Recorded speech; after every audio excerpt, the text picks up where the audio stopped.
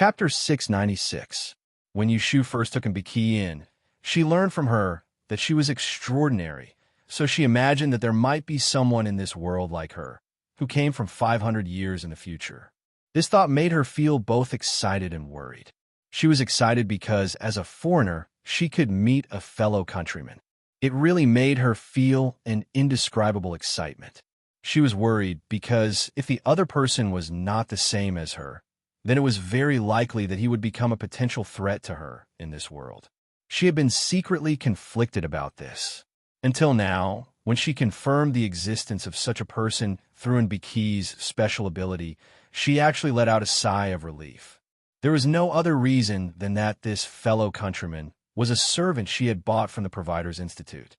With such an identity, no matter what, he would not be able to make waves under her hands. This dispelled her unnecessary worry. The rest was purely the excitement of finding a fellow countryman. Mbiki secretly looked at the shocked and happy expression on Yushu's face. She was very nervous and called out, "Master." Yushu came back to her senses and realized that she had been holding onto this child. She quickly let go of her hand and gently rubbed her shoulder. She said with a smile, "Well done, Mbiki. You should be rewarded. If there is anything you want, just say it." Only then did Mbiki relax. Hearing Yushu's praise, she smiled shyly and knelt at Yushu's feet. She shook her head and said sincerely, "This servant doesn't want anything, as long as you are happy." If someone else said this, it would be hypocritical, but Yushu knew that it was difficult for Mbiki to maintain a pure heart. She said that she didn't want a reward because she had never wanted to take credit for it. She just wanted to please her. "How can that be? I have always been clear about rewards and punishments." Yushu patted her little head. After thinking for a moment, she touched the lanyard on her neck and took it off. It was a goose carved from white crystal. It was only the size of an almond and had the effect of helping people sleep. She had worn it for many days, and Baikuei watched as Yushu took off her undergarments and put them on her neck. She was flattered and hurriedly refused. "This servant doesn't dare." Yushu ignored her and smiled as she put the white crystal on her head. She said, "You have a pair of eyes more than anyone else in this world. You have to go through hardships that others can't even imagine. Wandering in a foreign land, alone in the dead of night, I'm afraid you will be sad and lonely. You won't know your future. This crystal goose was personally raised by me. I hope it will let you have a good dream and sleep well so that you won't be troubled by the past." These words were directed at Mbiki, but they also seemed like her monologue. The warm crystal pendant was pressed against her chest. In an instant, Mbiki's eyes welled up with tears. She had been hiding her deep fears for the past few days, but Yushu's words had exposed them. She felt endless sorrow. In an instant, she recalled many dark memories. Those unrecognizable corpses, those cruel training, and the days that made her so miserable that she wanted to die were gone forever. "Master, thank you, Master." She choked with sobs and crawled at the feet of Yushu. Her gratitude was overflowing from her chest. Yushu let Mbiki hold the corner of her clothes and wiped her tears. There was a rare pity, but there was no impatience. Fortunately, Mbiki didn't dwell on it for too long. She stopped crying and looked up, waiting for her instructions.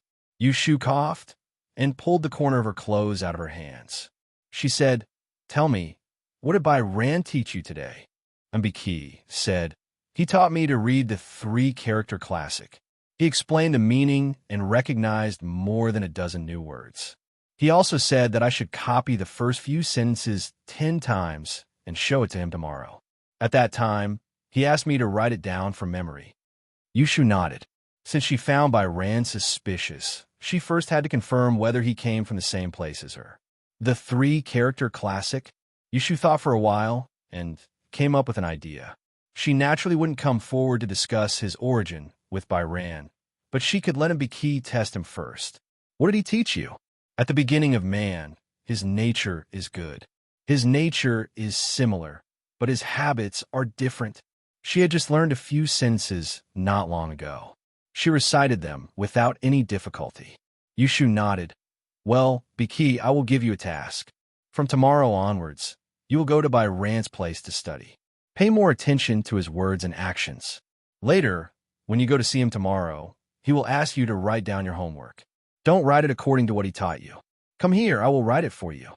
After saying that, she got up and put on her shoes. She walked to the small window. She had a pen, ink, and paper in her bedroom so that she could write down some essays. Yushu took Mbiki to the table and asked her to grind the ink and paper. She wrote down the passages of 3-character classic she had just memorized, but she used simplified characters that were commonly used 500 years later. Copy it and write it down when you go back at night. Mbiki didn't ask for the reason, nor was she curious why Yushu's writing looked different from what she had learned. She just copied it honestly. Yushu guided her to make sure that she didn't make any mistakes. Then, Yushu burned the simplified characters she had written first into ashes. She opened the window to let in some fresh air and looked at the confused Abe Kue with a smile. I don't need you to serve me here. Go and rest. Mbiki obediently retreated. Yushu walked around the room alone. She couldn't help but feel restless. It took her a while to calm down. She put on her coat and turned to the study. She was worried. She needed to burn incense to make a divination. She wanted to know whether by Ran, the variable, was good or bad for her. When Lu Tan returned to the Wang Fu in the evening, he heard that Yushu would stay until the afternoon before leaving. Looking at Xia Jiangmin's good mood, he felt that his arrangement was not wrong. Not only could he make his lovely wife happy, he could also let Yushu maintain a close relationship with Jing Wang Fu. Xia Jiangmin was like a butterfly circling around Lu Tan. One moment she talked about how beautiful the chrysanthemums in the garden were. The next moment, she talked about the jokes Yushu told her today. As for what Yushu had warned her not to mention in front of Lu Tan, she didn't say a single word.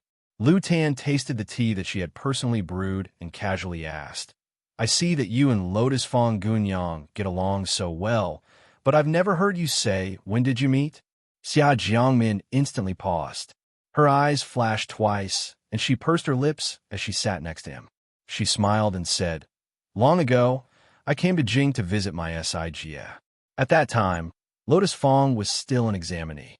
She set up a stall on the south street of the city to tell people's fortunes. I met her by chance. Because there weren't many friends or relatives in Jing, we kept in touch. After a while, we became familiar.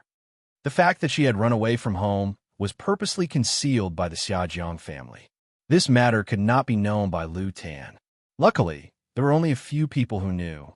Yushu had already helped her secretly pass a message to Jing Chun. They wouldn't leak anything. So that's how it is. You two are fated. Lu Tan didn't seem to suspect anything. After accompanying her for a while, he went to the study in the outer yard to see his guests. After Lu Tan opened his fu, he recruited many knowledgeable people at the Shuangyang conference. A considerable portion of them didn't enter officialdom and became his guests. They were kept in another courtyard and provided food and drink.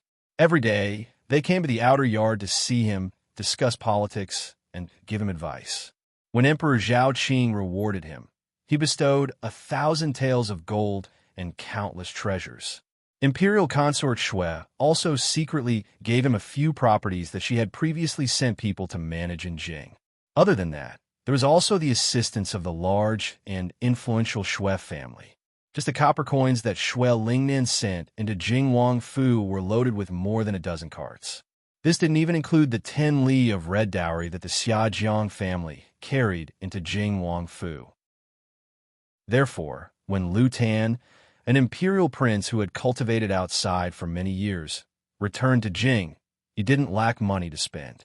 Therefore, it didn't take any effort to raise such a large group of idlers.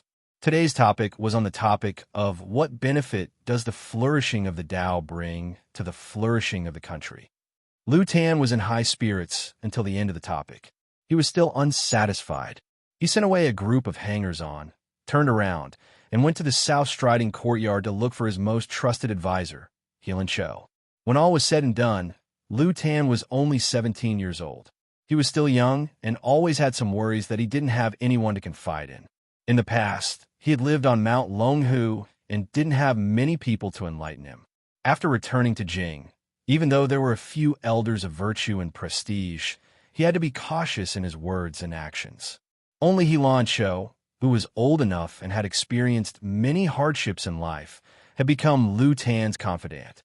In the 10 years I spent on the mountain, everything I learned and saw was related to the Tao. At first, I thought it would be of no benefit to the affairs of the country. But after thinking about it, all things in this world are related to the word reason. There is a Tao in governing a country and a Tao in being a person.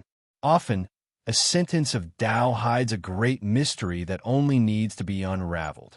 For example, in the Jing, there is a saying, upholding the Tao is benevolent and virtuous. Chuanjin is restored to Taiha.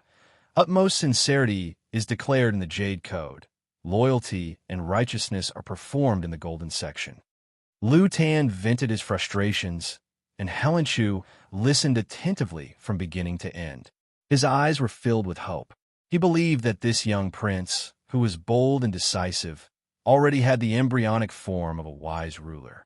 After venting, Lu Tan finally felt carefree and relaxed. He calmed down and listened to Helan Chu's words of consolation. Finally, he suggested, ever since your highness returned to the capital, you have been buried in official business all day. You are too diligent, and this has tortured your mind. If you have time, why don't you invite a few friends and relatives to go out and play? If you don't want to go too far, there are many good places in Jing. Hearing this, Lu Tan was interested and asked, Teacher, please tell me about it. The Lookout Pavilion on Jade Lion Lake, the Concubine Courtyard at the head of Shisi Bridge, and the Ginger House in Apricot Rain Lane. Lu Tan frowned slightly. I have been to the Lookout Pavilion and the Ginger House. Isn't the Concubine Courtyard a place to deal with criminals? What is there to go to? Helan Cho only smiled. Seeing that Lu Tan did not think much of it, he did not go into detail. There is a wonderful person hidden in there. Lu Tan noted down his words. Then he changed the topic and said, we can go to the Hungwu mansion to relax. I haven't seen my cousin brother Shui Rue in private for a while, so I'll look for him first. Helen Chu secretly thought that Lu Tan's handling of matters was still lacking in slyness. His intelligence was sufficient, but he lacked vision and methods. The eldest young master of the Shui family was like a dragon in the clouds.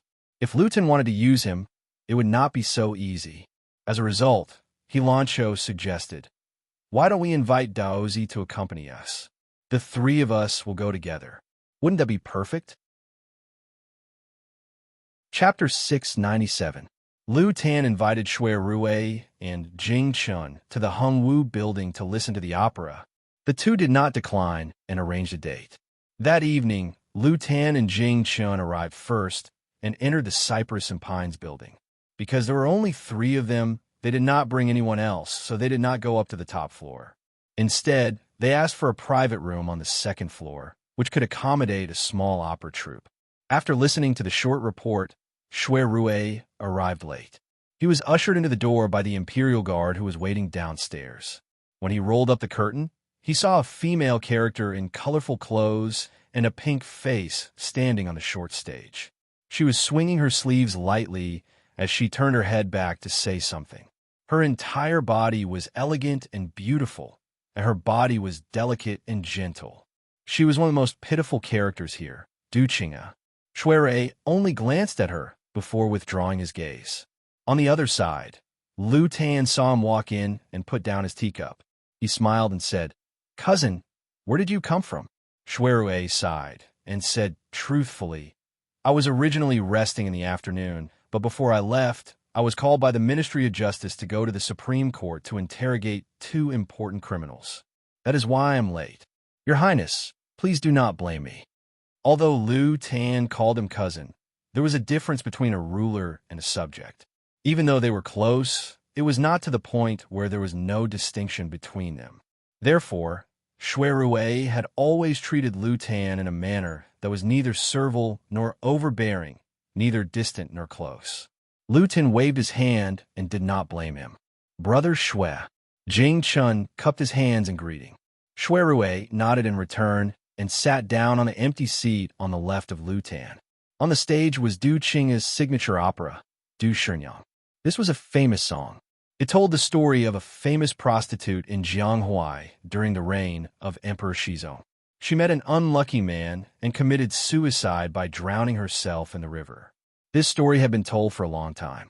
Because Du Qing'e had the same surname as the pitiful and respectable woman in the story, Shenyang, and because she was both talented and beautiful, she became the #1 performer of Hongwu Hall. If it was not the children of the nobility who entered the chaste and cypress building, it would be very difficult for outsiders to listen to her song. Ever since Shui entered the room, Du Qing's eyes would occasionally glance over. When she reached the end of her song, it was the most melancholic. If you don't know how to flirt, don't talk nonsense. Just the word love is a waste of effort. If you can understand the word love, you wouldn't be ashamed to call yourself a flirt. Lu Tin cast a glance at Shui Rui as if he had sensed something. When he saw that the latter's expression was the same as ever as he fanned himself and closed his eyes as if he was simply listening to the play, Lu Tan smiled to himself. He knew a thing or two about his cousin's scandals. As the saying goes, it's a waste of one's youth if one is not romantic. Just by relying on his good looks, he had attracted the tears of countless beauties. It was a pity that the falling flowers yearn for love, but the heartless water flows. Now it seemed that Shui Rui had restrained his temper, but he didn't know if it was for the late 10th princess or if there was another reason. After Du Shenyang was sung, it was time for the next play. The people on stage prepared while the audience chatted. Recently, there's been a lot of noise in the morning court about attacking Wei country. Father is hesitating. Grandfather's intention is to transfer troops from Liangjiang. Cousin, what do you think? Lu Tin turned his body and asked. After the Land and Water Conference, Emperor Zhao Qing wanted to send troops to Dongying. Because of the question of whether to fight or not, all the parties and sects argued in the court for half a month. Finally, they decided to fight, but they were in a dilemma about who to send and who to lead the troops. Since Emperor Zhao Qing succeeded the throne, he hadn't taken the initiative to mobilize troops for more than 10 years. This was the first time. So from the emperor down to the civil and military officials, they all treated it with caution. First of all, in the eyes of most people, with the An's vast national power, subduing a small island country was a piece of cake. This military achievement of opening up new territories was practically free. So there were many boorish people who wanted to lead the troops on an expedition. On the other hand, some people suggested that it would be better to let Lord Dongjing, who was guarding the north, send troops nearby. Firstly, it was close and could reduce losses. Secondly, Lord Dongjing had a well-trained navy under him, which could be put to good use.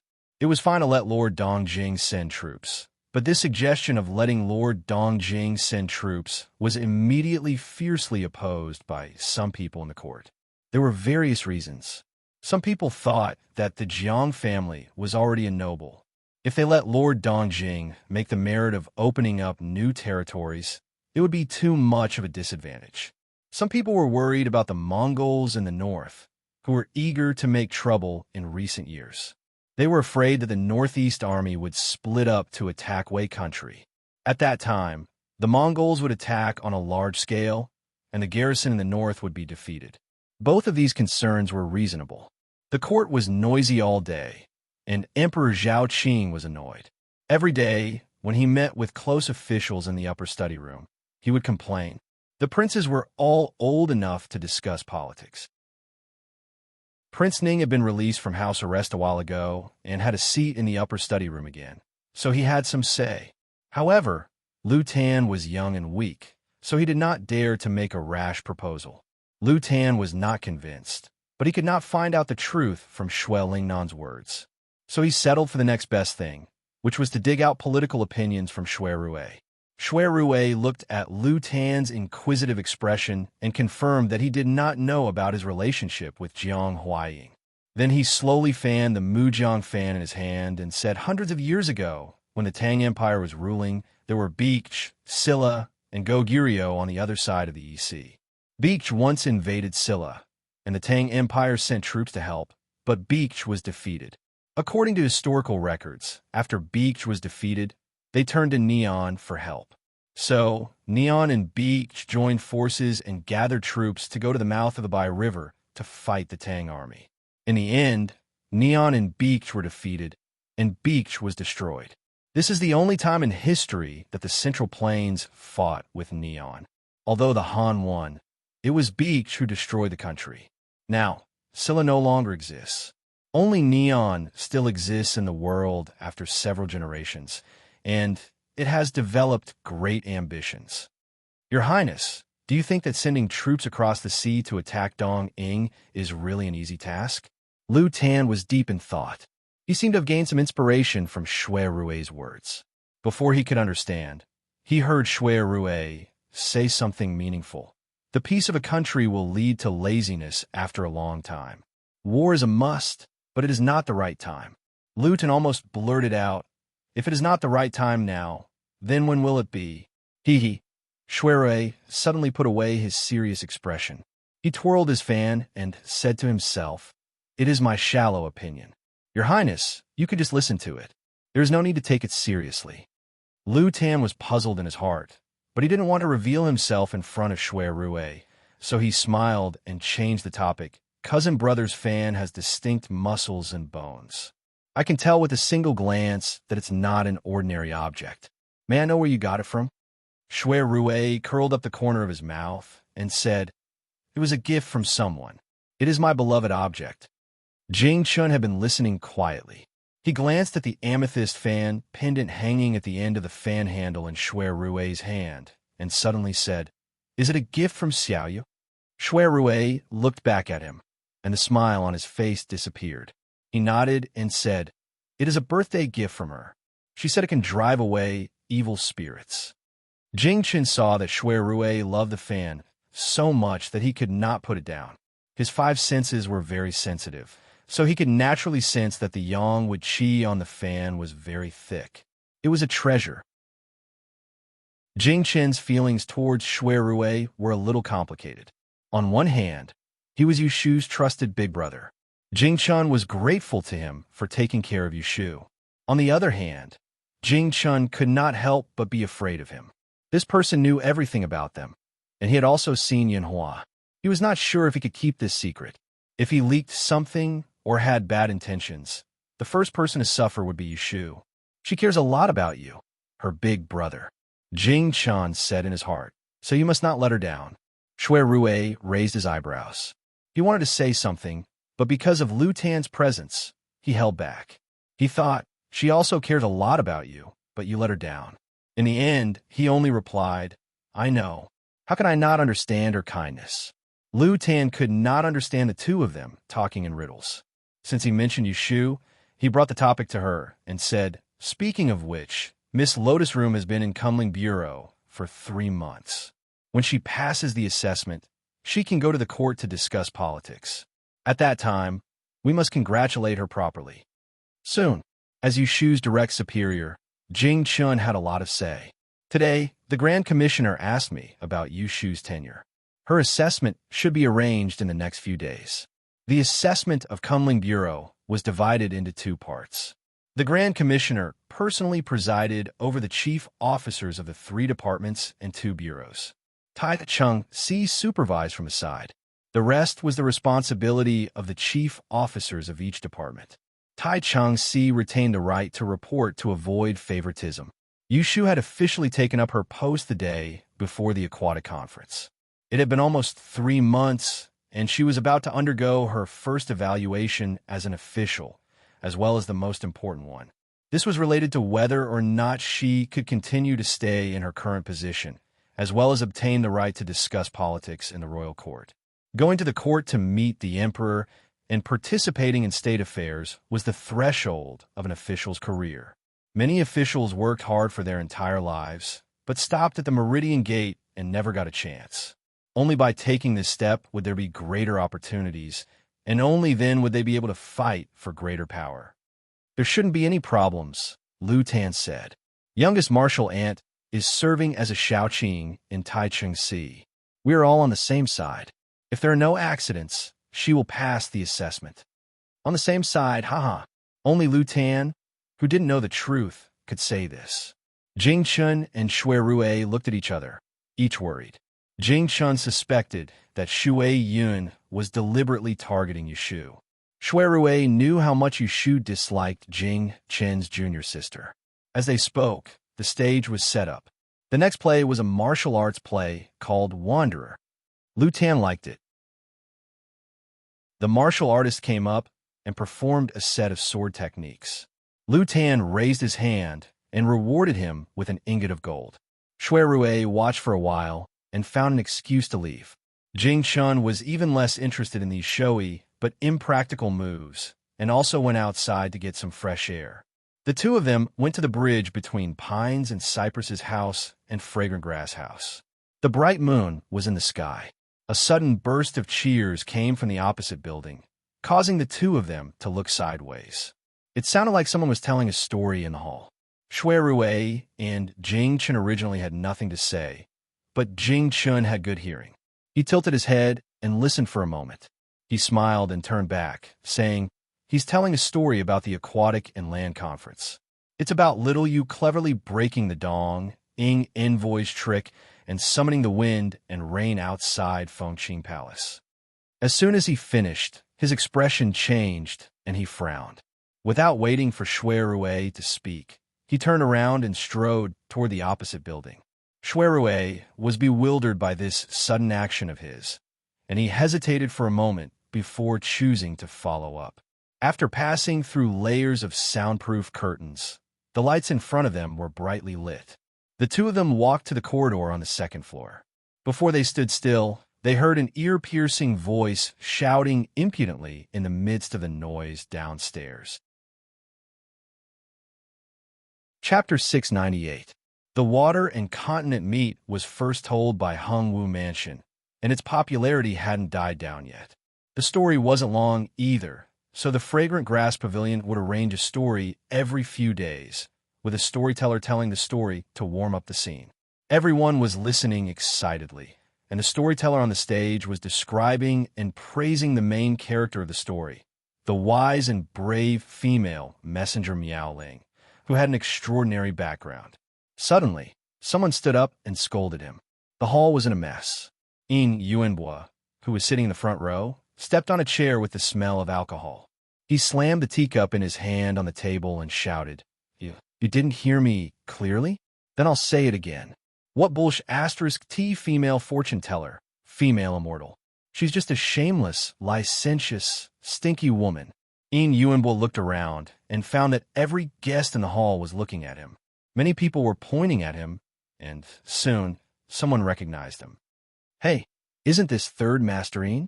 Are you drunk? Why are you here to act like a drunkard?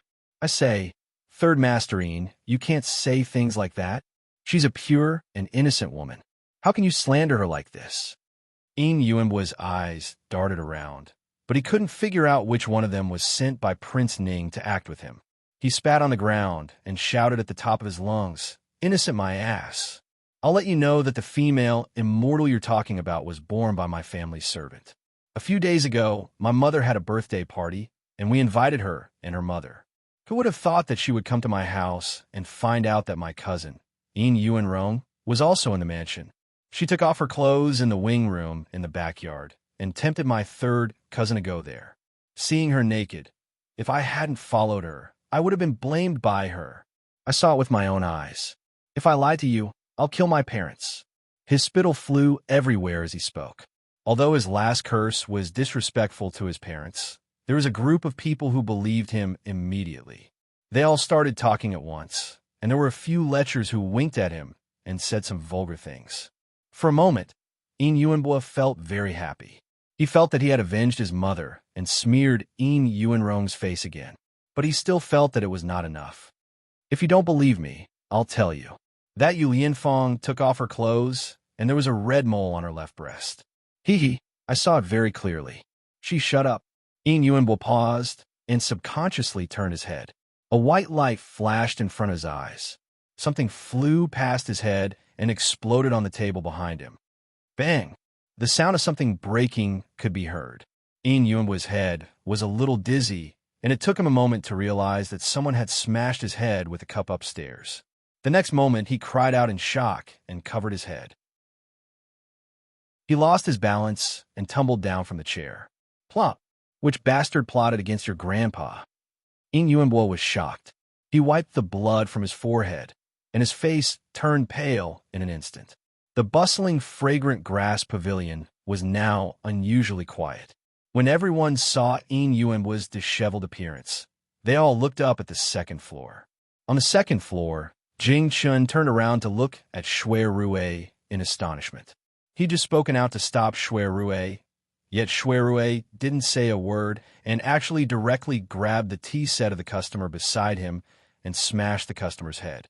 There was a distance between the second and the first floor, but it was obvious how much strength Shui Rue had used to hit someone's head so accurately and ruthlessly. Shui Rue's expression was as cold as frost. He was still holding a fan in one hand. He lifted his robe, turned around, and strode down the stairs. Jing Chun was stunned for a moment, so he fell behind. Some people had already recognized Shui Rue, but they did not dare to make sound. The visitors in the hall consciously made way for him. Only Inyuenbo did not know who had smashed his head.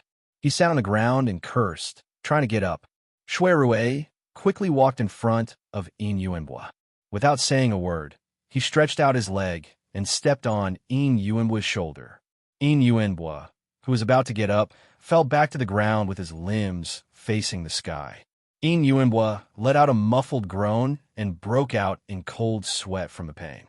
He lay on the ground in a daze. When he opened his eyes, he saw a familiar face. Yu, Shui Rue was so angry that he laughed. I was the one who smashed your head. What are you going to do about it? He only regretted that he did not stop him in time and shut this bastard's mouth, allowing him to insult his sweetheart in such an unclear manner. Inyuenbo's face alternated between red and white. He relied on the fact that he was the grandson of the In clan and was used to acting like a tyrant in the outside world. There were very few people in the capital city that he would be afraid of, and Shui Rue before him was one of them. He was the eldest son of Prime Minister Shui's residence. He was someone who was as famous as his third cousin, Inyuenrong, whom he envied and was jealous of.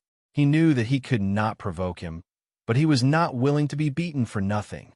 Shui Qingbi, don't go too far. Inyuenbo shouted at Shui Rue without confidence. You're an official of the imperial court, but you still hurt someone. You broke the law unknowingly. Do you believe that I will not report you to the Supreme Court? Shui Rue calmly pulled over a chair and sat down politely. He opened his fan with a swoosh and waved it lightly as he looked at him coldly. You do not have any scholarly rank, but you insulted an official of the imperial court in public. Based on your crime, you should be punished with 50 strokes of a cane. I am the junior minister of the Supreme Court and have the authority to punish you. Beating you to death is justified. The authority of the Supreme Court was higher than that of the Ministry of Justice. If the Ministry of Justice and the Yamen were to deal with the common people, then the Supreme Court was to deal with the aristocrats. Inyuenbo was scared when he heard this. He shivered and turned around, trying to crawl away. He could not afford to offend him, but he could hide. But the moment he moved, Shui Rue stretched out his long leg and kicked his calf, causing him to fall to the ground again. I haven't finished speaking. Where do you think you're going? Shui Rue's kick was very heavy. Inyuenbo felt that the bones in his leg were about to break. He was in so much pain that tears came out. He hugged his leg and screamed. Someone come. Murder. Go and report it to the officials. Help. Shui Rue did not blink and kicked his buttocks again. Shut up. If you dare to move again, I will break your leg. Inyuenbo was in so much pain that he convulsed. He had never suffered such a loss before. He was so scared that he did not dare to move again. He lay on the ground and whimpered. Seeing his useless appearance, someone could not help but sneer. There were also some who saw that the situation was not good and wanted to take advantage of the chaos to sneak out. Shui Rue glanced at them from the corner of his eyes and turned around to instruct Jing Chun. Brother Jing, please don't let anyone leave before the matter is cleared up. Jing Chun nodded. He was also angry that the man had slandered Yushu, but he knew that he could not compare to Shui Rue in dealing with things. so he listened to his orders. He frowned at the man on the ground and turned to guard the stairs and the door.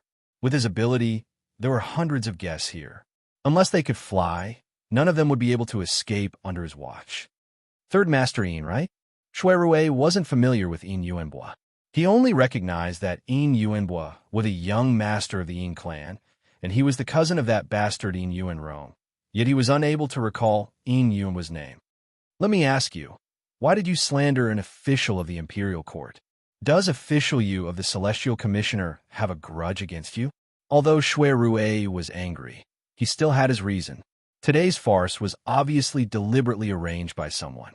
If Yin Yuanbo's word spread, whether it was true or not, Yushu's reputation would be in danger and the other party's goal would be achieved.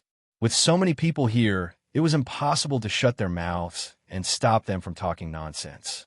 So the most important thing now was to change the topic before the rumors spread. Yin Yuanbo was a stubborn person.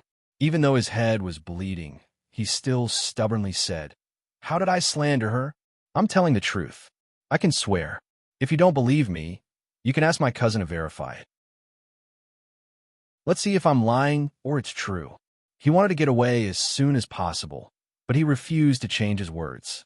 He thought that Shui Rui would let him go if he said that. Unexpectedly, Shui Rui sneered and raised his voice. "Where's the steward?"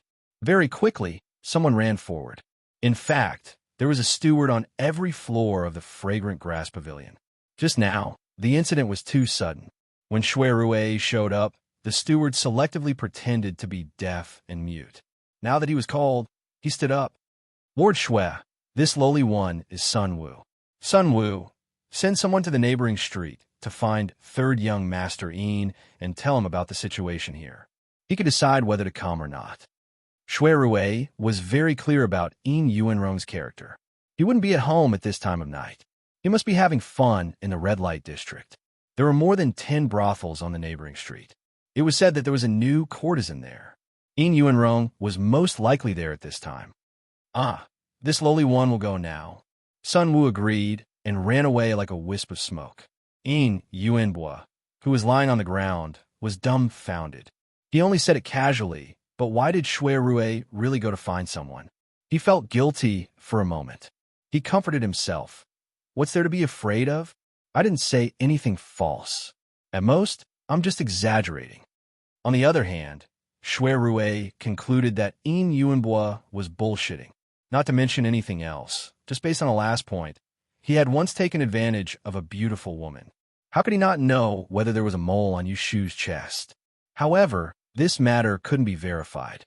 After all, he couldn't let Yushu take off her clothes and let others examine her body. The more Shui Rui thought about it, the more annoyed he became. Looking at Yin Yuanbo, who was smeared with blood on the ground, he felt that Yin Yuanbo was wretched and hateful. When he came back to his senses, he kicked him again. Ouch! Yin Yuanbo cried out in pain. Tears welled up in his eyes. He looked at Shui Rui with hatred and grievance. How could he not move? He had to be kicked. He shouldn't be like this. He looked around in fear, trying to find Prince Ning's subordinates to save him. However, after looking around, he couldn't tell who was on his side. Shui Rui stood up and cupped his hands in front of his chest. He said apologetically, "Please forgive me. What happened today concerns the reputation of the imperial court. Please don't leave until you get to the bottom of it."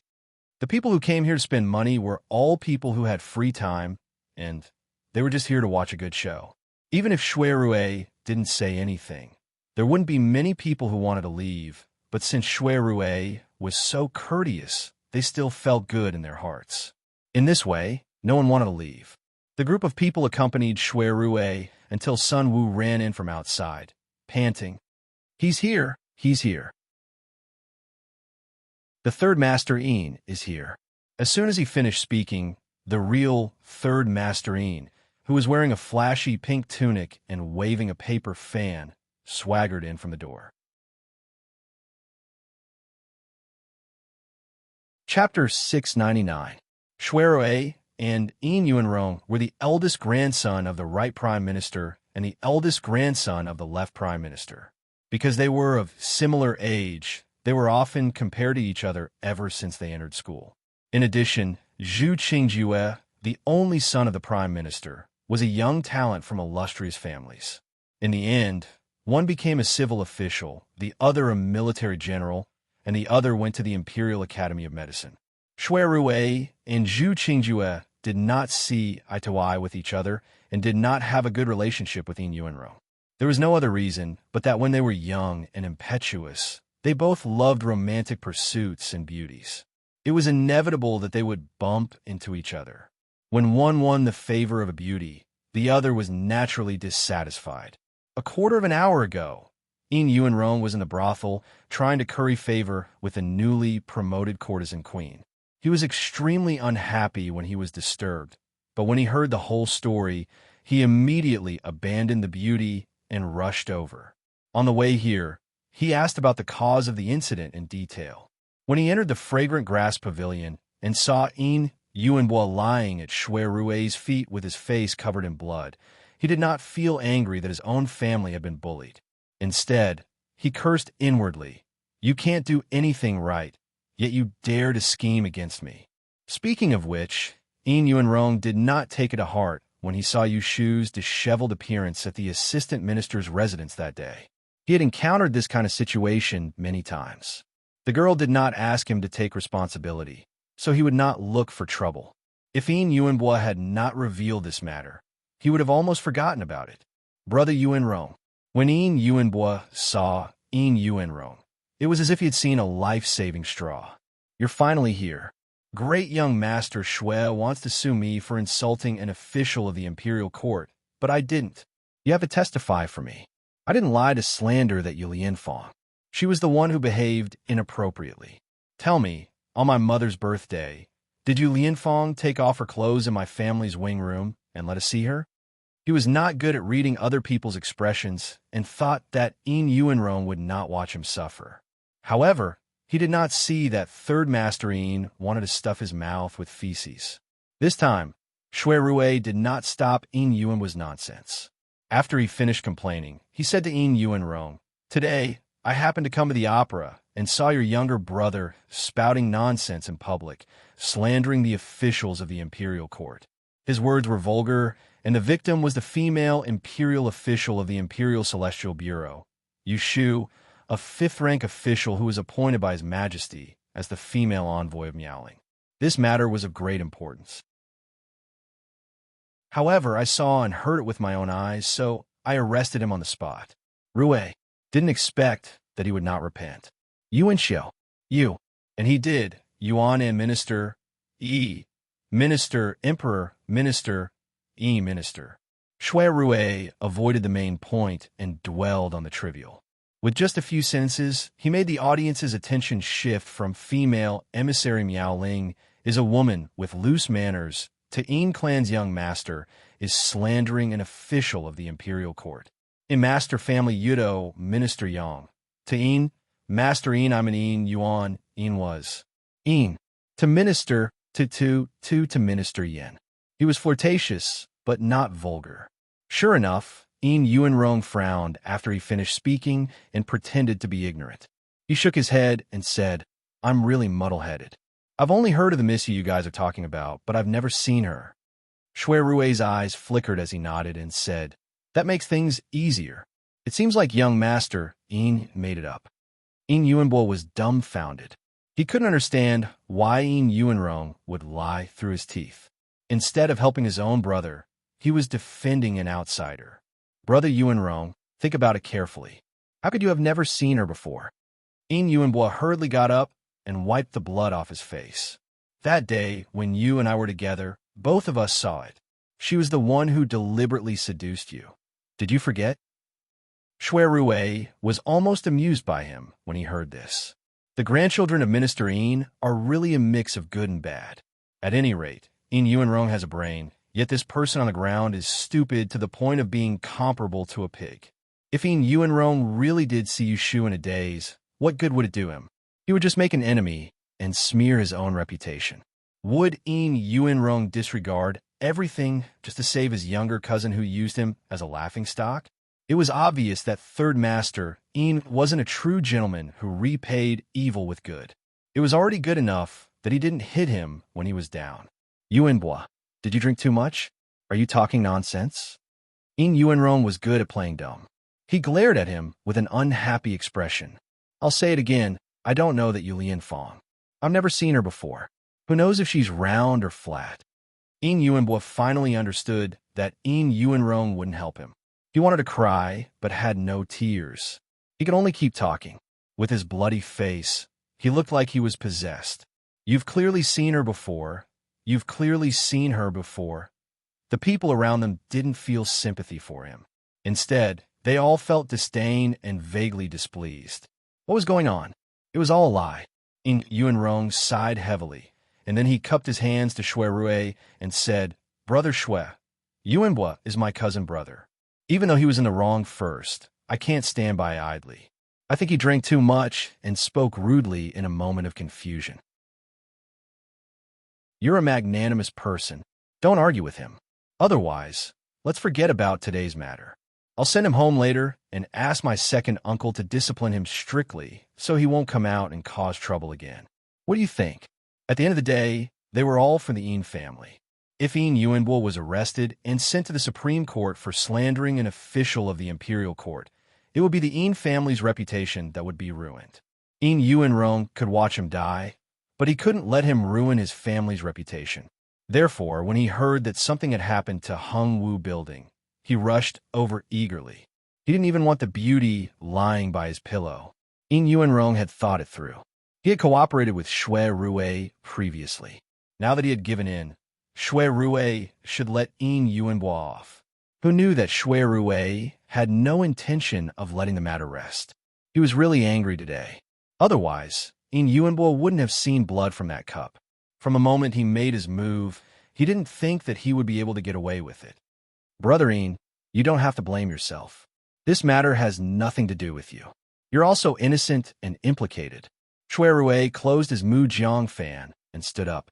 He glanced at Yin Yuanbo, who was still lying on the ground. He turned to meet Yin Yuanrong's gaze and cupped his hands. The Supreme Court has never been biased when investigating cases. It's true that Yin Yuanbo slandered an official of the Imperial Court in public. I want to bring him back to the Supreme Court to be sentenced. Sorry for offending you. With that, he put the fan into his bosom and nodded towards a corner on the second floor. He then picked up Yin Yuanbo, who was on the ground, and flicked the numbing acupoint on the back of his neck before Yin Yuanbo could struggle. He dragged Yin Yuanbo toward the door. Today, at Lu Tan's invitation, Shui Rui only brought 2 attendants with him. They were waiting outside Hung Wu Building. He couldn't wait to call them in, and personally took Yin Yuanbo away. Yin Yuanrong's expression became utterly unsightly when he saw this scene. He hesitated and didn't stop Shui Rui because he understood Shui Rui's character. If Yin Yuanrong were to stop Shui Rui, then Shui Rui might drag Shui Rui into the Supreme Court as well. Shui Rui walked to the door and paused. He said to Jing Chun, I'll go first. What about you? Jing Chun said, I'll go with you. On the second floor, Lu Tan, who had been standing in the dark and watching the commotion for a while, saw Shui Rui and Jing Chun leave together. He stood there thoughtfully for a while, then turned and returned to Chaste and Cypress Building. Today's incident was not a coincidence. Yin Yuanbo slandered Yushu. There was definitely someone behind it. What was the purpose of that person? Was it purely to ruin Yushu's reputation? Shui Rui brought Yin Yuanbo back to the Supreme Court. He didn't wait until the next day and interrogated him that very night. Jing Chen listened on the side and didn't leave. Who ordered you to slander the Celestial Commissioner's female imperial official? Yushu. Today's scene in Hung Wu Building and Fragrant Grass Pavilion was obviously deliberately arranged by someone. Someone in the crowd echoed Yin Yuanbo's words, intending to ruin Yushu's reputation. Yin Yuanbo didn't have the brains, so who could it be? Shui Rui swiftly went through them in his heart, and he had a few candidates. Thus, even though Yin Yuanbo intentionally concealed it, he was unable to avoid Shui Rui's repeated questioning, and merely the expression on Yin Yuanbo's face was able to allow Shui Rui to confirm that it was the mastermind. Unsurprisingly, it was Ning Wang Lu Hao. Shui Rui wasn't as angry as imagined. He calmly analyzed Ning Wang's thoughts and came to a conclusion. Ning Wang plotted against Yushu not just to ruin Yushu's reputation. In the case of the headless imperial envoy, Ning Wang tried to assassinate Yushu because he was wary of Yushu's ability to determine a person's life and death. He was worried that the truth of the 10th princess's death would be calculated by her, so his first thought was to silence her. In the end, he didn't succeed. Ning Wang was instead harmed and was involved in this murder case. He was grounded by Emperor Zhao Qing. One plan didn't work, but Ning Wang didn't give up. He had another plan. Since he couldn't kill Yushu, he had to think of a way to subdue her. Thinking about it, if Liu Tan hadn't had the interest to invite them to Hongwu Building to watch the show today, and they hadn't been able to stop this farce, Yin Yuanbo could have successfully spread the rumor to the point where everyone knew that Yushu had tried to seduce Yin Yuanrong. At that time, Yushu wouldn't have any innocence to speak of. Ning Wang only needed to convince Yin Yuanrong to marry Yushu, and maybe ask the emperor to appoint marriage. Then a scandal would become a happy event. Yushu was in a dilemma. She couldn't resist the imperial decree and could only agree. Yin Yuanrong had married a foreign a long time ago, but she had died of illness 2 years ago. The Yin family might not want Yushu as a daughter-in-law, but if Yin Yuanrong insisted, she could be his second wife. The Yin family was Ning Wang's outer family. In order to help him obtain the throne, it wasn't difficult for them to make this little concession. When Yushu became Yin Yuanrong's wife, Liu Hao's goal would be achieved. After Shui Rui thought it through, the anger in his heart calmed down a lot. Ning Wang had calculated everything, but he hadn't calculated that Yushu had a special identity. It was destined that she couldn't marry anyone casually, and it was even more impossible for her to become the daughter-in-law of the Yin family. Thinking of this, he suddenly sighed with some bitterness. If others couldn't get her, how could he be with her openly? Brother Shui, did you find out? Who was the one who ordered him to slander Xiaoyu? Jingchen wasn't as knowledgeable as Shui Rui. After listening for a while in confusion, he still didn't know who the culprit was. Shui Rui was vexed and didn't intend to explain much to Jingchen. He looked coldly at Yin Yuanbo, who was lying a ball on the ground. Holding the red brush, he lightly ticked on the confession he had recorded and said to the official, "Note, Yin Yuanbo, a member of the gentry, slandered an official of the court in public. After this official found out, according to the criminal law, he will be punished with 50 strokes of the rod, immediately. 50 strokes of the rod, not one less. It was definitely a severe punishment." Hearing this, Yin Yuanbo shuddered. Evil rose from the bottom of his heart, and he yelled at Shui Dalong, "How dare you? My grandfather is the current prime minister, and my father is the assistant minister of the Ministry of Revenue. You deliberately wanted to kill me. If something happened to me, they would never forgive you." Shui Rui was unmoved. A cold smile floated on his lips, and he said, "Don't worry, I won't beat you to death." Chapter 700. Yin Yuanrong couldn't stop Shui Rui from taking Yin Yuanbo away, nor could he go back to his gentle home as if nothing had happened. After Shui Rui and Jingchen left, he hurried to his second uncle's assistant minister's mansion. Yin Zhorong and his wife were asleep. Hearing the announcement outside, Assistant Minister Yin asked someone to come in and light the lamp. Yin Dengshi sat up unhappily and muttered, "It's midnight. What's so important that it can't wait until tomorrow?" Yin Zhorong said, "You don't need to get up. Go back to sleep. I'll go see what happened to Yuanrong." At this time, the steward on night duty outside the door leaned against the window and said anxiously, "Master, madam, get up quickly. It seems that something happened to the third young master, and he was taken away by the officials."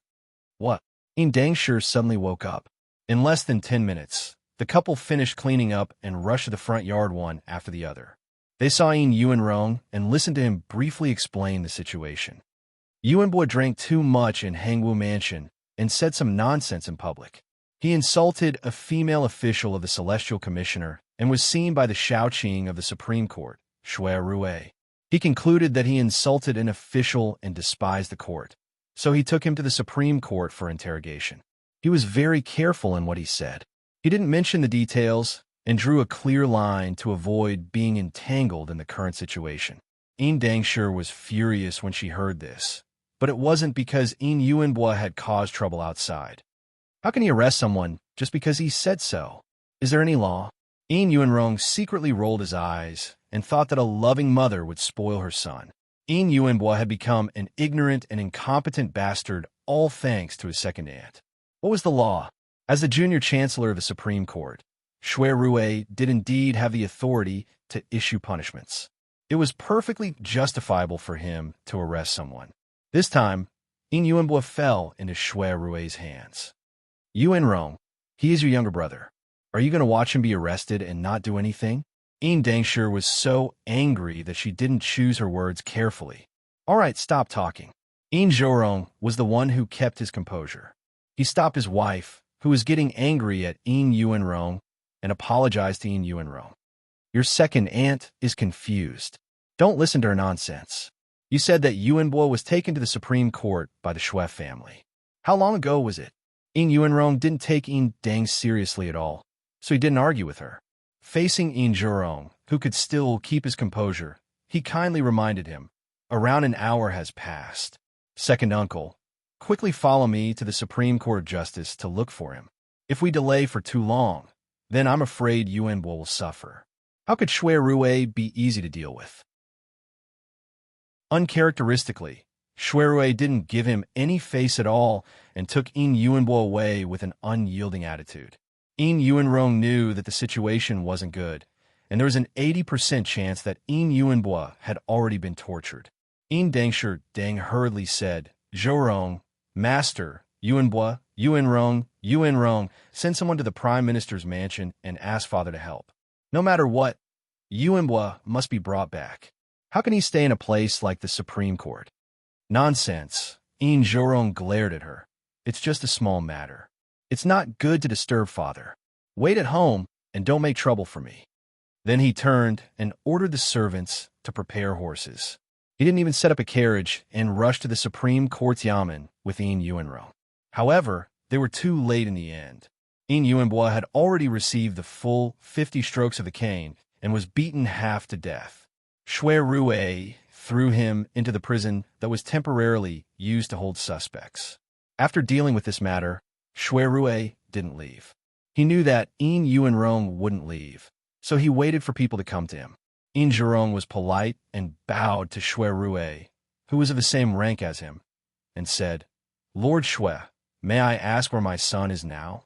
Can I see him for a moment? He didn't mention Yuanbua's mistake because he wanted to see him first, ask about the cause and effect, and then think of a way to get his son out. Shui Rui was also very polite and returned the greeting. He glanced at Yuanrong, who was in the background, and said sternly, Your son has publicly fabricated rumors and framed officials of the imperial court. He has already pleaded guilty. Moreover, he doesn't have any scholarly honors, so his crime is even more serious. I've already given him 50 strokes and put him in prison. He can only be released after a month. If Lord wants to see him, go to the yamen to register tomorrow morning and then visit him in prison. Zhorong was dumbfounded. He never expected things to turn out like this. Speaking of which, who hadn't scolded an official these days? There were even people who scolded the emperor. Scolding an official was a crime. It wasn't a big deal, but it wasn't a small one either. It all depended on the court's judgment. The most serious punishment was 50 strokes of the rod and a month in prison. When he came back to his senses, Zhorong felt angry. He couldn't help but point at Shui Rui and interrogate him. You didn't go to court to interrogate the case, and you didn't have any evidence to prove my son's crime. Do you know that this is called private punishment? Aren't you afraid that I'll report you to the imperial censorate? Yuanrong turned his head away, not having the heart to continue listening. Shui Rui's expression was solemn. He said, Lord is too serious. As the Shaoqing of the Supreme Court, I have the authority to order punishment at any time. Tonight, when I saw your son's crime, I interrogated him on the spot. I saw it with my own eyes and heard it with my own ears. Both the witness and the material evidence are true. Here's a confession. You can take a look at it." As he said this, he took In Yunbua's confession from the table, including the words he used to scold Yu Shu in Hengwu Mansion and the story of Yu Shu seducing In Yuanrong at Lady Yin's birthday banquet. Shui Rui clearly recorded every word. Halfway through, In Zhorong's face turned green. He didn't dare to turn his head to look at In Yuanrong's expression. Shui Rui added fuel to the fire. In reality, the person In Yuanbo framed was the female celestial commissioner, Yu Shu. After the Land and Water Conference, she received His Majesty's grace and was conferred the title of Messenger Miaoling. But she was insulted by your son. It is enough to show contempt for His Majesty's grace. I have already given him a light sentence. Otherwise, you, Lord In, would not be able to absolve yourself from the blame for his disobedient words and deeds. Who had given Yu Shu the title? It had been given by the emperor himself. Those who had been immersed in the officialdom for many years could see that Yu Shu's thunderous reputation was just to correct Emperor Zhao Qing's reputation as a holy ruler. Whoever wanted to ruin her reputation would be going against Emperor Zhao Qing. So Ning Wang had cleverly chosen In Yuanbua as a sacrificial pawn, an unremarkable young master of the Yin family. Even if he made a big fuss, he could be abandoned at any time. Contempt for His Majesty's grace was a big hat. In Zhorong couldn't even take it, and immediately became listless. Clutching the confession, he didn't dare to clamor to accuse Shui Rui of dereliction of duty. In Yuanrong clicked his tongue. Standing behind his second uncle, he glared at Shui Rui. "Shui Dalong, you've gone too far." Shui Rui slightly twisted the corners of his mouth at him, and his tone eased. "But rest assured, Lord In, in my opinion, your son had a momentary slip of the tongue and had no intention of disobedience. I will let it go. But the crime of him framing an official of the imperial court is absolutely true and cannot be shirked." In Zhorong had a belly full of anger and nowhere to vent it. He stiffly said to Shui Rui, "I lost my composure just now. Lord Shui, please don't blame me. Since you are handling this case impartially, I have nothing else to say. Farewell." He knew that he wouldn't be able to get a favor from Shui Rui, so he didn't linger and immediately left the Supreme Court to find another way to save In Yuanbua. In Yuanrong stayed behind. Since In Zhorong had left, he couldn't be bothered to put on an act. He mocked and ridiculed Shui Rui. Lord Shui is truly angered by beauty. If that you knew that you were willing to offend the Yin family for her, I guarantee that she would be dead set on you and devote herself to you. Shui Rui put away the confession and sneered. "Other than male thieves and female prostitutes, is there nothing good in your mind? Everyone knows that Yu Shu is my adopted sister, but there are people who are blind enough to target her. You're smart this time and didn't get involved in this mess. Otherwise, you'll regret it." In Yuanrong angrily said after being looked down on, "I helped you, but you're still accusing me. If I had known earlier, I would have admitted to seeing Miss Yu. Let's see how you deal with this." Shui Rui paused and suddenly turned his head to look at him. "What did you say? You've seen her?" He had never heard Yu Shu mention it, so he originally thought that In Yuanbua was just making it up. Could there be more to it? In Yuanrong didn't notice that the atmosphere was strange and said, "Humph, In Yuanbua isn't really lying." "Humph, In Yuanbua didn't really lie. It was my second aunt's birthday that day, and I was dragged out to drink with them. Then In Yuanbua tricked me into going to his backyard, where I saw your adopted sister hiding in a side room with disheveled clothes. Later, my second aunt came, and everyone wanted to keep the peace, so they didn't spread the news. Your adopted sister isn't stupid. It was obvious that my second aunt wanted to matchmake her with In Yuanbua, but I ruined her plans. She was right not to make a fuss. TSK. In fact, I didn't see clearly. She just took off her outer clothes and inside. Before he could finish speaking, the wind in front of him moved. In Yuanrong reacted quickly and leaned back, but he still couldn't avoid Shui Rui's long fist, which hit his chin. "Ah." In Yuanrong took 2 steps back in pain and tasted blood in his mouth. He held his chin and stared in disbelief at Shui Rui, who had pulled back his fist. "Are you crazy?" Shui Rui clenched his fist. His original target was In Yuanrong's eyes, but In Yuanrong dodged it. However, after venting his anger with this punch, he didn't vent his anger on In Yuanrong. Shaking his hand, he said expressionlessly, "I haven't fought with you for a long time, but your skills have deteriorated to this extent. I really don't know how you became the commander of the Yulin Royal Guards." Facing Shui Rui's unreasonable provocation, In Yuanrong was so angry that his teeth chattered. He was careless and misled by Shui Rui, so he shouted, "Nonsense! If you have the guts, don't use underhanded punches. Let's have a fight. I'll beat you until you look for your teeth on the ground and cry for your parents." Shui Rui said indifferently, "My father passed away many years ago." In Yuanrong was so angry that he lost his temper. "I won't lower myself to your level. I'm leaving."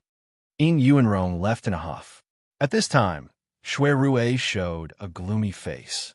She didn't tell him that she was bullied at the Yin residence. Was it because he had been too tolerant, making her think that he couldn't be trusted? Even when she was humiliated, he couldn't help her vent her anger. She was his future wife. If he couldn't even protect her, how could he call himself a husband? When Yin Zhorong returned to the mansion, it was already midnight.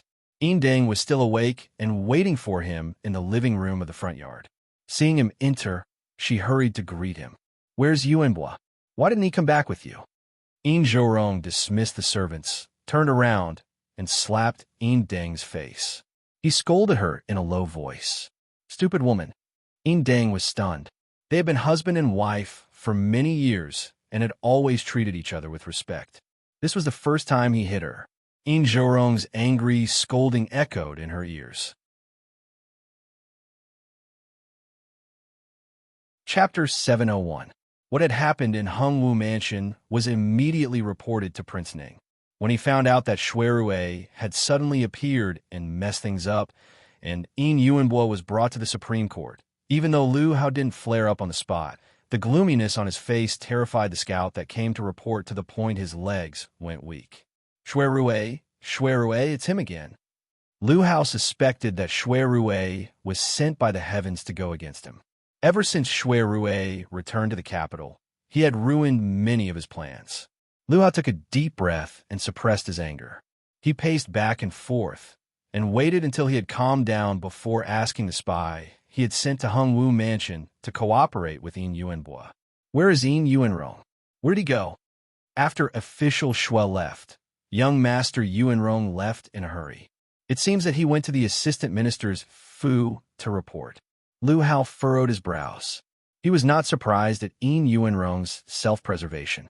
According to his original plan, he would first ruin Yu Shu's reputation and have her be related to Yin Yuanrong. He was 70% sure that he would be able to persuade Yin Yuanrong to ask for an edict to bestow marriage. But now, the first step had been disrupted by Shui Rui, and the rest of the plan was for naught. What he had to worry about now was that even if Yin Yuanbo did not dare to betray him, Shui Rui would be able to guess that he was the mastermind behind this. Shui Rui might use this to drive a wedge between him and Yin Yuanrong. In this generation of the Yin family, there were not many outstanding members of the Yuan generation, and Yin Yuanrong was one of the best. As the commander of the left side of the Yulin Royal Guards, he had great potential. Lu Hao would need his help when he seized the throne in the future. However, Yin Yuanrong was dissolute and did not like to be restrained. He was not close to Ning Wangfu and was not warm to his cousin. Lu Hao had a headache for a while, but in the end, he still decided to prepare for the worst. He summoned a kamikaze and sent someone to keep an eye on Yin Yuanrong, paying attention to whether he had any private dealings with Shui Rui. As for Yin Yuanbo, who was brought to the Supreme Court, Lu Hao had already forgotten about him. Yu Shu secretly observed by Ran for a few days. She found that he was much more mature and steady than his peers, but he didn't have any other flaws. She couldn't determine whether they were the same kind of people. First of all, she asked in Beikuwei to deliberately write simplified characters to test by Ran. He just patiently corrected in Beikuwei and did not show any difference. Moreover, every word and action of his was that of a standard ancient person, without the slightest trace of a modern person. This made her puzzled. She thought of two possibilities. One was that Bai Ran had transmigrated to this world since she was a child.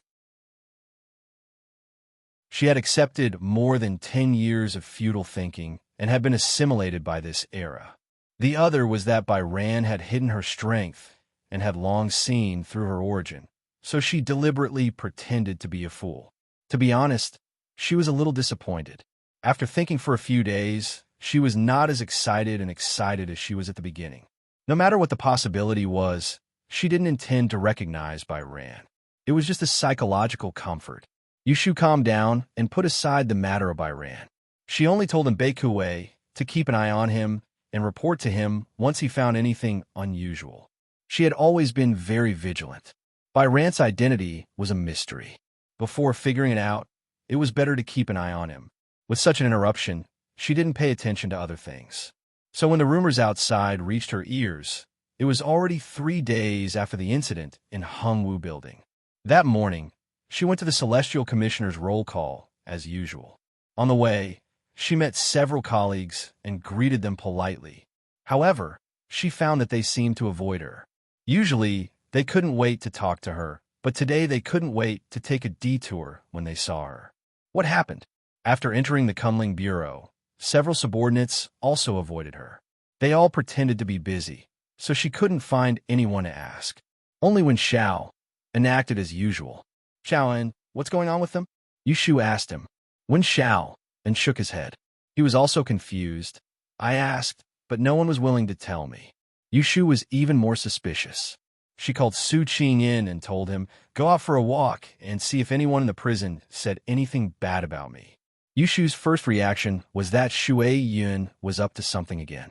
However, when Su Qing came back at noon, she found out that the matter was more serious than she had imagined. Su Qing stammered at first, but when she slammed the table, he obediently told her, everyone is secretly spreading rumors that there is a young master of the Yin family who was arrested by the Supreme Court's Lord Shui because he insulted you in public. Yushu thought for a moment. She only knew 2 young masters of the Yin family. One was Yin Yuanbua of the Assistant Minister's Mansion, and the other was Yin Yuanrong of the Prime Minister's Mansion. The one who did this kind of thing was most likely Yin Deng's baby son, Yin Yuanbua. What did he scold me about? How did Shui Rue get involved? Yushu felt that something was wrong. Sure enough, Su Qing carefully looked at her face and said, that person made up a rumor that you coveted the power of the Yin family and schemed to seduce 3rd young master Yin Yuanrong.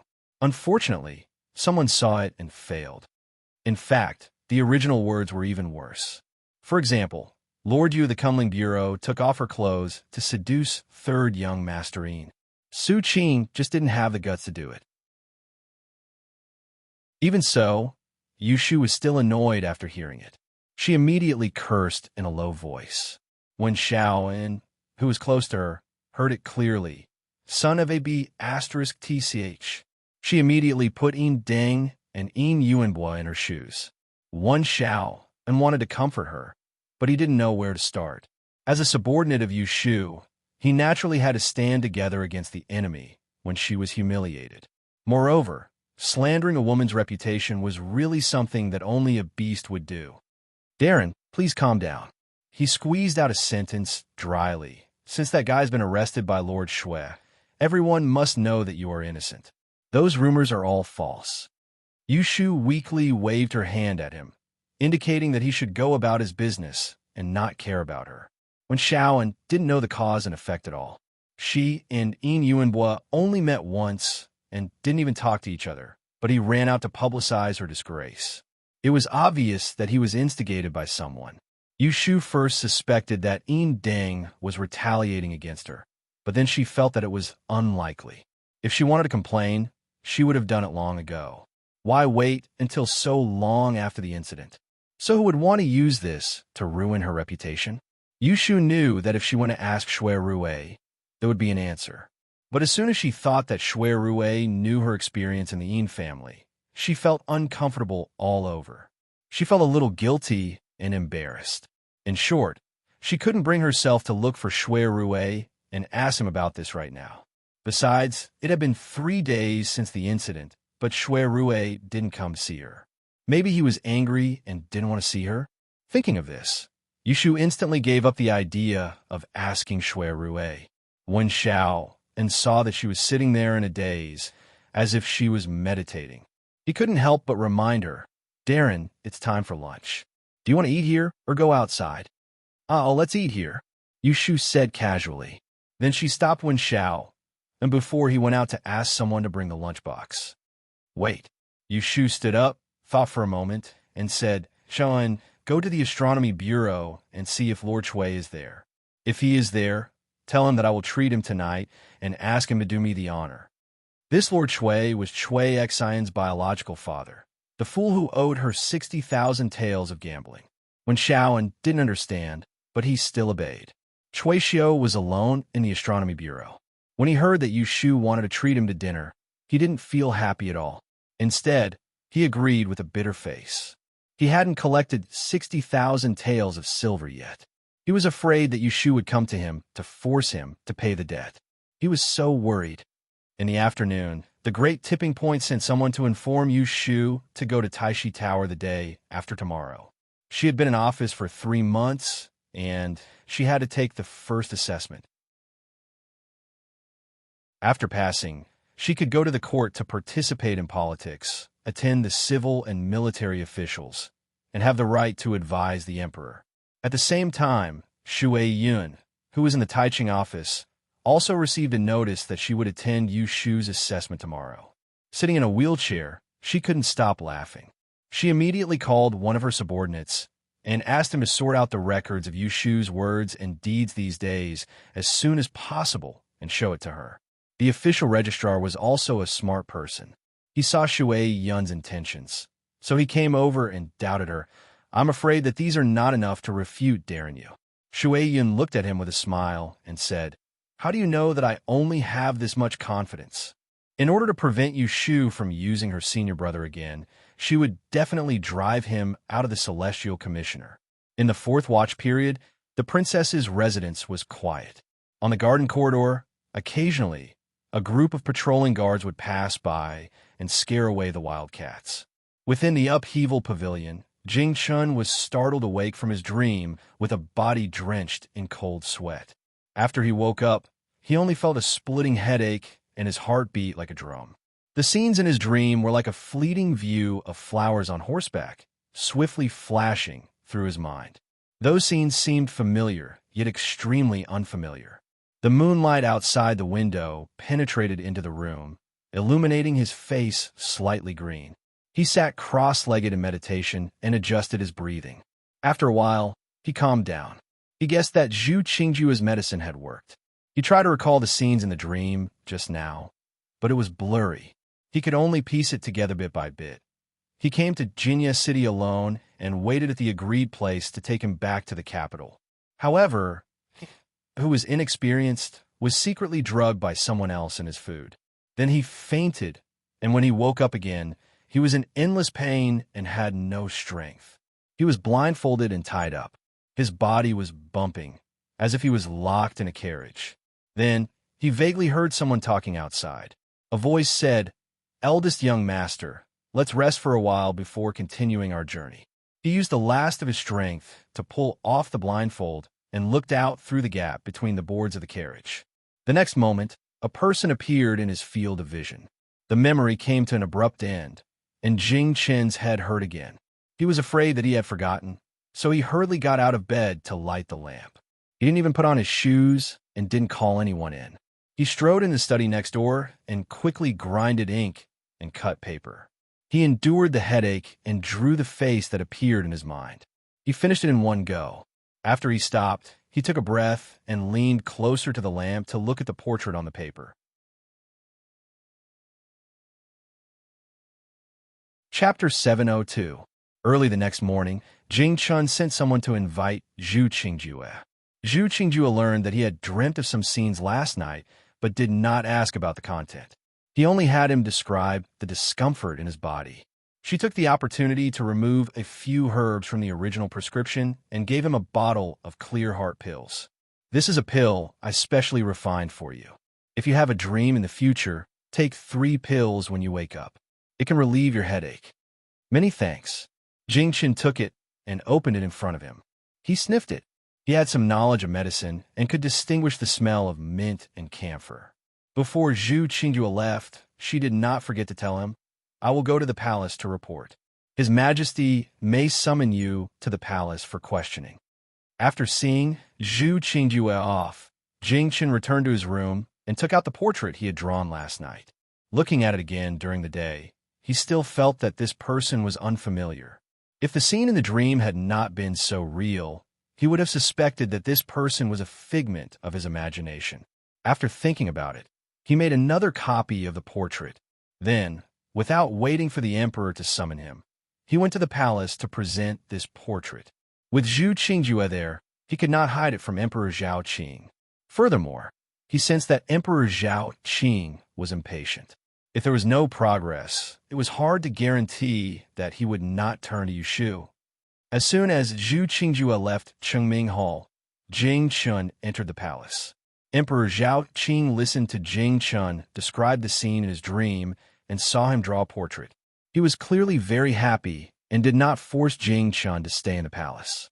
He let him go that day. Then, he urgently ordered someone to bring him to the palace so that they could discuss what to do next. It was still early after Jing Chun left the palace. He did not return to the Princess Manor, but instead went to Yushu's manor on Baochang Street. It was dusk and the sun was setting. There were a few sedans and carriages parked outside the gate. Jing Chun dismounted and walked. As soon as he arrived at the gate, he saw a servant blocking the gate. He waved an invitation in his hand and smiled obsequiously at an old man at the gate. "Old uncle, our master has already come 3 times. Please make an exception. Even if you don't want to accept our gifts, please pass on a message. No matter if it's tomorrow or the day after, as long as our master could see official you can take this bit of money to drink." Another servant looked at him in disdain. "You've only been here 3 times.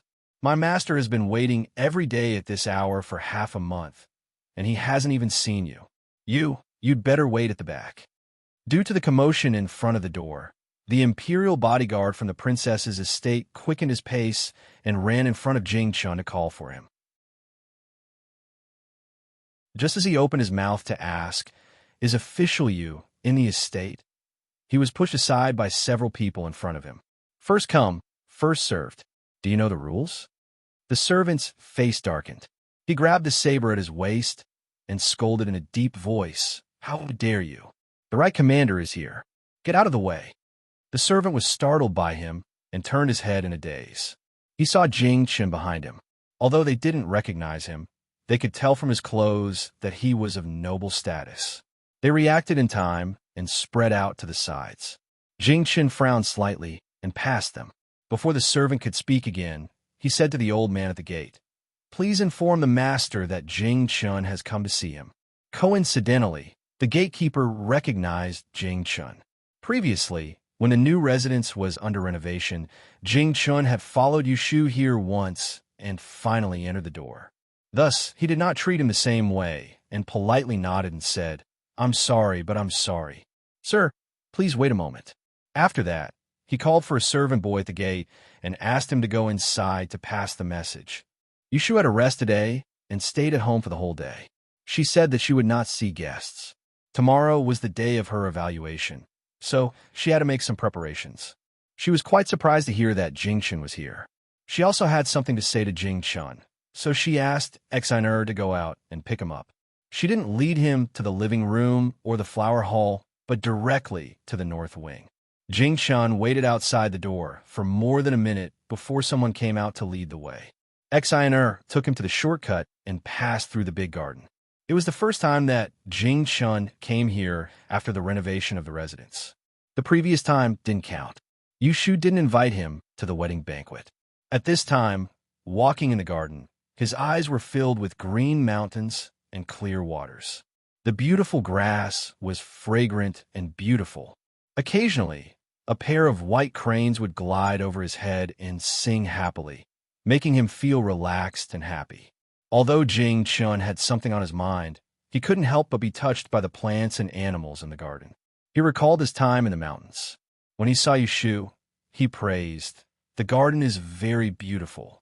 Yushu temporarily forgot about the entanglement and said proudly, "Of course, I have tried my best to clean it up. How can it not be beautiful?" Seeing that she was happy, Jing Chun thought about it and praised again, "Excellent feng shui."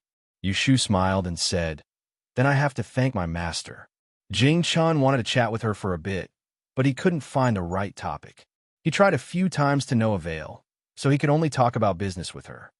Not long ago, the emperor appointed the imperial hospital's drug judge, Zhu Qingyue, to treat me. I drank his medicine and had a dream last night. I dreamed that I was plotted against in Jianya City. Yushu had dismissed the others when he came in. Hearing this, she was very surprised and asked him hurriedly, "You remember everything?" Jing Chun shook his head. "No, I just remember some fragments, such as how I fell into the hands of others." As he said this, he told her the story of him wandering in Jianya City and being drugged in his food.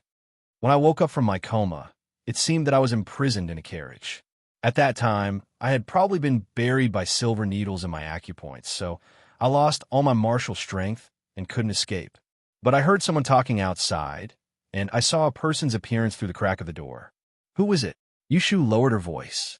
She was a little nervous and excited. If the person Jing Chun saw was Duke Xiong, then it would confirm their previous suspicions of Duke Xiong. At the same time, they would be able to confirm the person who wanted to kill her. I don't know. Yushu let out a breath and asked again, and then, nothing, then I woke up. That's it? Yushu was disappointed. I drew that person's appearance. Do you want to see? Yushu's eyes suddenly lit up. Let me see. With a portrait, it would be much easier. When the time came, with the imperial notice, criminals would be listed all over the world, and they would be able to find this group of thieves. Jing Chun took out the portrait that he had copied earlier. Before he could open the four corners, Yushu stretched out her hand and pulled it over. As she shook it off, she said, "Didn't you hear their conversation? What did they say?" Then she looked down at the portrait on the paper. At first glance, she felt that it was a little familiar. Jing Chen's painting was not abstract, not as vivid as modern sketches, but it was more realistic. In addition, this person had a very unique appearance. If someone knew him, they would definitely associate Jing Chen's portrait with a real person. "TSK, it seems like I've seen it somewhere before," she muttered to herself. Then she heard Jing Chun whisper, "Young master, let's rest for a while before continuing." What? It's what the person in the painting said. He said, "Young master, let's rest for a while before continuing." Yushu was stunned. Something flashed in her mind. She brought the portrait closer to her face and stared at the face. Slowly, her eyes widened, and there was a scream in her heart. "It's him. How could it be him?" Jing Chen saw that her eyes were about to pop out. So he asked, "Do you know him?" "I don't know him," Yushu blurted out. Afraid that Jing Chun would suspect something, she quickly added, "He looks a little familiar, but I can't remember where I've seen him." Jing Chun said, "It doesn't matter. I've already presented this portrait to the emperor. I believe he will soon send someone to find this person's whereabouts." Yushu was speechless. "You gave the portrait to the emperor?" "Yes." Jing Chun saw that her expression wasn't right. He thought that this wasn't appropriate. So he explained to her, "Zhu Qingyue of the Imperial Hospital knows my body like the back of his hand. He went to the palace to report, so I couldn't hide it even if I wanted to. With this portrait, the emperor won't think of making things difficult for you for a while." Yushu squeezed out a smile and said to him, "Thank you for thinking of me. Do you still have any use for this portrait? Can you leave it for me?" It was rare for Jing Chun to get a good expression from her. Not to mention one portrait. Even if she asked him to draw 100 more, he would be willing. "You keep it. It's fine as long as you don't lose it." With the portrait in hand, Yushu immediately stood up to send him off. "Tomorrow is my assessment. I'm not ready yet. You can go back." She originally wanted to say something to him, but she didn't have the mood to do so now. She called for a maid to send Jing Chen away. Yushu closed the door and turned her head with a heavy expression. She held the portrait that Jing Chun left behind and looked at it several times. Finally, she confirmed that she didn't recognize the wrong person. She had seen this person before. If she remembered correctly, he was a steward in Prime Minister Shue's mansion. His surname was Su. In May of last year, in Yang City, she was still a worthless burden.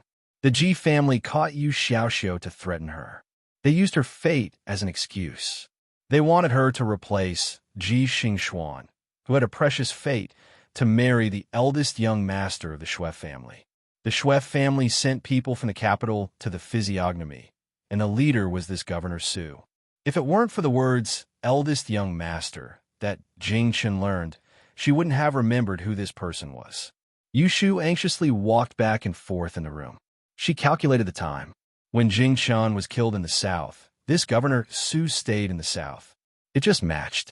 In that case, the person who inserted the silver needles into Jing Chen's acupoints and the person who went to the River of Abandonment was the Xue clan's chief steward.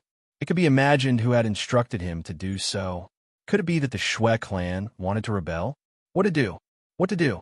Jing Chen has handed the portrait to the emperor. They can't get it back even if they want to. Once they arrest people, the Xue family will be the first to bear the brunt. Wouldn't Xue Rui suffer a calamity?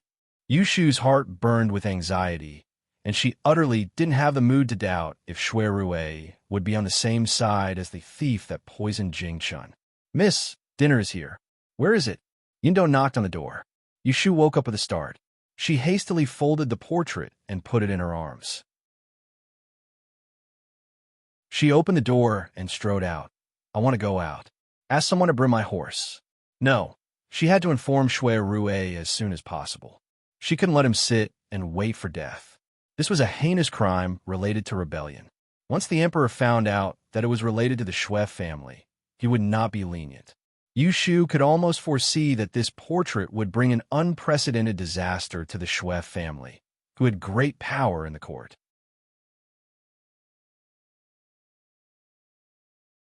Chapter 703.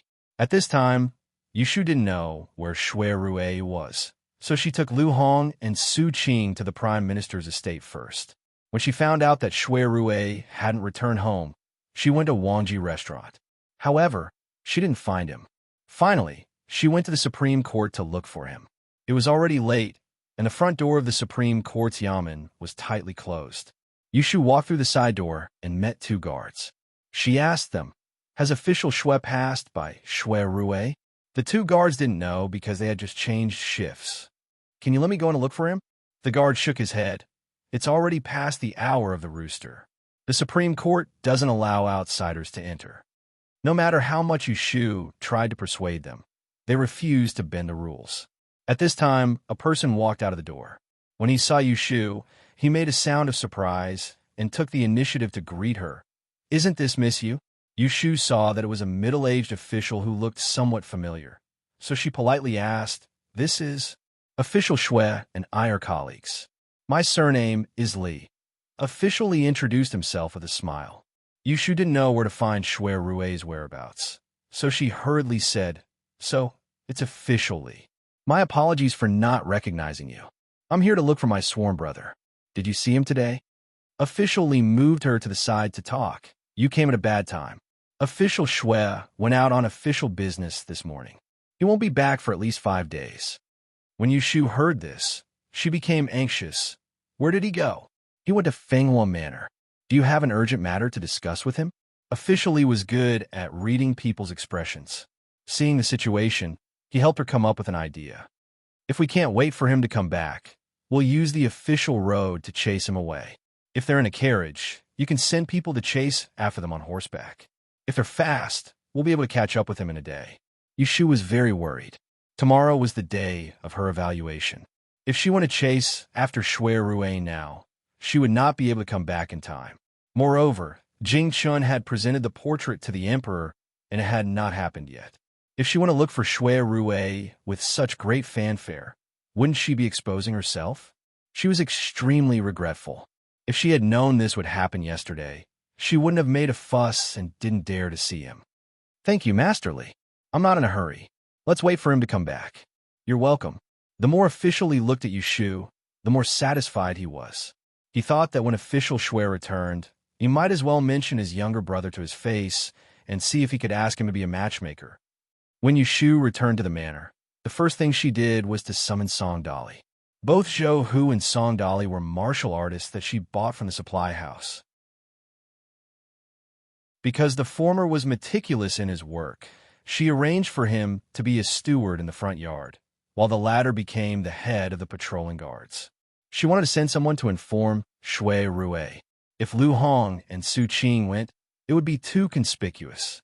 Song Dali was her servant, so he did not lack loyalty. Tomorrow morning, as soon as the city gate opens, go out of the city and look for my sworn brother Shui Rui at the Fenghua Manor. Bring him a message from me. Say, Sir Yinya's youngest son has drawn a portrait and handed it over to his uncle. This matter was of great importance. Yushu did not write a letter, nor would she divulge a single word of it to anyone else. Hence, she believed that with Shui Rui's quick-wittedness, he would definitely be able to understand what she meant. Yushu had Song Dali repeat it 3 times for her. After confirming that there were no mistakes, she asked Yun Do to weigh out 5 taels of silver and gave it to him. She also brought him to the stables to meet Little Red. Tomorrow, before dawn, he would wake up to lead the horses. Horses were luxury goods. Any one of them would cost hundreds of taels of silver, not to mention the cost of taming them. After Yushu set up her own business, she bought 2 good horses through Pei Jing's channels. But when it came to leg strength and endurance, Little Red, whom Pei Jing had carefully selected for her, was still the best. Even with such arrangements in place, Yushu still could not rest assured. She tossed and turned all night until dawn. She only fell asleep when she heard that Song Dali had left. After getting up early and bathing, Yushu changed into the newly tailored autumn clothes sent by the Secretariat. The clothes were made of silk, and the embroidery women's exquisite needlework outlined the 2 iris petals on her shoulders. She tied her hair up and wore a crown. She slightly drew on her eyebrows and tail. Her slender figure had an androgynous heroic spirit, which made Exiner and Lin who were helping her with her makeup, flustered and blushed. At 6:45 in the morning, Yushu arrived at the Celestial Commissioner's office. She did not go to the Kunling Bureau. Instead, she sent Lu Hong and Su Qing to Taishi Tower. She originally thought that she had arrived early, but she did not expect that she would not be the first to arrive. It seemed that there was someone looking forward to her assessment more than her. In the empty hall, Yushu saw Shui Yun sitting in a wheelchair. She was not surprised at all. If she was in a good mood, she might tease her. Unfortunately, she was not in a good mood today, so she did not have the patience to play games with her. Official Yu, please sit. It's not the hour yet. The head supervisor and the other officials have not arrived yet. You don't have to be nervous. Shui Yun said sarcastically with a friendly face. It's okay. My legs are good, so I don't feel tired standing. Yushu also responded politely. There were a few chairs placed on the left and right sides of the hall. Besides Shui Yun's seat, she sat on the second seat on the right. There were 2 empty seats on the left and right. It seemed that there were 6 officials participating in Yushu's assessment. Of these 6 seats, 2 were from the Taiching Bureau, 2 were from other departments, and the last 2 were officials from the Kunling Bureau where Yushu worked. According to the rules, in order to show fairness, except for the people from the Taiching Bureau, the other 4 were personally appointed by the head supervisor. They were only notified 1 day in advance. Yushu did not know who these people were in advance, so she did not want her colleagues to protect each other. Yushu and Shui Yun did not pay attention to each other and waited awkwardly for half an incense stick to burn. People arrived one after another. First, it was Chao Zwoling, the chief official of the Taiching Bureau, and a recorder from the Secretariat. Then, it was Jing Chun from the Kunling Bureau, followed by Yushu's subordinate, Xiaolon. Finally, it was the adjutant of the Bureau of Astronomy, Chui Xiui. Now that all 6 people were present, someone was sent upstairs to invite the head supervisor to take a seat. Only then did the assessment officially begin. Today's assessment was presided over by the head supervisor. When he came up, he first asked someone to bring a chair for Yushu to sit down. He pointed at her and said to the 2 sides, "Since ancient times, heroes have been born from youth. When I was her age, I was still studying in the Taisher library." The people below laughed. He was as kind as an elder and asked Yushu with concern. Don't be too reserved. You didn't sleep well last night, right? Yushu knew that the head supervisor had a cheat code and did not dare to talk nonsense in front of him. She smiled shyly and said, I was a little worried. The head supervisor nodded knowingly and did not say anything else. But with these two sentences, anyone with a discerning eye could see that he was very satisfied with Yushu as a female imperial official. He sat on the steps with a screen behind him and a six-legged turtle table in front of him. There was a thin scroll by his hand. He glanced at it and read, Yushu from Yiyang in Jiangnan, 17 years old. Year of Zhaoqing, 13th year of the Yin examination. 2 roll, 3rd grade Jiazi, 4th grade Yisher. In July 14th year of Zhaoqing 14th year, she was appointed as the female imperial official of the Kunling Bureau of Celestial Commissioner. She's been in office for 3 months. During this period, if there is any dereliction of duty, abuse of power for personal gain, or other incompetent conduct, everyone present must report it truthfully and not cover it up. After he finished reading, he pushed the scroll to the side and clasped his hands together. He looked at the people below and nodded. What do you all have to say? Who will speak first? The 6 officials who participated in the assessment looked at each other, but no one made a sound.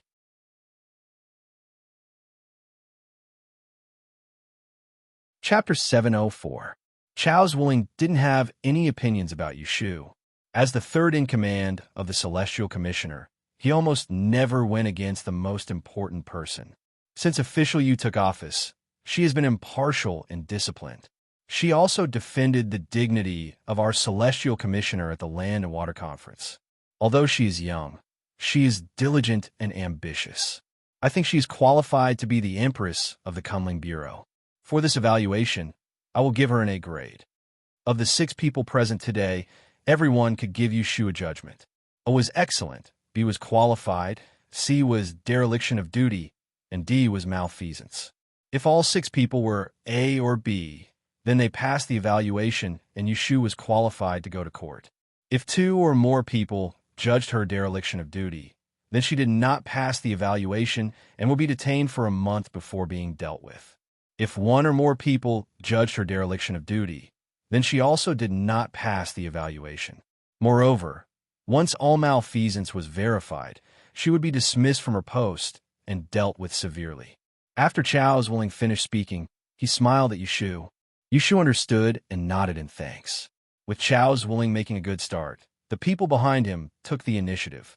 First, Jing Qian gave her an A grade, Xiaolon gave her an A grade, then the records department gave her a B grade, and Shui Shui gave her an A grade. In this way, Yushu had 4 A grades and 1 B grades. Only Shui Yin didn't speak. Even if she gave her a C grade, it wouldn't stop Yushu from passing the evaluation.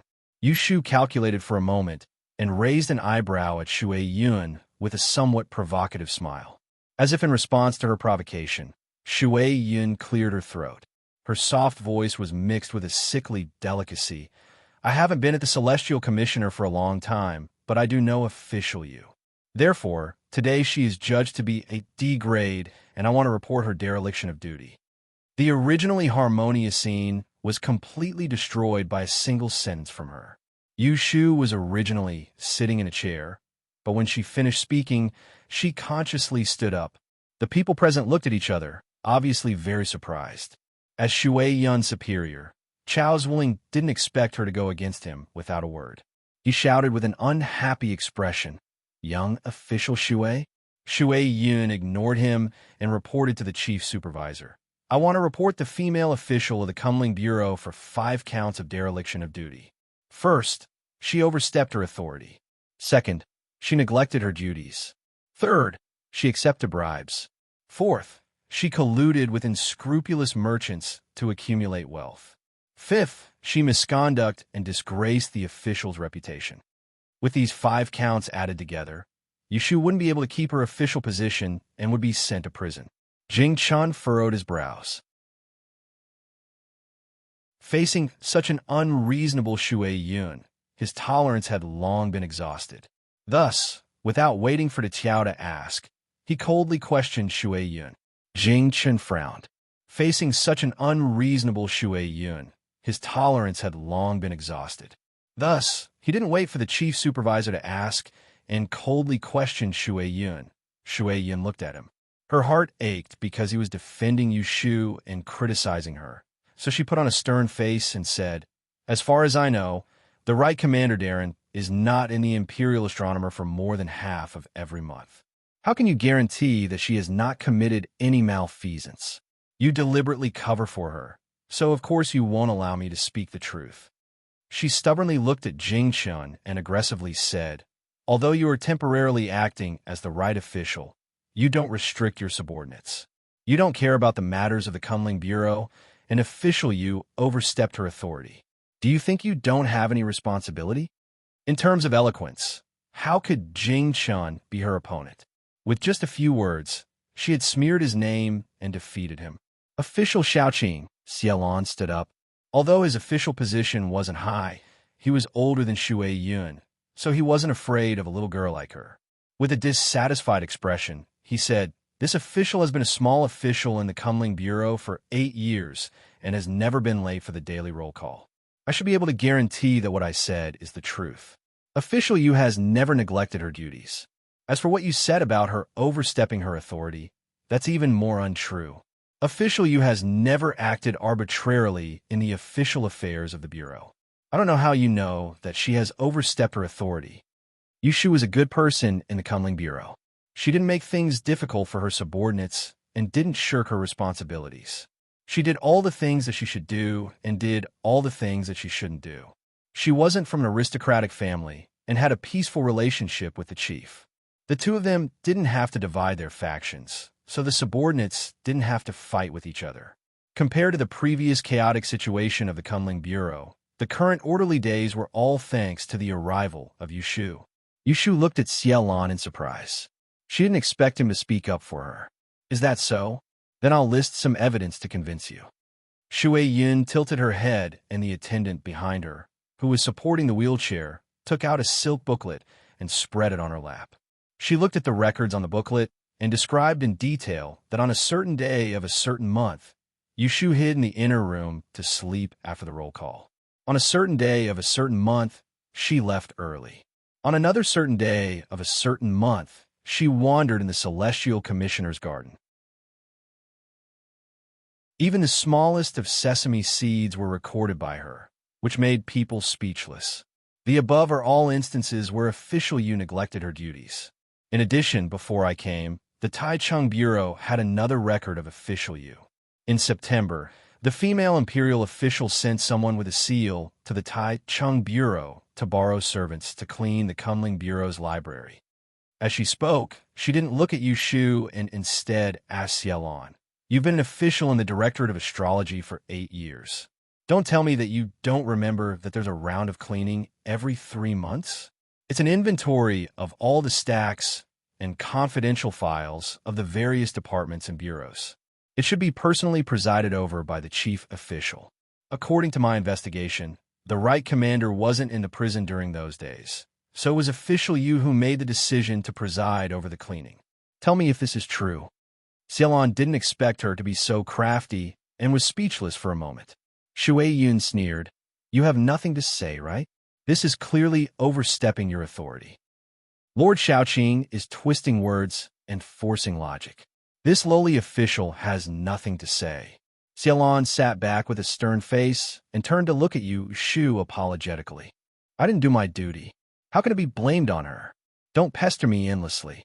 Jing Chun spoke again, warning Shui Yun with his eyes not to go too far. Shui Yun saw it, but pretended not to see it. She blindly said, "Today is the assessment of the female imperial official. The Right Commander's dereliction of duty is another matter." Several people present argued about whether Yu Shu was derelict of duty. Yu Shu looked at the two sides arguing back and forth.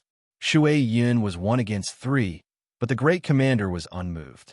This scene reminded her of the court in the future. She was the defendant, and the Great Commander was the judge who ruled everything.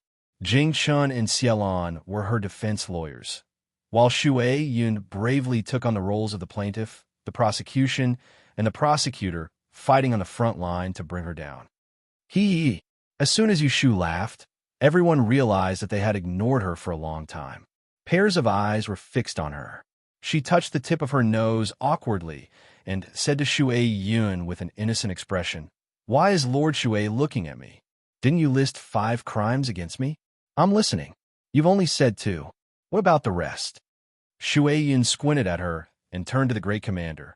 "I passed by Lord Yu's official residence several times and saw a line of people waiting to send gifts outside. After asking around, I found out that Lord Yu deliberately didn't approve the marriage invitation. She only issued the official marriage document after giving her a generous gift. This is a bribe. There's a treasure house on Qianyuan Street that sells rare treasures. Among them, there's a type of gemstone called crystal. The raw stone is just a cheap type of water essence stone. Many people have heard of this matter. In order to find out the truth, I specially went there to inquire about the price.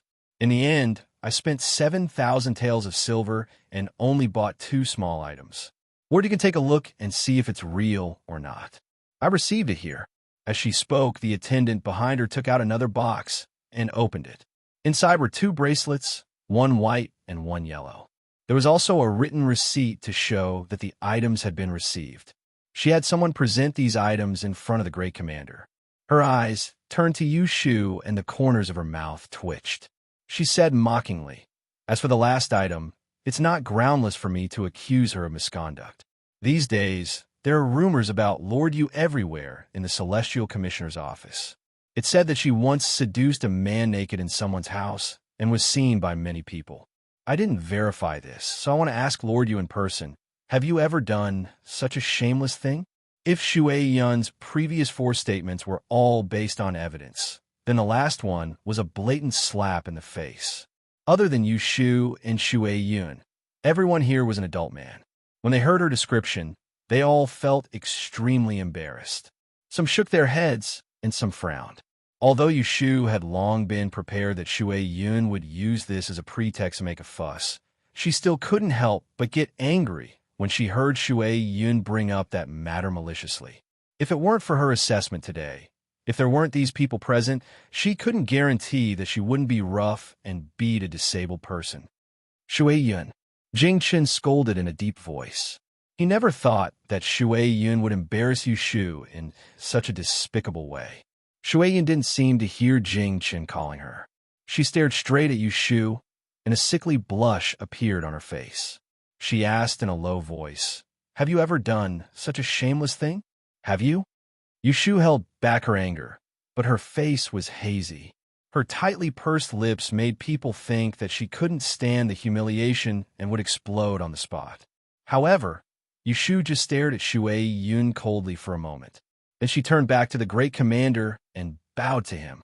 She said loudly, "Great commander, please allow me to explain." The great commander listened for a while and knew what was going on.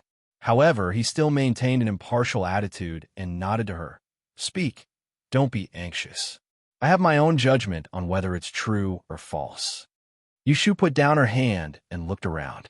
With a cold face, she methodically defended herself. Although the right commander didn't personally preside over the cleanup in September, he had already arranged the specific matters beforehand. "I only did as I was told. Because the Kuanling Bureau lacked manpower, I sent people to the Taichung Bureau to borrow people. Because of this, Vice Minister Shui said that I exceeded my authority. This is really far-fetched. Do we need the chief to personally watch us before we can do work? Then I'm afraid he needs to grow a few more pairs of eyes. As an adjutant, it's my duty to assist the chief. What did I do wrong?" The great commander glanced at Shui Yun and immediately judged. "You said that you exceeded your authority. It's an exaggeration." Shui Yun had calmed down after the previous wave of excitement. Naturally, she wouldn't be so impulsive as to argue with the great commander. Yushu discovered that the great commander was biased towards her and boldly continued, saying that I neglected my duties is complete nonsense. The 3 departments and 2 bureaus each have their own duties. Ever since I became a female imperial official, I have strictly adhered to the Kuanling Bureau's rules and regulations. As for the trivial matters listed by Vice Minister Shui, if every one of them is considered neglect of duty, then there wouldn't be a single person in the entire Celestial Commissioner Bureau who is loyal to their duties. The Great Commander can ask the officials here, who hasn't left early due to an urgent matter, who hasn't wandered around the prison. Hearing this, the Great Commander actually laughed. He waved his hand and said, "Not to mention them, even I have. This can be excluded." Below, Chao Zuoling and the others let out a sigh of relief and secretly scolded Shui Yun for looking for trouble. They were here to be officials, not to go to prison, who needed a ruler to measure people. If Yushu was really accused of neglecting her duties, then they wouldn't have an easy time in the future. Yushu glanced at Shui Yun from the corner of her eyes. She saw that Shui Yun's hands were tightly clenched and her lips were pursed in silence. She laughed at Shui Yun's naivety. She had only been in the officialdom for a few days, so how could she see the depths of the water? Besides, if you accuse me of accepting bribes, then it's even more unjust. Vice Minister Shui only thinks that those people came to give me gifts, but they didn't ask me whether I accepted the gifts or not. I can only say that their legs are on them, so I can't control them from giving gifts. My hands are on me, so I can control myself and not stretch out my hands. Yushu said these words with great confidence. Shui Yun probably didn't expect that she had never accepted a single copper coin as a bribe since she took office. Chao Zuoling had endured Shui Yun for a long time, but now he finally found an opportunity to interject. He said to Shui Yun, who was sitting next to him in a bad mood, "You're a new official, so you don't know the procedures. If you want to accuse official you of accepting bribes, you can't just say it out loud. You need to collect witnesses and material evidence, and the briber can testify on the spot. Do you have all of these?" Of course, Shui Yun didn't have any. She had also tried to persuade the people who had sent gifts to Yushu's residence to testify, but they were unwilling. They just complained a little in front of her and complained a little. Just as Wuling said, there are no witnesses, so it can't be counted. Chao Zuoling once again rejected Shui Yun. Yushu bowed to Chao Zuoling and thanked him. "Thank you, Official Chao, for speaking up for justice." Then she lamented about her colluding with unscrupulous merchants. "The head steward of the treasure house is my own uncle. I partnered with him to make a living, and it was all legitimate business. Both of us were willing. So how can it be described as collusion? Young official Shui always thinks the worst of people, so I can't do anything about it. However, according to what you said, anyone who does business with merchants outside can be considered as colluding with unscrupulous merchants. Then, doesn't that mean that all 12 families in Anling City have unscrupulous merchants?" Yushu unceremoniously dragged the 12 families who opened the Great Exchange Hall into the water. Sure enough, Chao Zuoling and Chui Xiu's faces darkened. They stood up at the same time and bowed to Chao Zuoling. "Imperial Secretary, please understand." Chao Zuoling smiled helplessly. He raised his hand to calm them down and said, "Shui Yun comes from a Taoist sect, so she doesn't know the customs and regulations of the capital. Don't argue with her." It sounded like he was helping Shui Yun, but in reality, he had removed one of Yushu's charges. Shui Yun finally lost her cool and said loudly, "All of you are helping her exonerate her. Even though I have concrete evidence, I turn a blind eye to it." She was referring to the 2 crystal bracelets in the box and the receipt of 7,000 taels of silver. Yushu smiled generously and said to her, "If you think it's not worth it, I'll return 7,000 taels of silver to you. It's not like I'm forcing you to buy or sell, so what evidence is there to talk about?" Shui Yun's 10 fingers were in pain. Looking at Yushu's smug expression, she hated herself for not being as cunning as her. She snorted coldly and slightly raised her chin. Her voice suddenly became sharp. "Then why don't you tell me how the rumor of you seducing men while naked came about?"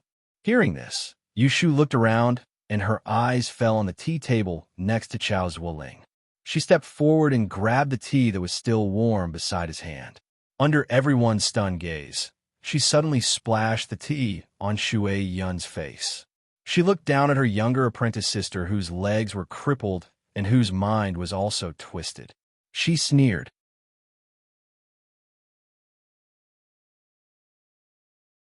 Chapter 705.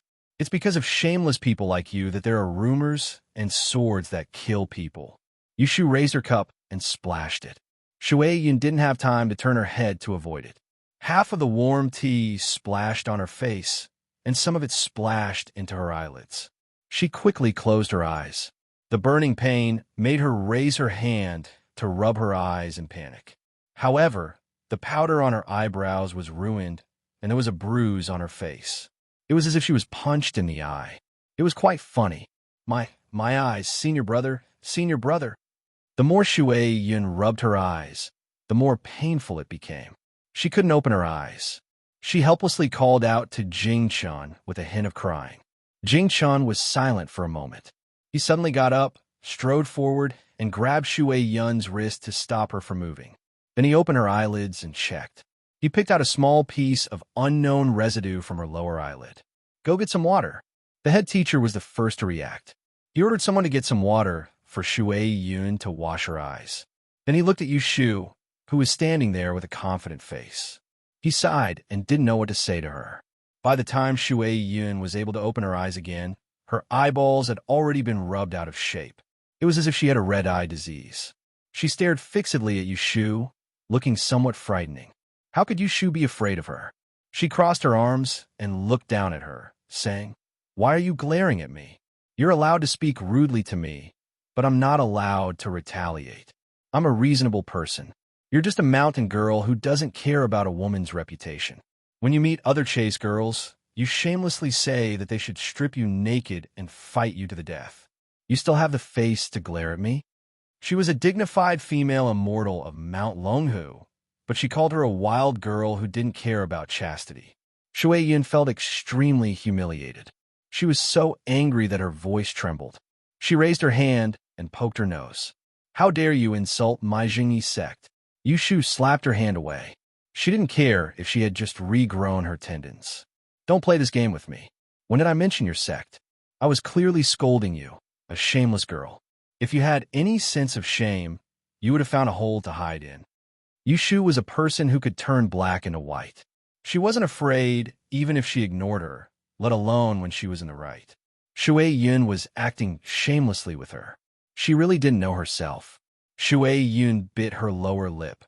Her eyes filled with tears of shame and indignation.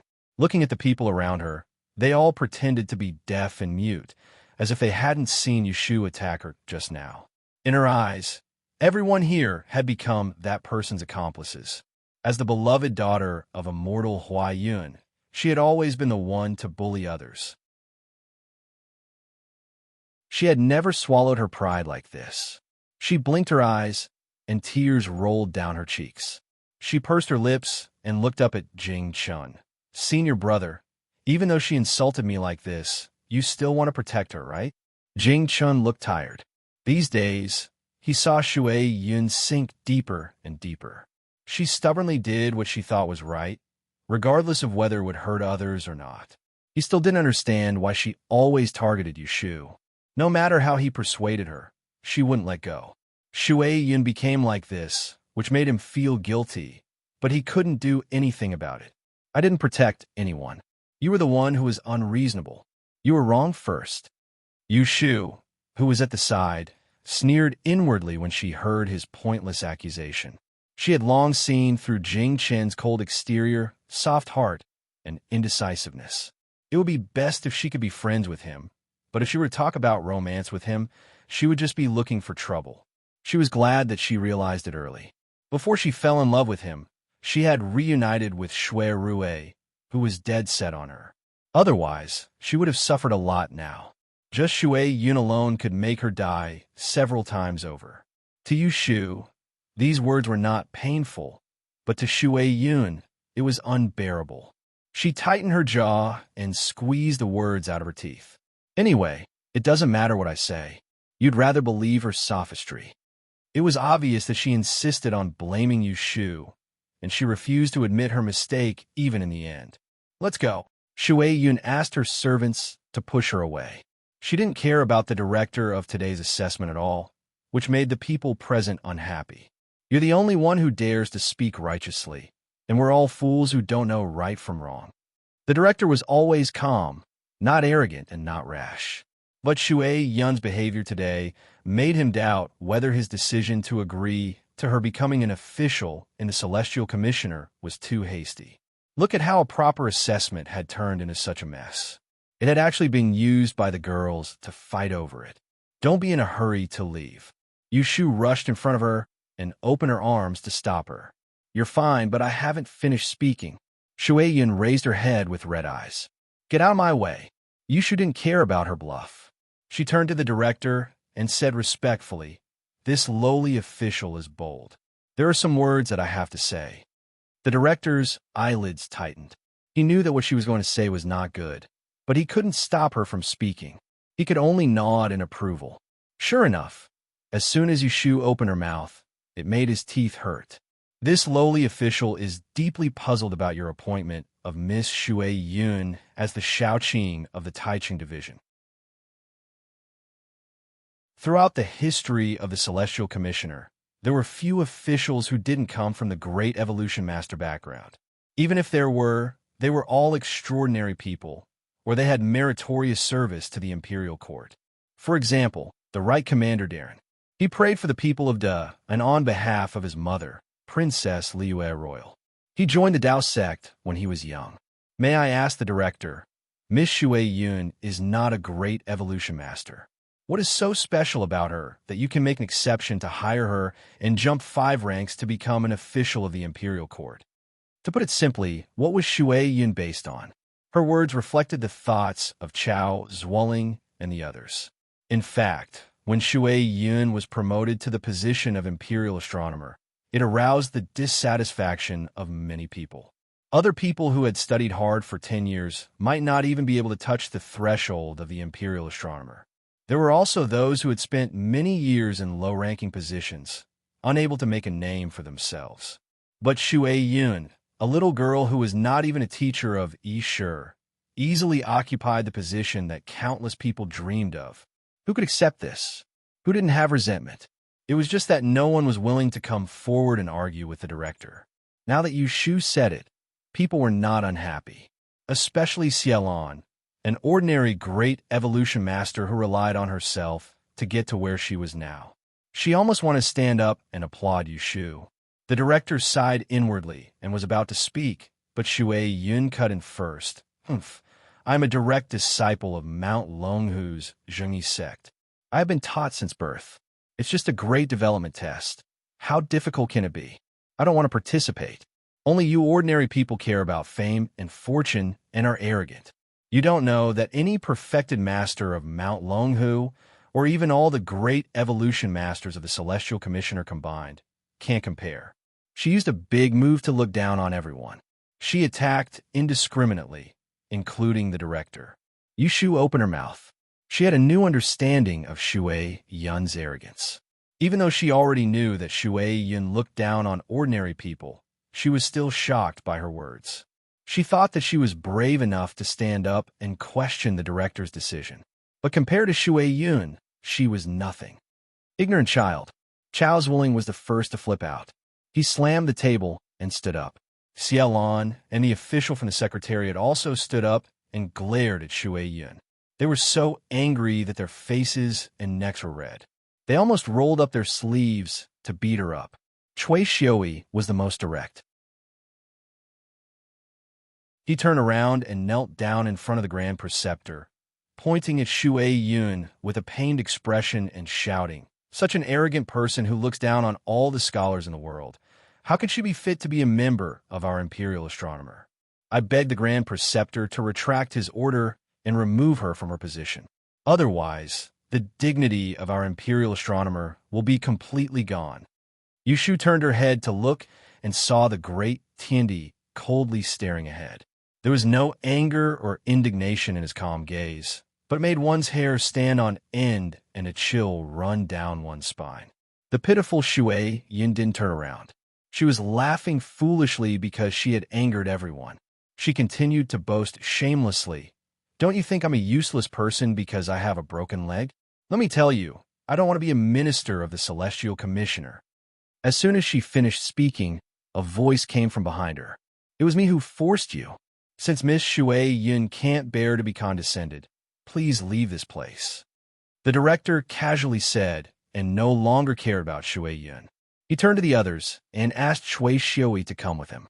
He then announced, in today's assessment, the female imperial official of the Kunling Bureau, Yu Shu, received 4 first and 1 second. She is qualified for her position. Starting from the beginning of next month, she will be given court clothes and will participate in the morning court. Please take care of yourself, be loyal to your duty, and be strict with yourself.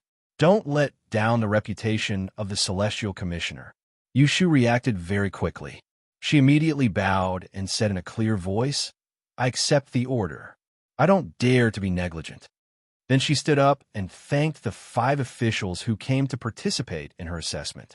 Her posture was graceful and her clothes were straight. Just like the rising sun outside the building, she was full of vigor. In contrast to her was Shui Yun, who was sitting in a wheelchair a few steps away. She looked embarrassed and haggard. Her weak body and anxious aura made it difficult for people to approach and hide from her. Hurry up and leave. Shui Yun couldn't stay any longer. She clenched her weak palms and couldn't bear the humiliation. Her face turned blue and she urged the attendants to push her away. In the eyes of others, it looked like she was fleeing. Others wouldn't pity her. Only Jing Chen looked at her back and sighed softly. Yu Shu smiled and responded to Chao Zwilling and the others' thanks while looking coldly at Shui Yun's fleeing figure. After the assessment, Yu Shu and Chui Xiui were the last to leave Taishi Tower. The two walked on a small path. When there was no one around, Chui Xiui couldn't help but ask Yu Shu in a low voice, what grudge does official you have with that Miss Shui Yun? Why does she have to deliberately deal with you? Yu Shu walked beside him with her hands crossed. She laughed and said, let's not talk about it. Chui Xiui saw that she didn't say anything, so he didn't pursue the matter. He sincerely complimented her. Fortunately, you have a good foresight and provoked her into cutting off her own path of retreat. Yu Shu also flattered him. It's all thanks to official Chui's righteous words. Don't worry, I always keep my word. I promise to waive half of your gambling debt, so I won't go back on my word. Come to Wangji Tower tonight, and we'll make a new contract. The original 60,000 taels you owe me will become 30,000 taels. Chui Xiui secretly shushed her. There was finally a smile on his face, but he felt scared in his heart. The night before, Yu Shu treated him to a meal and had a secret talk with him behind closed doors. She made him promise to act according to her eyes during the assessment. As a result, the Taiching Shaoqing, who had just been appointed, was expelled from the Celestial Commissioner.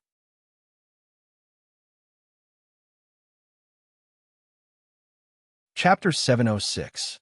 Yu Shu passed the first assessment and returned to the Kunling Bureau. Except for Jing Chun, there was already a group of subordinates waiting to congratulate her.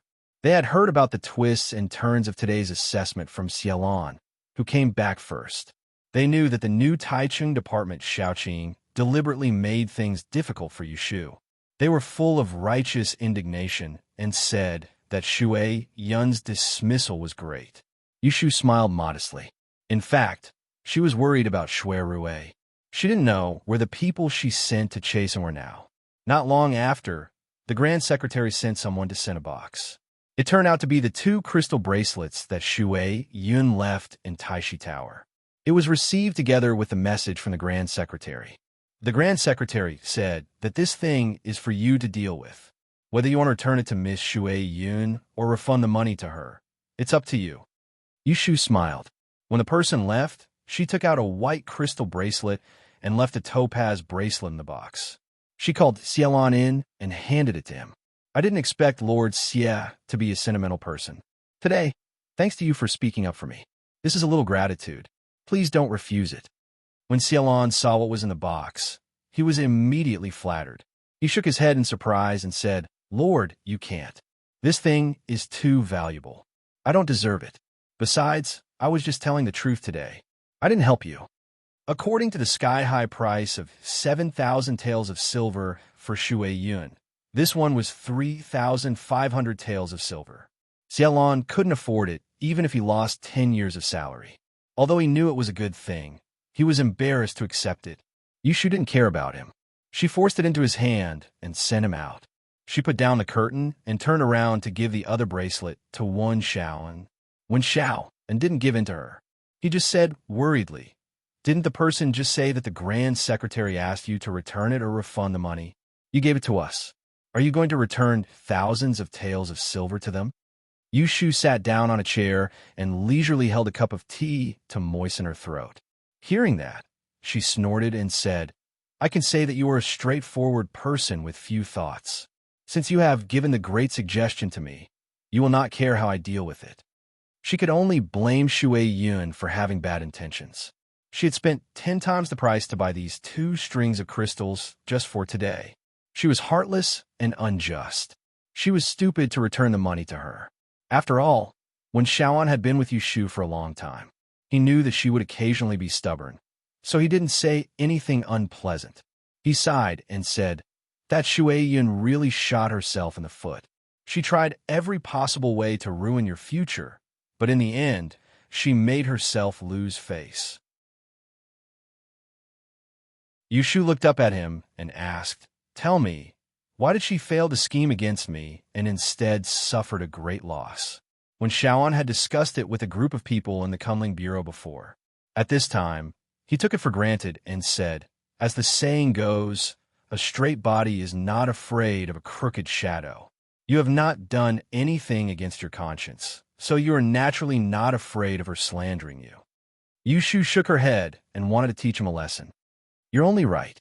I didn't do anything against my conscience, so I'm confident. But if I wasn't prepared at all, I might have been the one to suffer losses today because of her scheming against me." When Xiaoan looked curious, he moved a step in front of her and looked like he was obediently listening to her. Since Yushu had accepted this little brother, she felt that it was her responsibility to enlighten him. So she became patient and lowered her voice to tell him, "Shui Yun and I have an old grudge. You saw that as soon as she came to the Celestial Commissioner, she couldn't wait to find trouble with me. I guessed that she was up to no good. I heard from the right commander that she asked for this position.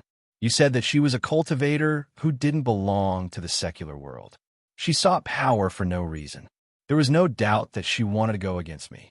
I was on guard against her at that time. I guessed that she was staring at me every day. She probably wanted to do something bad in my evaluation. One should not have the intention to harm others, but one should always be on guard against others. People who had no grievances with you might have evil thoughts for the sake of benefits, let alone people who had a grudge against you. In life, you should either live with your tail between your legs and never make things difficult for others, or you should press forward and kill those who stand in your way." She wanted to harm me. I couldn't just be on guard against her. I had to make sure that she would never return. Then I had to be ahead of her and uproot her. Do you still remember that on the first day she came to the Kunling Bureau, I beat 2 gatekeepers? I took advantage of the disgust of the Celestial Commissioner towards her. I didn't have to worry that no one would oppose her taking an important position. I could take advantage of it. As the saying goes, know yourself and know your enemy. Only then can you win 100 battles. Shui Yun was arrogant. She thought that she was the direct disciple of Mount Longhu and looked down on outsiders like us. I wanted to use this as a dagger to catch her unprepared. I had the 6 trigrams divination. I predicted in advance who would participate in this evaluation. The adjutant of the Astronomy Bureau, Chui Xiui, owed me a lot of money. I lured him with benefits, but didn't make things difficult for him. I asked him to use his strength at the last moment to force her to show her true colors. In the end, there was no suspense. Shui Yun lost the first opportunity. She tried to fight against many people alone. She only cared about the front and not the back. I was on guard against her, but she didn't guard against me. Tell me, how could she fight against me? Yushu talked eloquently, when Xiaoan only understood half of it. Although he didn't feel enlightened, he did benefit from it.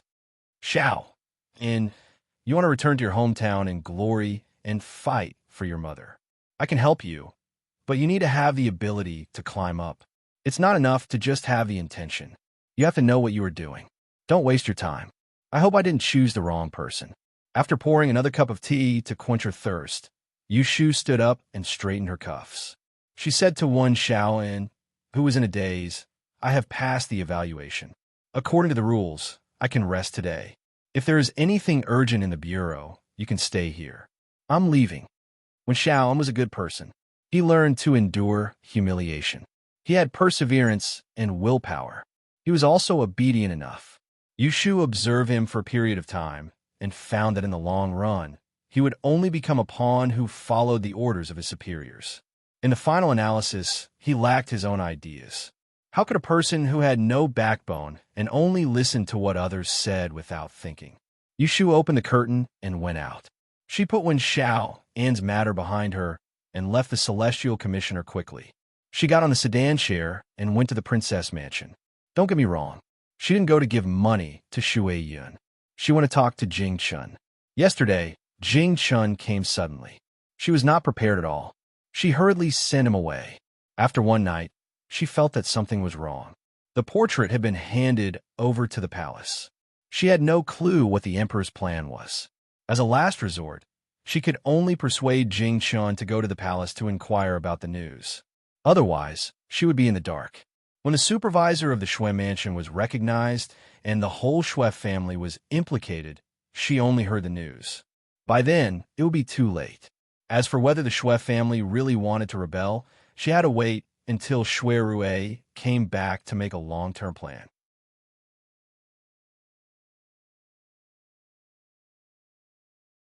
Chapter 707.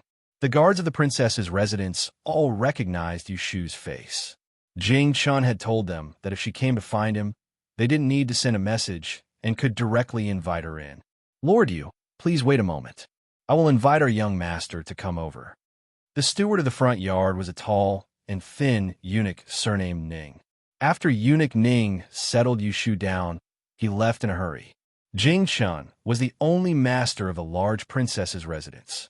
As long as he returned to the residence, there would be a group of servants paying attention to him no matter where he was. Eunuch Ning casually asked the guard at the second gate and found out that Jing Chun was not in Sushi Pavilion at the moment, but with Great Aunt Shui Yun. Eunuch Ning searched all the way.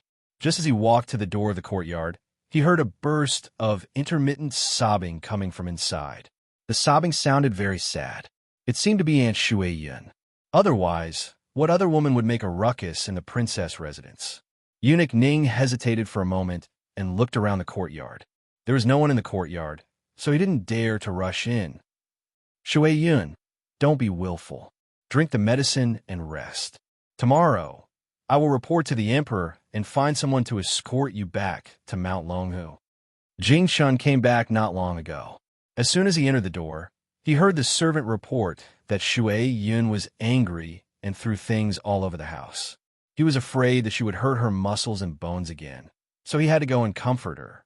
Who knew that he would know that she hadn't taken medicine for half a month without him knowing? The medicine and ointment that he asked people to prepare were all secretly thrown away by her. "I don't want to drink. I don't want you to care about me. Take the medicine away. Take it away." After Shui Yun came back, she only asked the servant to wipe her face. She didn't even want to change her clothes. There were bald tea stains on her neckline. Her hair was disheveled, and her eyelids were red and swollen. Tears were dripping down her eyes. She didn't look like her usual refreshing appearance. People couldn't bear to see her like this. Jing Chun frowned and handed the bowl of medicine to the servant. He reached out to hold her wheelchair to prevent her from moving. He tried to ease his tone and asked, "If you don't drink the medicine, how will your injured muscles and bones recover? If it becomes a chronic disease, you will no longer be able to use the black iron formula in the future. You will regret it." Shui Yun raised her trembling left hand and wiped her tears with the back of her hand. Like a child who had been wronged, she could no longer pretend to be indifferent to Jing Chen's estrangement. "You've long been bewitched by that demoness to the point where you can't tell north from south. Why would you still care about whether I'm good or bad? Today, she bullied me like that, and you still say that it's my fault. What's wrong with me? I just don't want to see you foolishly being used by her. She didn't use me. Don't let your imagination run wild all day. Why didn't she use you? If it weren't for you, She wouldn't have been able to become an official in the Celestial Commissioner. She wouldn't have been able to strut around. From the beginning, I felt that she was a villain, but you liked her. No matter how I persuaded you, it was useless. Senior brother, if you don't listen to me now, sooner or later, she will sell you out for glory and wealth. At first, Jing Chen still patiently comforted her, but the more she talked, the more outrageous she became. His attitude suddenly became cold. I said that you don't need to worry about my affairs. This time, you came to make things difficult for me. I said that I would send you back to Mount Longhu. I wasn't trying to scare you. I will arrange for you to go as soon as possible. Don't make trouble anymore. At this point, he didn't want to blame anyone. But after getting to the bottom of it, he and Shu changed from a pair of lovers to the situation they were in today because of Shu Yun. This time, he was determined to send her away. Shu Yun suddenly raised her head, and a pair of resentful eyes were glued to Jing Chen's face. Her red eyes were brewing emotions that he didn't understand, but he heard her hoarse voice. You and our childhood sweethearts, and we grew up together. All the brothers and sisters in the sect knew that you had bad luck, so they all avoided you. Only I was not afraid of being implicated by you and treated you as always. Do you remember? When I was 11 and you were 15, because you saved a mountain man who was lost, he was eaten by a tiger on his way down the mountain. Marshal Uncle punished you to face the wall at the top of the cliff, and no one was allowed to send you food. Only I was worried that you would be hungry, so I sneaked up the cliff to see you. I was careless and was bitten by a poisonous snake on the back of my neck, and I almost died. Hearing this, Jing Chen was in a trance for a moment, and then said softly, I remember. He starved on the cliff for 7 days, and every day he only drank some sweet due to quench his thirst and picked wild fruits to satisfy his hunger. On the 8th day, Shu Yun went up the cliff to look for him, and when she saw him, she fainted. He found that she was bitten by a poisonous snake, but he didn't have time to send her back for treatment. Instead, he sucked her blood to cure the poison and found the 7-step grass nearby to detoxify her. As a result, Shu Yun woke up and slapped him. Shu Yun let out a sorrowful laugh and said, Then you must also remember that after I woke up, I slapped you. We, the people of the Tao sect, although hate the formalities, but we also know that there's a difference between men and women.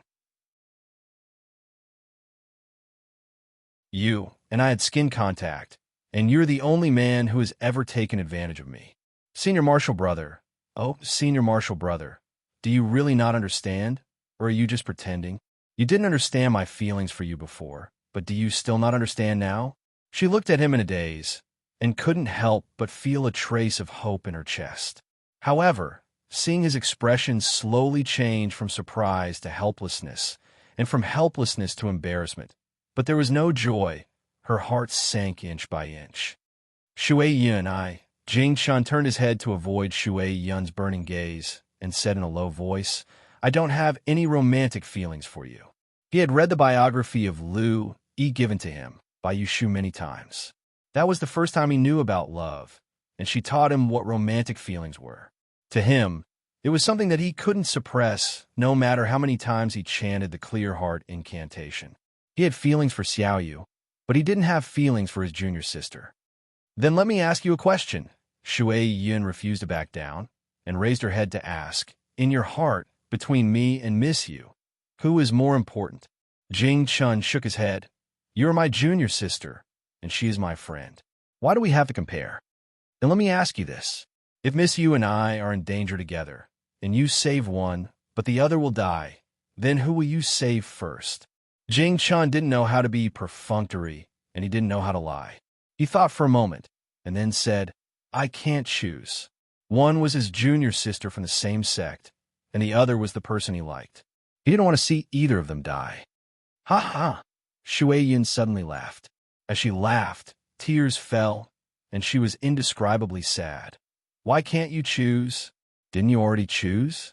Today, she and I were both humiliated. You looked at me coldly, but you didn't dare to blame her for me. Senior brother, you were so cruel to me. I came all the way to the capital to find you, hoping that you would find the person to destroy my life as soon as possible. Maybe one day, I can live with you together, but you threw away my sincere heart like a pair of worn-out shoes. How can I bear this? Ah, in the end, she was just a pitiful person who couldn't get what she wanted and couldn't get what she wanted. Listening to Shui Yun's accusations, Jing Chen couldn't help but blame himself. She cried so hard, but he was also moved. After hesitating for a moment, he finally raised his hand and gently placed it on her head, trying to forgive her for what she had done to others and herself. He had always wondered why she always targeted Shu, and now he had the answer. Don't cry, it's all my fault. As he stroked her hair, all of Shui Yun's pride and backbone disappeared. She wrapped her arms around Jing Chen's waist, buried her head in his arms, and sobbed, "Senior brother, don't ignore me. Don't hate me. Let's be like before, okay? I will listen to you. Miss you. I won't fight with her anymore. If you let me drink the medicine, I will obediently drink the medicine. Don't let me go. Senior brother, boo-hoo." Jing Chen's eyes dimmed. He patted her on the shoulder and let her vent for a while. It wasn't until her crying gradually subsided and her tears dried up that he made a promise with her. Don't interfere in my affairs anymore. Don't target Shu anymore. Take good care of your injuries. If you can do it, I won't send you away. Otherwise, I won't believe anything you say anymore. Shui Yun hurriedly nodded and promised, "I'll remember. I won't do it again." The two had just made an agreement. Eunuch Ning, who had been waiting outside for a long time, finally waited until the crying inside stopped. Then he quietly went to the door and reported in a loud voice, "Young master, official Yu is here to visit." The two people in the room heard it at the same time. Shui Yun twisted her neck uncomfortably. Jing Chen glanced at her, walked to the door, opened it, and said to Eunuch Ning, who was standing there with a shrimp-like waist, "Let's go. Take me there." "Wait." Shui Yun hurriedly stopped him and ignored Eunuch Ning. She bit her lip and begged, "Can I go with you? I want to see Miss Yu and apologize to her in person." Jing Chen didn't say anything. He just quietly observed the expression on her face to see if she was sincere. "I'm serious," Shui Yun sniffed and said with a pout. "Can you believe me again? Call someone in to help you freshen up. I'll wait for you outside." Shu sat for more than an hour. In the middle, she got up and walked her legs twice before Jing Chen came. Seeing Jing Chen push Shui Yun in, Shu's eyebrows were almost raised to her forehead. She glanced at Shui Yun's eyelids that were so swollen that she could barely open them, then shifted her gaze to Jing Chen. She saw that there was a patch of uneven color at the waist of his white robe. She immediately had an idea. "Jing Chen, I have something to discuss with you. Can I talk to you in private?" Outside of the Celestial Commissioner, Shu didn't deliberately call him the right magistrate to make sarcastic remarks about Jing Chen, not to mention that she was the one asking for help. Jing Chen could see that she didn't want to see Shui Yun. He wanted to explain, but Shui Yun said first, "Miss you, I insisted on seeing you. Can you listen to me first?" Shu squinted at her and saw that Shui Yun was struggling to keep her eyelids open and trying to pretend to be sincere. She didn't think much of it in her heart. This morning at Taishi restaurant, she fought with her like a black-eyed chicken. Now she came to show off. She didn't buy it. "I have nothing to say to you." Seeing that Shu refused to buy it, Shui Yun turned her head and gave Jing Chen a pleading look. Jing Chen didn't want Shu to misunderstand, so he had to say, "Shui Yun knows she was wrong. She wants to apologize to you." Shui Yun hurriedly replied, "Yes, I'm here to apologize. Today's matter was my fault. I shouldn't have made up those crimes to frame you. I already know I was wrong. Can you forgive me this time for the sake of senior brother's feelings? I promise my senior brother that I won't make things difficult for you in the future." Hearing this, Shu pursed her lips and looked at the sincere Shui Yun with a faint smile. She said, "There's no need to apologize. I can't accept it. Besides, you maliciously spread rumors about me. I also scolded you a few times. It's not like I lost anything." Shui Yun's expression was a bit embarrassed. In fact, what Shu said was right. The person who lost today wasn't the other person, but she. "Is there anything else? If not, can you leave for a while? I have something important to talk to Jing Chen about. It's not convenient for you to be present." Yushu's straightforwardness was annoying. Although Shui Yun was mentally prepared to be ridiculed by her, when she really met her, she realized that she had overestimated her forbearance. Go back and rest. Jing Chun turned his back and whispered to Shui Yun, remember what you promised me. Finishing, he ignored Shui Yun's hesitant expression and had Eunuch Ning send her away. When Shui Yun left, Jing Chun and Yushu intentionally didn't mention her again. It was as if the assessment during the day hadn't happened. The two went to a quiet place and the servants left. Only then did they feel at ease to talk. What urgent matter is there to find me so urgently? Jing Chun knew that Yushu wouldn't come to the Princess Fu for no reason. On the way here, Yushu thought about it and decided to tell Jing Chun, I want to tell you something. You have to be calm. Whether you are surprised or angry, you have to listen to what I have to say. Jing Chun was confused, but he still nodded and promised her, speak, I'm listening. Yushu looked around and made sure there wasn't a single person around. She moved closer to him and said in a small voice, the portrait you gave me yesterday, I know who that person is. Jing Chun's eyes narrowed, and he couldn't help but press his hands down on the stone table. My eldest brother has a chief in his Fu, surnamed Su. Last May, I saw him in Yang. As expected, Jing Chun was shocked and said, your eldest brother, Shui Rui? It's his family's servant. Are you sure you didn't make a mistake? The person who caused him to lose his memory and be seriously injured was actually the right prime minister? Yushu frowned and said, I'd rather I made a mistake. Unless that Governor Su has a twin brother who looks exactly like him, I won't make a mistake. She didn't have a photographic memory, but some people and things that left a deep impression on her. Once she remembered them, she wouldn't forget them easily. Jing Chun was silent. Yushu didn't have the mood to guess what he was thinking at the moment. She talked to him according to the draft she prepared on the way. At present, you only remember such a person. You can't confirm who ordered him to kill you, and it may not be Minister Shui. But if you give the portrait to the Emperor, once they find out who the person in the portrait is, the whole Shui family will be out of luck. Even my eldest brother will be suspected by the Emperor as a traitor. I'll tell you the truth. I just want you to do me a favor. Go to the palace and find out if the Emperor wants to put up a wanted poster or conduct a secret search. You have to let me know. Don't keep me in the dark. Yushu shamelessly came to plead with Jing Chun. She also knew that this was not moral. Jing Chun was the victim, but she wanted to persuade him to help her keep a lookout for the suspect. So she didn't want to lie to him, but she had no other way. In order to protect Shui Rui, she could only put down the old grudges and come to Jing Chun to ask for a favor. Don't you have any doubts?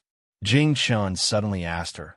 If it was Prime Minister Shui who sent people to kill me, how could Shui Rui not know about it? Do you believe him so much? Yushu frowned. Her eyes met his probing gaze indifferently, and she slowly said a few words.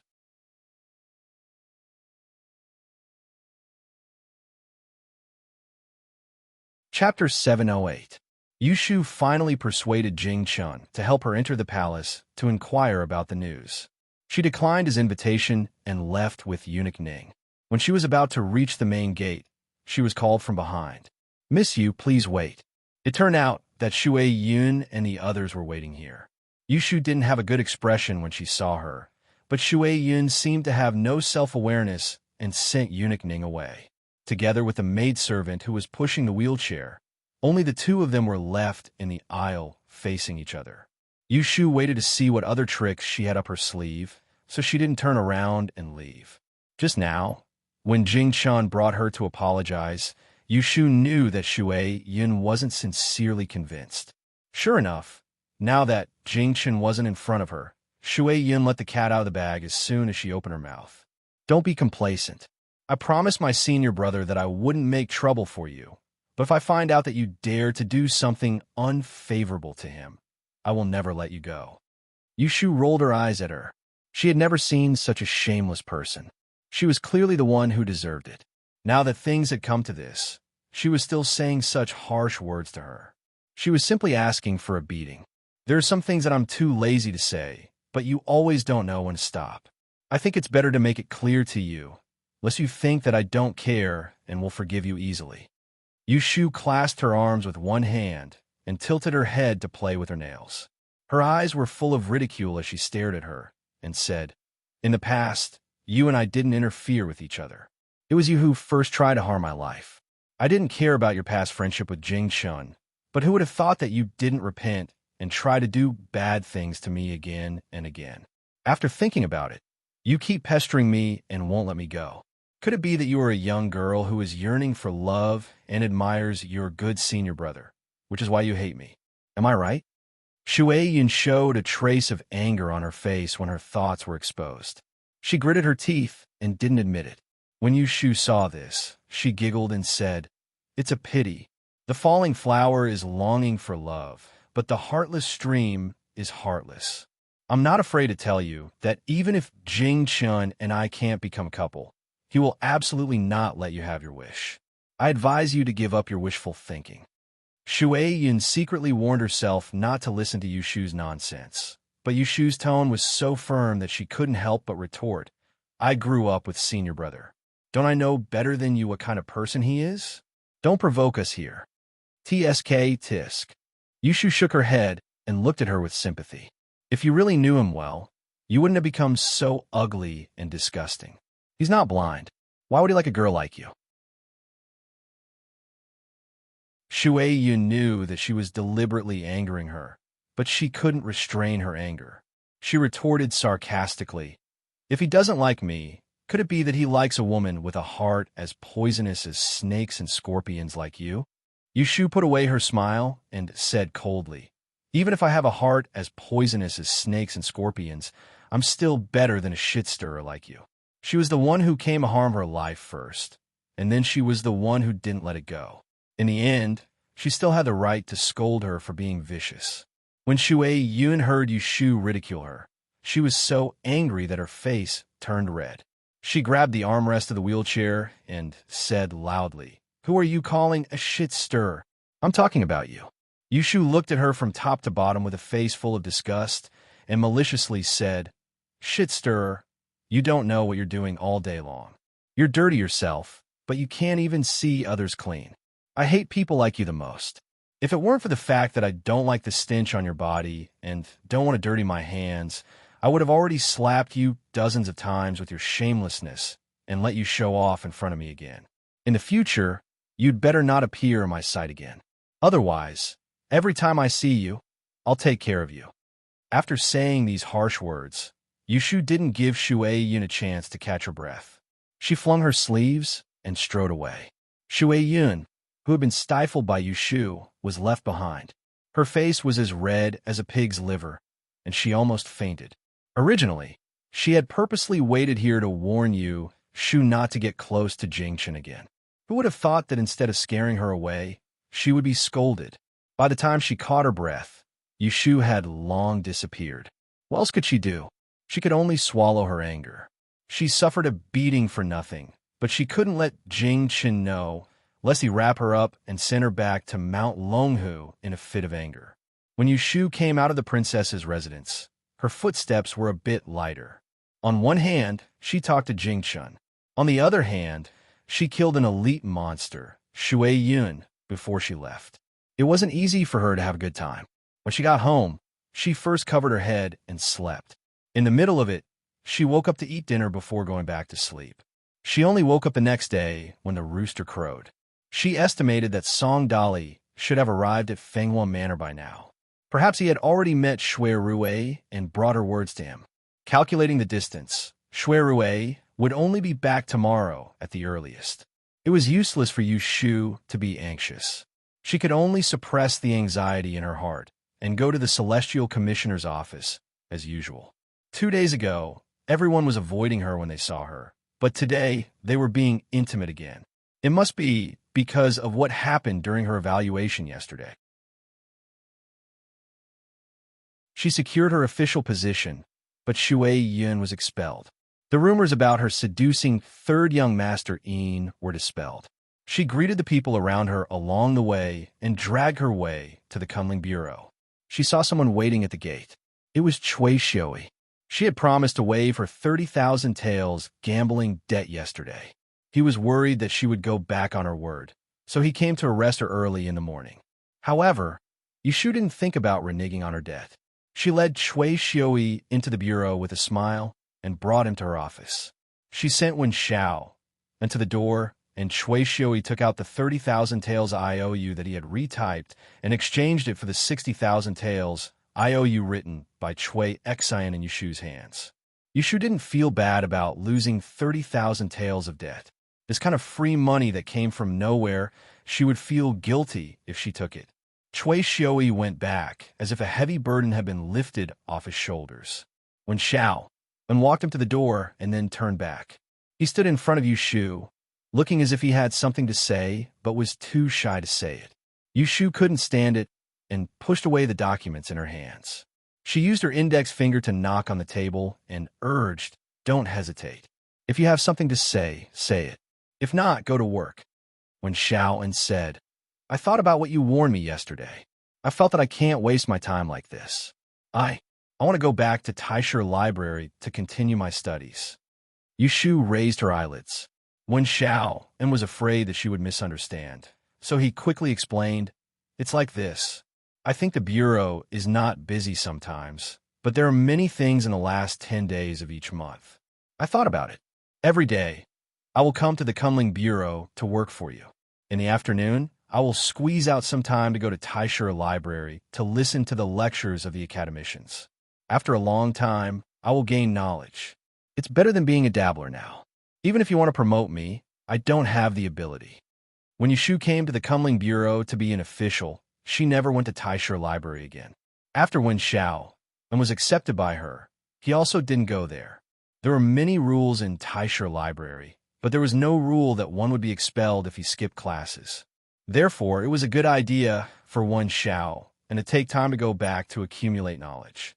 Yushu thought for a moment. She could do without Wen Xiao, so she asked him, "You have been absent for 3 months. If you go back like this, will the original academicians still be willing to teach you attentively? If you meet someone with a bad temper, they may kick you out on the spot." Taisher Library would not expel him, but the academicians always had the right not to let him attend classes. Wen Xiao also thought about this. He said bitterly, "You have to try to know everything. I sincerely want to learn. They can't kick me out every day."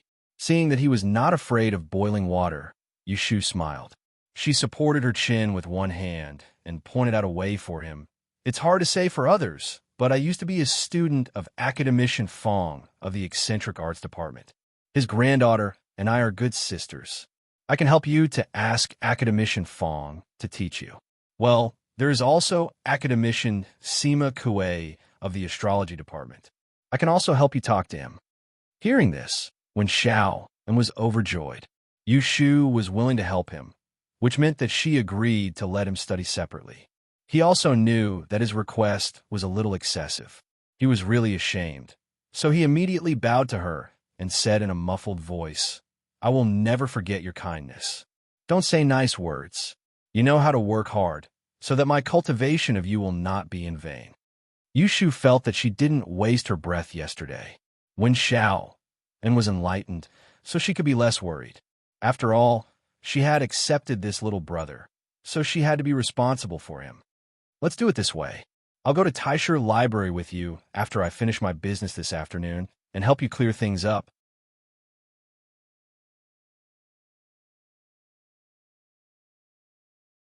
Chapter 709. After Xue Yun left, Yushu didn't have to work from 9 to 5 anymore. Seeing that there was nothing to do in the afternoon, she told Xiaolan and left early with Wen Xiao. If she wanted to plead, she couldn't go empty-handed. Considering that Wen Xiao didn't have much money, Yushu went back to the mansion first. She picked a few things from the small warehouse she had saved up and put them in lacquer boxes. Then she went to the market and bought 2 baskets of fresh peaches and plums. Then she went to Taisher Shuyuan to look for Wen Xiao. Yushu was now a celebrity in Taisher Shuyuan. When she became the Celestial Commissioner overnight, some people were not convinced and made irresponsible remarks. But after the Water and Land Conference, there were no more such voices. The students who had taken classes with her all felt honored when they mentioned her. It should be known that Yu Shu wasn't someone anyone could see. For those who hadn't seen her, she was equivalent to a legendary figure. Yu Shu and Wen Xiao, and didn't forget to take their waist tags. After entering the door, they were recognized soon. Several young students rushed to greet them. There were 2 men and 1 woman. They were all older than Yu Shu, but they were all respectful when they saw her. Yu Shu and said a few words to them. Seeing that they were all cautious, she didn't talk much. She just asked them where Fang Zijing and Sima Kuei were at this moment. Coincidentally, both academicians were there. One was in Shui Tang, and the other was at the observatory. Yu Shu looked at the sunset and took Wen Xiao and to Shui Tang first. When they arrived, the class hadn't ended yet. Looking in from outside the door, they saw a room full of young teachers who were all immersed in writing. No one noticed that there were 2 people at the door. Fang Zijing, who was sitting in the hall and drinking tea, raised his head inadvertently and saw Yu Shu. Yu Shu smiled at him, bowed her head, and cupped her hands in greeting. Although the emperor had granted her a title, and she didn't have to salute officials below the 3rd rank, Fang Zijing could be considered as half her benevolent teacher. So how could she be rude? Fang Zijing raised his grizzled eyebrows and blew at his mustache. He did not seem very pleased to see her, but he rose shakily to his feet and carried his purple linen sleeve pot towards the door. As soon as he moved, some of the students below sensed it. They turned their heads to look, and their eyes widened. Good, look who it is. Someone sat close to Sidu Qinglan and knew that she was close to Yu Shu. So he poked her shoulder and asked, "Is that official you?" No one dared to call him by his name. Those who had once sat cross-legged with him had to call him a lord. Situ Qinglan turned around. It was really her. Then, people discovered Yu Shu's to rival one after another. Without waiting for Fang Zijing to cross the threshold, Su Shuitang was in an uproar. Fang Zijing suddenly turned his head and snorted. The people behind him immediately became quiet. Only Sidu Qinglan was brave enough to stand up and follow him out. Yu Shu smiled and invited Fang Zijing to the corridor to talk. She nodded at Situ Qinglan, who came out from behind. She didn't mention Wen Xiao and first. She just wanted to ask if the teacher was in good health and if he was still so energetic after not seeing him for a long time. Fang Zijing didn't fall for a trick. He had already seen Wen Xiao, and behind her with a gift basket in his hand. He raised his hand to take a sip of strong tea and asked directly, "Who is this boy?" Yu Shu took the opportunity to push Wen Xiao and in front of him. She first told him his identity and how much he admired Fang Zijing. Then she praised Wen Xiao and saying that he was a young talent, steady, kind, righteous, and filial. In short, Wen Xiao and himself blushed when he heard it. Finally, he poked him with his elbow. Wen Xiao and didn't hesitate at the critical moment. He came up and knelt down in front of Fang Zijing. He put the things in his hands on the ground and raised his hands high above his head. He bowed deeply to Fang Zijing and said, "Sir, please allow me to be your disciple." Then he kowtowed loudly. Fang Zijing was startled by his action. His goatee twitched, and he subconsciously raised his hand to help him up. "Get up," Yu Shu hurriedly said. "Get up. Academician Fang has agreed to accept you." As soon as Fang Zijing's hand touched Wen Xiao and sleeve, the latter straightened up with a happy face. Fang Zijing couldn't say no to him. At this time, he realized what had happened. He stared at Yu Shu and said, "You really know how to take advantage of the situation." Although he said that, he didn't embarrass Wen Xiao, and he first called Wen Xiao up and asked him a few simple questions. When he learned that Wen Xiao and studies were delayed because he was a subordinate official for Yu Shu, Wen Xiao and looked a little better. Fang Zijing was hesitating. Sidu Qinglan, who had been listening for a while, suddenly said, "Grandpa, I think Mr. Wen is very sincere. Please accept him." The 3 juniors in front of him begged, so Fang Zijing finally agreed. He asked Sidu Qinglan to tell Wen Xiao about his rules, and then turned back to the room. As soon as he left, Sidu Qinglan chatted with Yu Shu for a while and told Wen Xiao about the day of the class.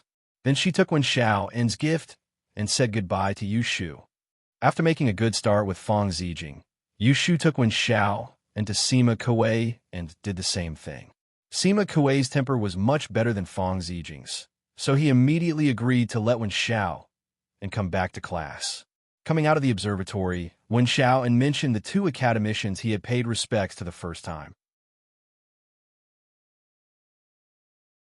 One was Jing Chun, who had already left his post to become the Celestial Commissioner. The other was Academician Qi of the Department of Feng Shui, and the other was Han Wenguang of the Department of Arithmetic. He originally wanted to pay respects to the other two. Even if he couldn't be their apprentice, he couldn't be rude. However, when Yushu heard the names of the two people, she frowned. Wen Xiao, and had learned to read people's faces these days. Seeing this, he hurriedly asked her what was wrong. Yushu didn't hide it from him. She walked under the screen wall and said bluntly, "When I first arrived at the Taisher Library, I went to pay respects to Academician Qi, but he refused to see me. The other Academician Han was my enemy. I don't know if you've heard that I passed the Dian exam and ranked first. My family held a banquet in the Wangji building to celebrate my success. However, Han Wenguang sent several disciples to provoke me and was humiliated by me. As for Academician Qi, he was on good terms with Han Wenguang, so he didn't care about me. If Wen Xiao and was an ordinary friend of hers, she had no reason to care about his dealings. However, he was her subordinate, a little brother who swore to work for her, so she couldn't do that. She couldn't tolerate sand in her eyes. Wen Xiao unfollowed her lead.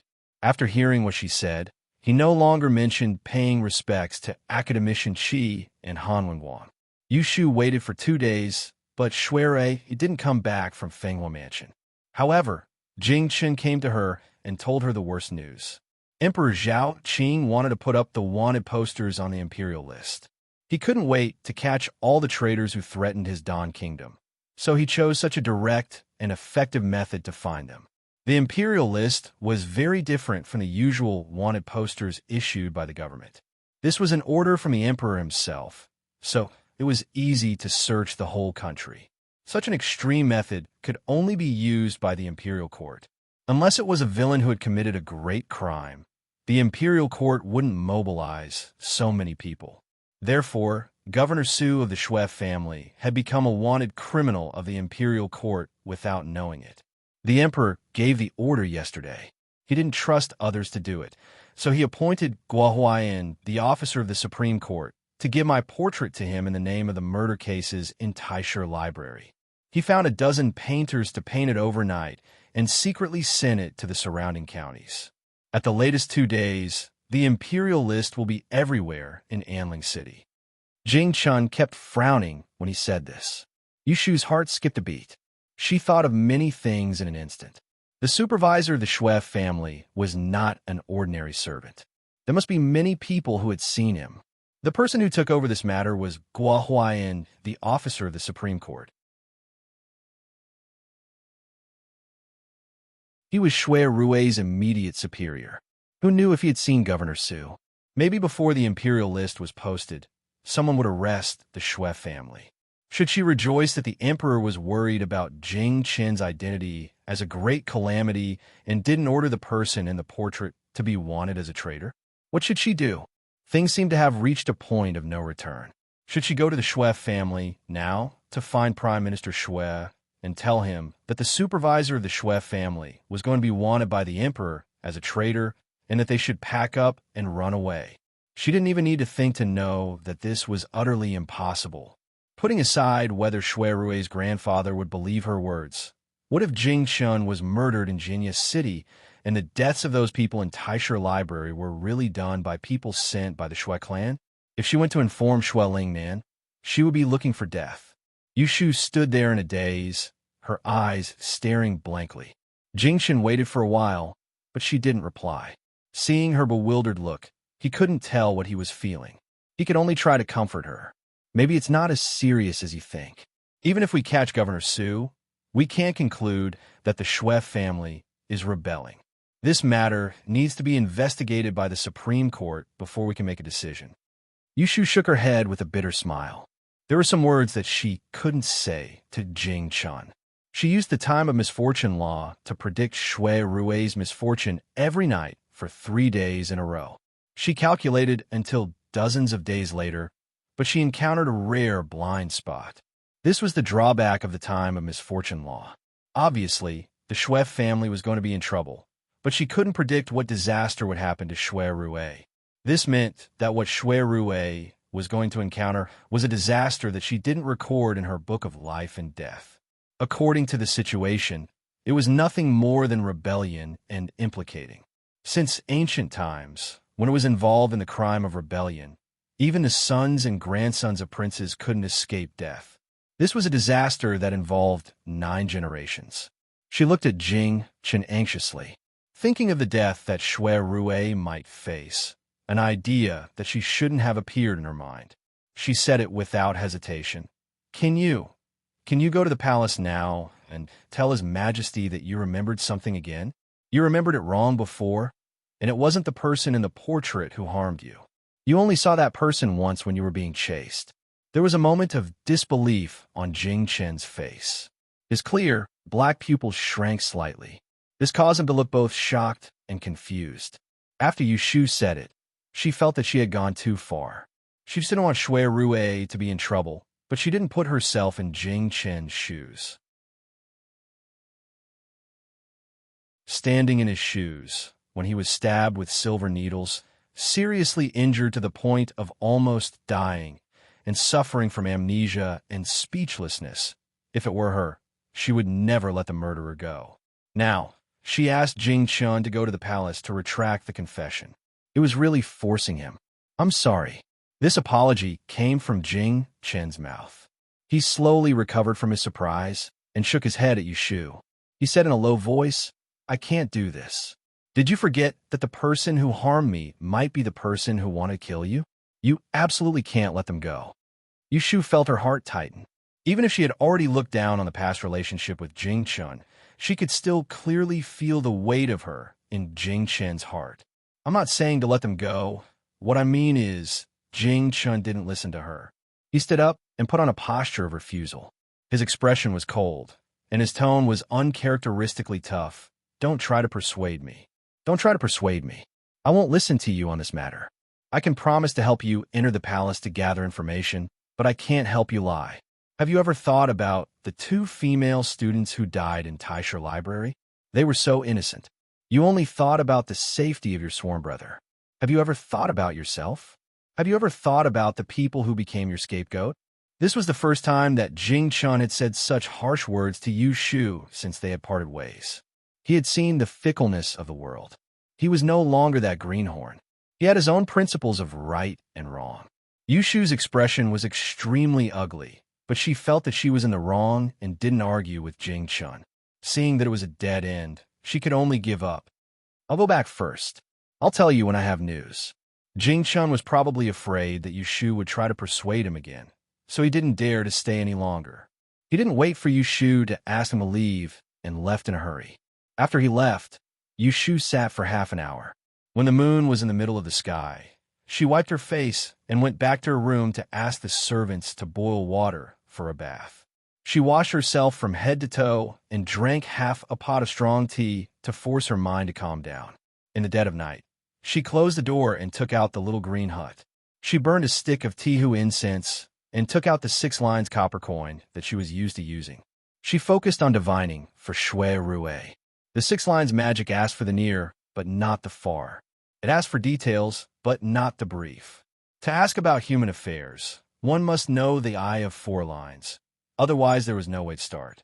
Therefore, when she found that she couldn't calculate the fortune or misfortune of Shui Rui, she couldn't immediately burn the incense to ask. Instead, she waited for Jing Chen to bring the exact news before using the Tihu incense. In this way, she divined until the dawn outside the window. The moon set and the sun rose. Master, it's time to get up. Someone knocks on the door, but Yushu doesn't pay attention to it. There are a few Yao coins scattered beside her hand, and she holds a dry brush pen in one hand. She stares at the messy Yao numbers on the toilet paper in a trance, changing them into good or bad luck. As a result, she gradually became clear. She closed her sore eyes, and her head was buzzing. It was bad, very bad. According to her calculations, the Shui clan wouldn't be able to escape a calamity after the imperial bulletin was posted. Shui Rue had the calamity of imprisonment on him, and he was on the verge of a calamity. Moreover, there were 5 ghosts by his side and villains causing mischief, so it was difficult to see a chance of survival. Yushu could imagine that when the whole Shui family was in prison, many people were waiting to hit them when they were down. They were involved in the case of treason. It was almost a death sentence. Who dared to get involved in the disaster of the whole family? Not to mention helping them. She was afraid that they couldn't wait to get rid of the trouble. The last wisp of Tihu incense burned out. The fresh fragrance seemed to be pervasive. Yushu closed her eyes and greedily inhaled the refreshing smell. When she opened her eyes again, there was a circle of bright brilliance in her black and white eyes, which swept away the previous decadence.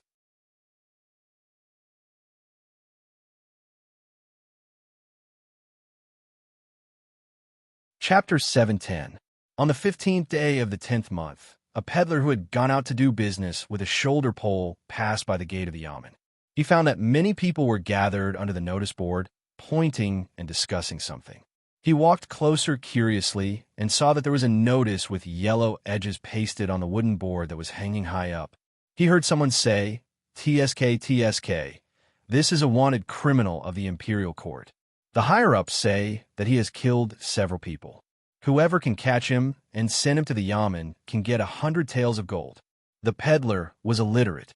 He clicked his tongue and stared at the portrait on the left.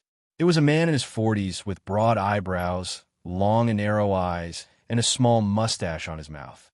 Just as the imperial notice was put up, someone recognized the wanted criminal of the imperial court on the portrait. This person happened to be a guest of Ning Wang Fu. Once he found out about this, he went straight to Ning Wang Fu without a word.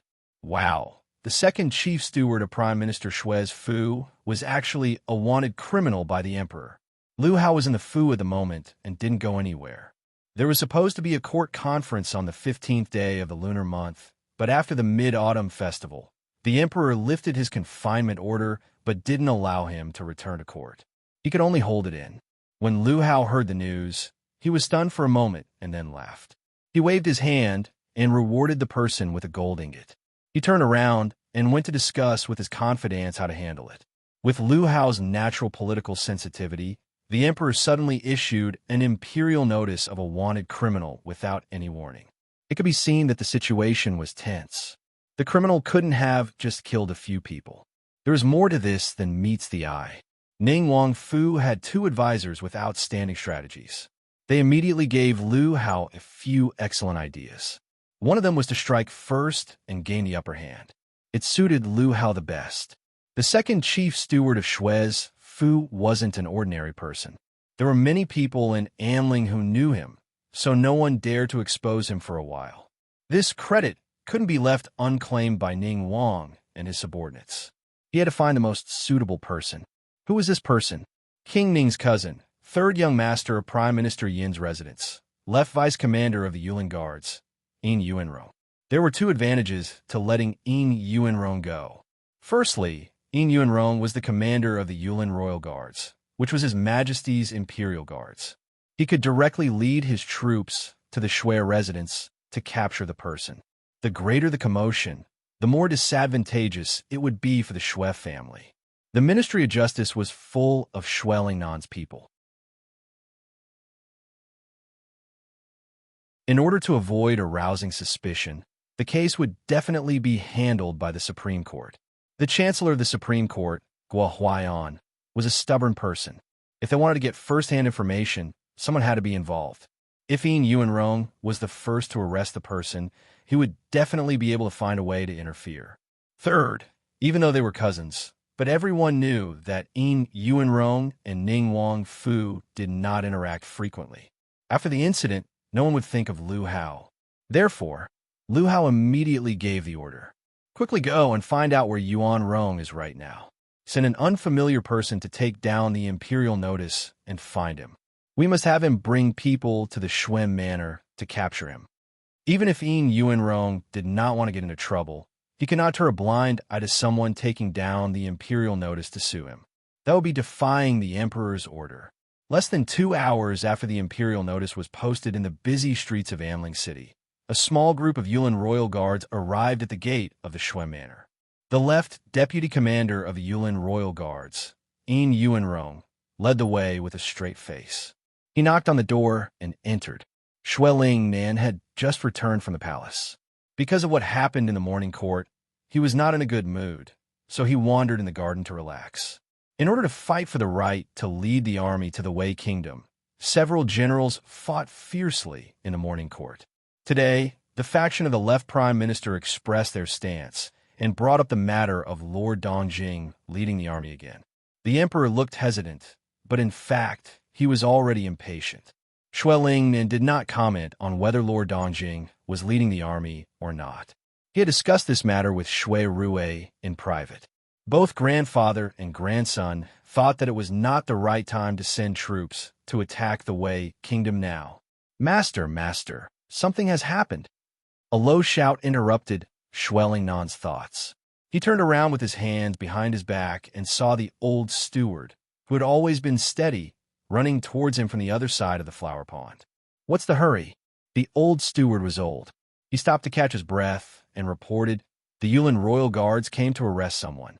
They took the imperial notice and said that Su Li of our manor is a wanted criminal of the imperial court under the emperor's order.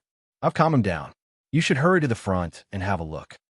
Nan was confused. What wanted criminal of the imperial court? What imperial notice? The old steward was so anxious that he could not explain clearly. And could only rush to the front yard with doubts. Turning around the winding corridor, they could see from afar that there were more than 10 imperial guards dressed in black and red armor, standing in the corridor in front of the main hall. The person in the lead was wearing a silver soft armor and a cloud crown. He had a youthful face full of vigor. He was actually the third son of the Yin family. Minister Shui. Yuanrong had no choice but to come to Nan. His expression was a little sour. He cupped his hands towards Nan and performed a simple military salute, calling him minister instead of prime minister. Of the 6 ministries, only the Ministry of War and the Ministry of Personnel maintained the position of minister. The other 4 ministries were headed by the left and right assistant ministers. Yuanrong's grandfather, Tianho, was the minister of the Ministry of Personnel, while Nan was the minister of the Ministry of War. When Nan heard the way he addressed him, he knew that the man had come to deal with official matters. With a solemn expression, he asked, "May I know the reason why Commander Yin has brought people to my manor to arrest someone?" Yuanrong did not waste words. He waved the imperial notice in his hand and said, "This is the imperial notice that was posted early this morning. Take a look for yourself." The old steward went forward to receive it. When he stole a glance at the portrait on it, his heart immediately jumped. He stiffly handed it over to Nan. Then, Nan saw the portrait on the notice and the wanted poster. His expression abruptly changed, and his hands trembled slightly. Seeing this, Yuanrong said, "Just now, someone removed the imperial notice to report to me that he knows the person in the portrait." As he said this, he dragged a timid scholar over and patted his shoulder. The scholar met Nann's fierce gaze and stammered, "I know the person in the portrait. It's a chief steward of this manor with the surname Su." As soon as he finished speaking, Yuanrong pulled him to the side and said to Nan, "You heard him. Would the old minister please call this head steward Su out to see me, so that I can verify his authenticity?" Nan held the imperial notice that had been smeared with starch. His emotions fluctuated several times. No one knew what he was thinking at the moment. "Go find Su Li," he turned around and ordered. "Master!" A few drops of cold sweat appeared on the old steward's forehead. He called out as if he was pleading, but did not move. Nann's expression darkened. He ordered, "Go find him." Based on the situation, Yuanrong more or less had an idea. This Governor Su of the Schwem Manor most likely had the same face as the criminal in the portrait on the imperial notice. He scrutinized Xue Lingnan's expression without the slightest hesitation. The imperial notice was vague. It only said that the criminal was a murderer, but didn't say who he had killed and why the emperor had ordered him to be wanted. As the chief steward of the Prime Minister Manor, he must be Xue Lingnan's confidant. How could Xue Lingnan not be involved in the serious crime he had committed?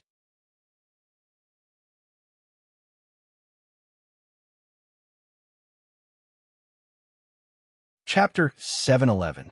The second chief steward of the Xue estate was a wanted criminal by the imperial court. The imperial army broke into the prime minister's estate in broad daylight and captured him. This news seemed to grow wings and spread to the ears of many people. Yin Yuanrong brought Su Li to the Yamen of the Supreme Court, with Xue Lingnan following him. Even though this head steward Su bore a striking resemblance to the criminal on the imperial proclamation, he insisted that he hadn't killed anyone, so they needed to verify his words. The group arrived at the Supreme Court and brought the person in front of Guo Huaiyan. Guo Huaiyan hadn't been able to sleep well for the past 2 days. When he first received the portrait from the emperor, he had fallen into a situation where it was unrewarding to do so. He and the Xue Lingnan family had been friends for generations and often interacted. How could he not recognize Su Li? He wanted to remind Xue Lingnan, but the emperor had ordered him to keep his mouth shut. Before the proclamation was published, he was not allowed to say anything. Even the dozen or so temporary painters were separated and supervised separately. After they finished painting, they were not allowed to go home. This made Guo Huaiyan not dare to act rashly. Thus, when things came to a head, everyone was kept in the dark. Now that he saw Xue Lingnan, he felt a trace of awkwardness. Due to Yin Yuanrong's presence, he couldn't say anything. Xue Lingnan also wouldn't take the initiative to speak. He stood to the side and watched Su Li explain himself. "My lord, you've wronged me. This one has never committed a crime, and I don't know why I have the same face as the criminal on the imperial proclamation. My lord, please investigate and clear this one's name." Strictly speaking, Su Li was not a servant. In his early years, when Xue Lingnan was leading the army into battle, he was once a foot soldier and earned military merits. Later, when Xue Lingnan handed over his military power, he willingly stayed under Xue Lingnan as a steward. He was loyal and devoted, and knew how to repay kindness. Guo Huaiyan had a headache. Emperor Zhaoqing had issued a secret edict. Once someone was caught, there was no need for a public trial. First, the person would be locked up and strictly guarded, awaiting punishment. At the time, he hadn't expected the criminal to be a rather respectable chief steward of the Xue family. Since you know that you look exactly like the person in the portrait, you should be suspicious. Someone bring this suspect into prison and temporarily detain him. After Guo Huaiyan finished speaking, he glanced at Xue Lingnan, as if afraid that Xue Lingnan would question him. However, Xue Lingnan didn't say anything to stop him. The Supreme Court has always been fair and just. If you have not committed a crime, they will not misjudge you. On the other hand, if you have committed a crime, they will not let you get away scot-free. "Ali, take care of yourself." After hearing his words, Su Li seemed to be calmer than before. He did not struggle and allowed the officers to take him away. When Yin Yuanrong saw that there was nothing for him to do, he was happy to be at ease. With a wave of his hand, he led his men away. Guo Huaiyan coughed twice and invited Xue Lingnan to the back hall. Now that there was no one else around, she apologized to him and said guiltily, "It's not that I don't want to tell you, but His Majesty has issued a death sentence. Anyone who leaks this information will face the death penalty." Xue Lingnan nodded, not intending to blame him. "You are a loyal ruler. I have no complaints. However, I have a few questions to ask. Can you give me a clear answer?" Guo Huaiyan had a difficult expression. "I know what you want to ask. I will tell you the truth. Right now, even I am confused. His Majesty only ordered me to put up the notice.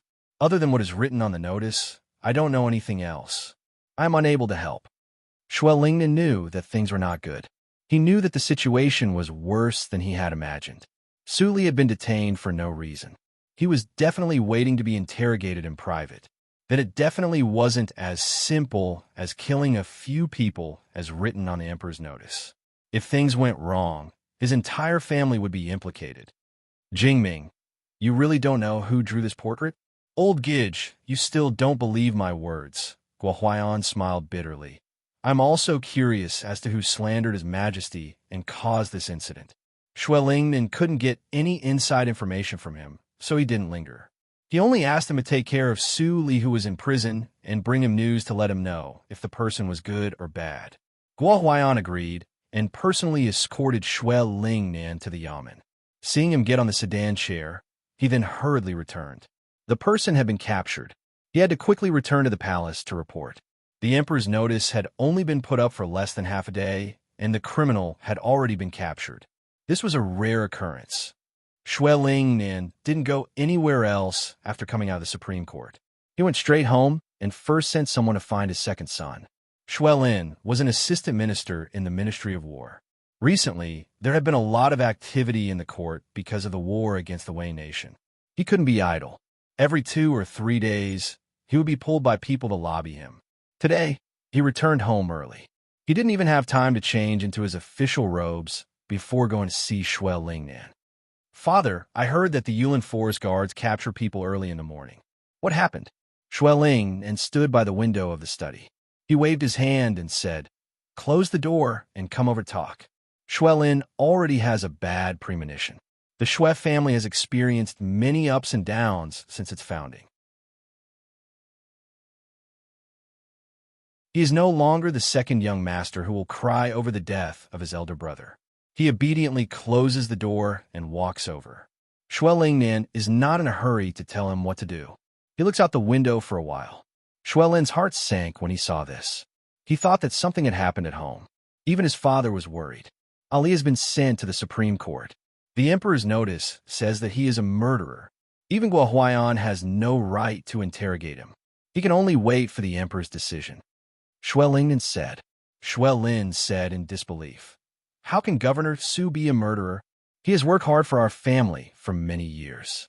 He has always been law-abiding. Why would he kill someone?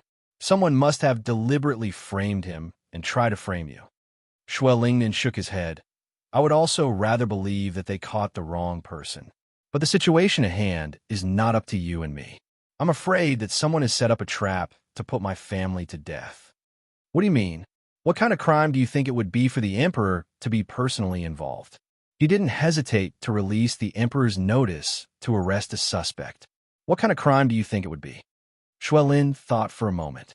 He took a deep breath. The only thing that could alarm the emperor was rebellion. Father, he exclaimed. He didn't expect the situation to be so serious. Xue Lingnan finally turned his head to look at him.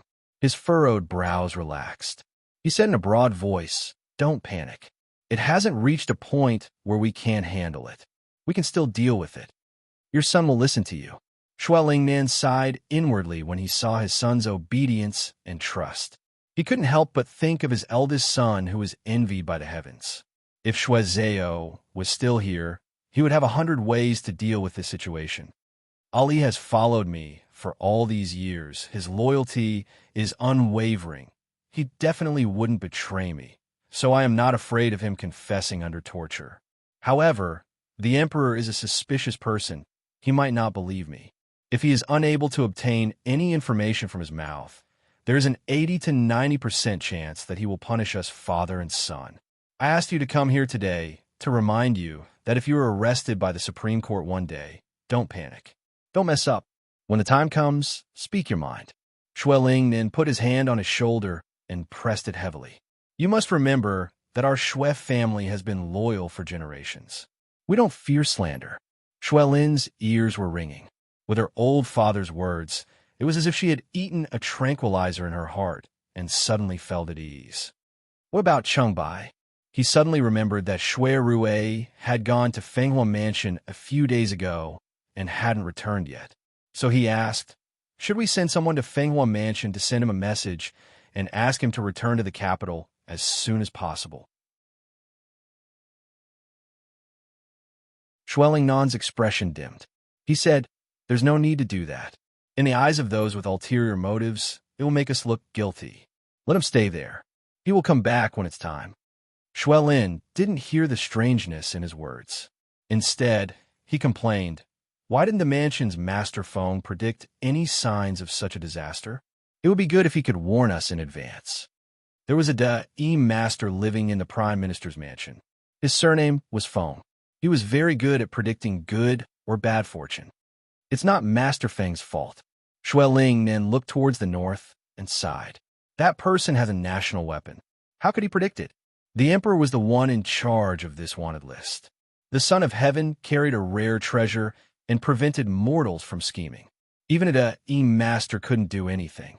In the palace, Guohuayan followed the eunuch leading the way into Xinda Hall.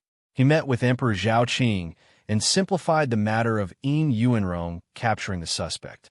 When he quietly raised his head, he saw a gloomy face and quickly lowered his head again. Are you saying that the Yulin royal guards captured someone from Prime Minister Xue's mansion? Yes, Your Majesty. Someone recognized the portrait on the imperial list. It was similar to the portrait of a chief steward of the Xue family. It just so happened that Commander Yin was drinking tea nearby with some people.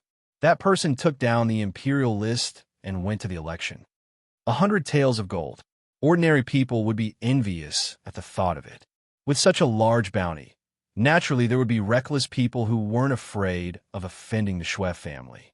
Guohuayan wanted to speak up for Xuelingnan, but couldn't be too obvious.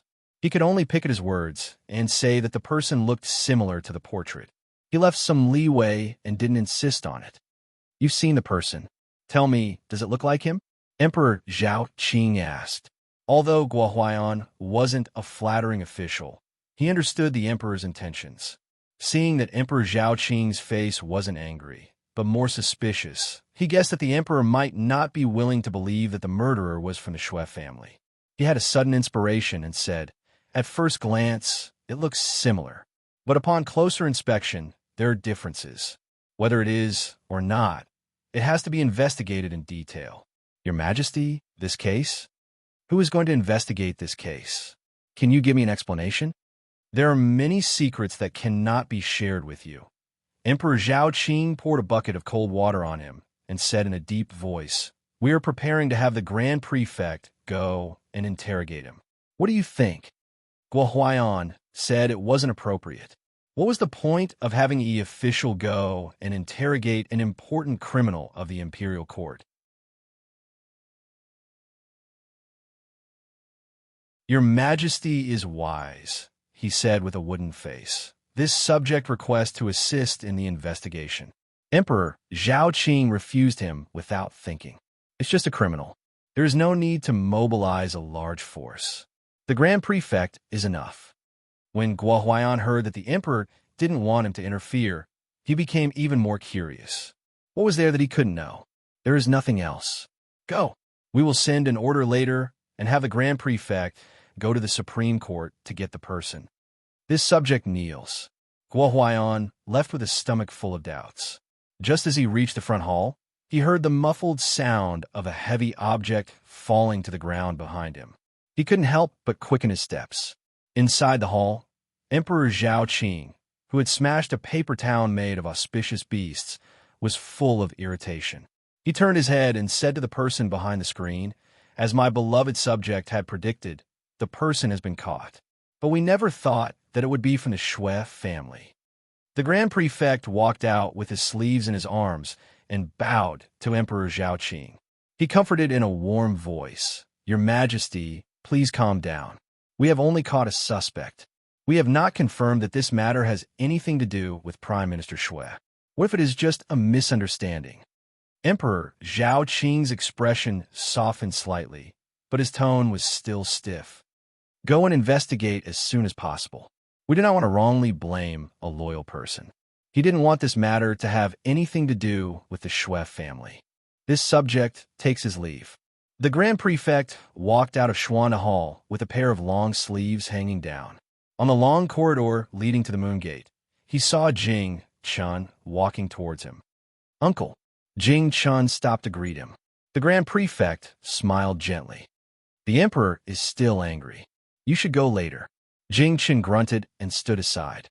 He waited for the Grand Prefect to leave before he continued to walk in the direction of Xuanda Hall. Yushu had received the news about the imperial rankings in the morning. She knew in advance that this would happen. During the day, she deliberately arranged for Lu Hong to run errands outside. Once there was any movement, it would be reported to her. Then, when it was noon, Yushu left the Celestial Commissioner's office with 2 guards. She pretended to look for Shui Rue. When she arrived at the door of the Prime Minister's residence, she saw that the door was closed and it was quiet in broad daylight. She knew at a glance that something had happened. "Your Excellency, should I go and knock on the door?" Lu Hong asked. "No need. I think the master is not at home. Let's go and eat." Yushu looked calm on the surface, but her heart was already in a mess. She wanted to break into the door and grab someone to ask for details, but she knew that she couldn't. She was surrounded by the Emperor's spies. She had to think twice before doing anything. Fortunately, there was Jing Chun to help her pass the news. She was not in the dark. Yushu returned to the Celestial Commissioner's office with her guards. She stayed up for another afternoon. She didn't see Jing Chun coming, so she got off work and went home as usual. The next day, Yushu went out a quarter earlier than usual. She didn't stop to greet people on the way and went straight to the Kunling Bureau. When she entered the door, she saw Xiaolan and asked casually, "Did the right commander come today?" Xiaolan pointed upstairs. "He has been here for a while." Before she finished speaking, Yushu disappeared in a flash. Jing Chun leaned against the window on the 2nd floor. He saw Yushu as soon as she entered the courtyard. He knew that she was coming up, so he turned around and sat down. He dismissed the scribe who was talking nonstop and waited for her to go upstairs. Sure enough, her figure appeared outside the door not long after. "Jing Chun." Yushu didn't forget to close the door.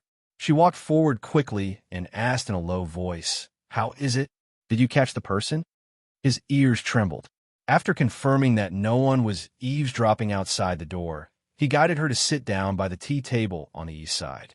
He said face to face with her, "Yesterday morning, someone announced the Imperial Bulletin in the east of the city. The left deputy commander of the Yulin Royal Guards, Yin Yuanrong, took people to the Shui family and took away a chief steward with the surname Su. Then they went to the Supreme Court. The person was detained. The Emperor wants to send the Tito to interrogate that person." As expected, Yushu took a deep breath and clenched her knees. Jing Chen looked at her face and said gently, "The Tito has the great insight technique and is an insider. He is the most suitable person to interrogate. You can rest assured now. If the Shui family doesn't have bad intentions, the Tito will not make a wrong judgment."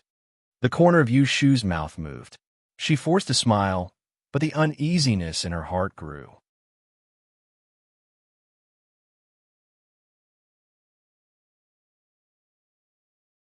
Chapter 712.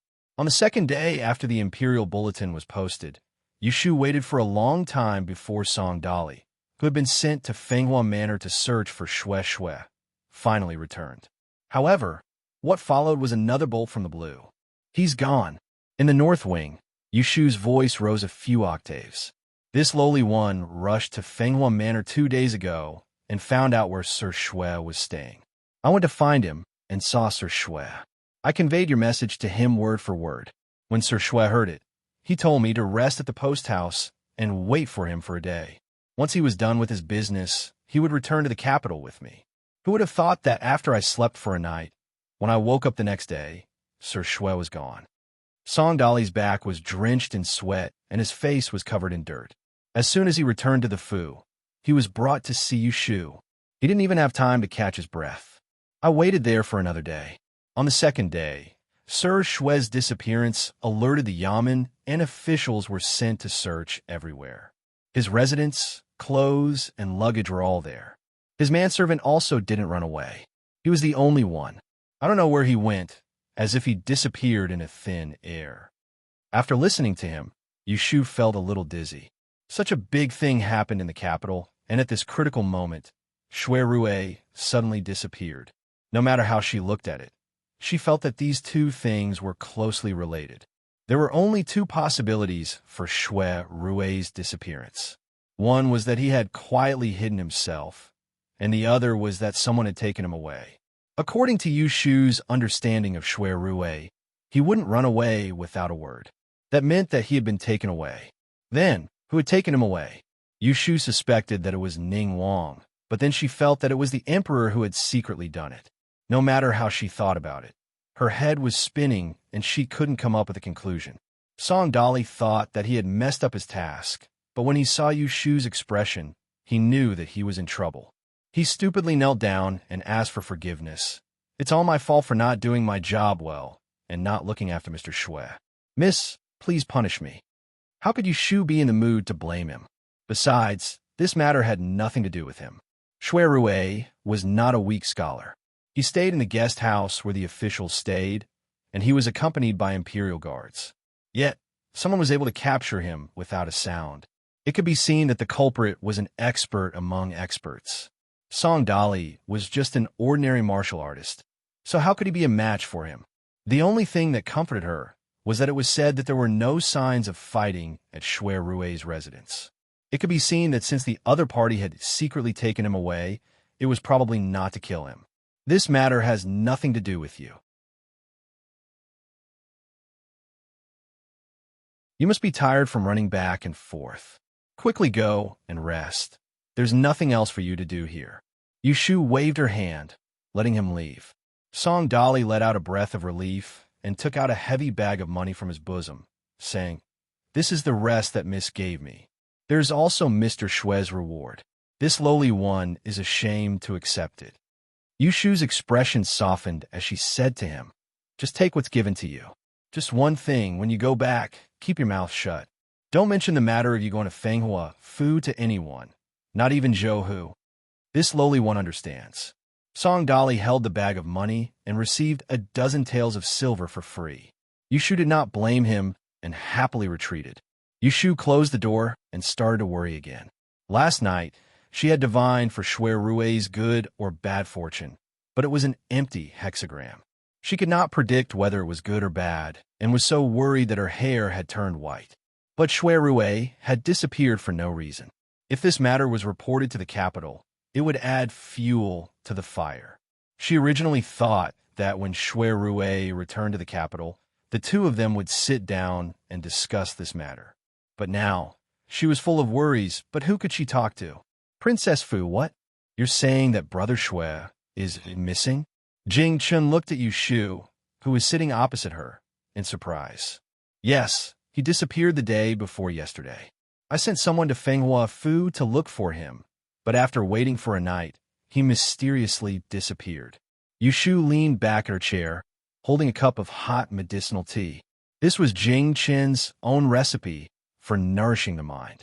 There were almost no guests at his place, so he didn't even prepare tea for them. Seeing that she didn't look well, he gave her a cup of the medicinal tea that he had just brewed. "How?" Jing Chen's eyes were full of doubt. Did he deliberately hide? Yu Shu glared at him and said snappily, "My brother did not do anything wrong. Why would he hide? He must have been caught." Jing Chun tactfully closed his mouth. However, Yu Shu insisted on making things clear to him. "In the end, you haven't completely recovered that part of your memory. What you see and hear in your dream might not be the truth. Before the truth comes to light, can you not be prejudiced against my elder brother?" Jing Chen wanted to say that he was not prejudiced against Shui Rui, but he was afraid that she would be deceived by others. However, when he saw her attitude of "I'll fall out with you if you can't do it," he could only nod in agreement in order to make her stay. Then he asked a very practical question. "What do you want me to do?" He promised to help Yu Shu. Naturally, he would not let her suffer alone. He owed her, and now he could make it up to her. Yu Shu calmed down and asked him, "Yesterday, the chief took Su Li away from the Supreme Judiciary. Do you know where he locked him up?" "I can go and inquire about it." Yu Shu continued, "If you want to see the head advisor, there's no need to be secretive. Just ask him where he's keeping the person, and ask him if there's any information from the interrogation. This matter started because of you, and you're the victim. No matter how much you care, it won't arouse their suspicions. I think they'll definitely let you see Su Li to identify the person's face. If possible, go and ask the head advisor. It's best if he can let you listen during the interrogation. Su Li, who appeared in Jing Chen's dream, became the key at the moment.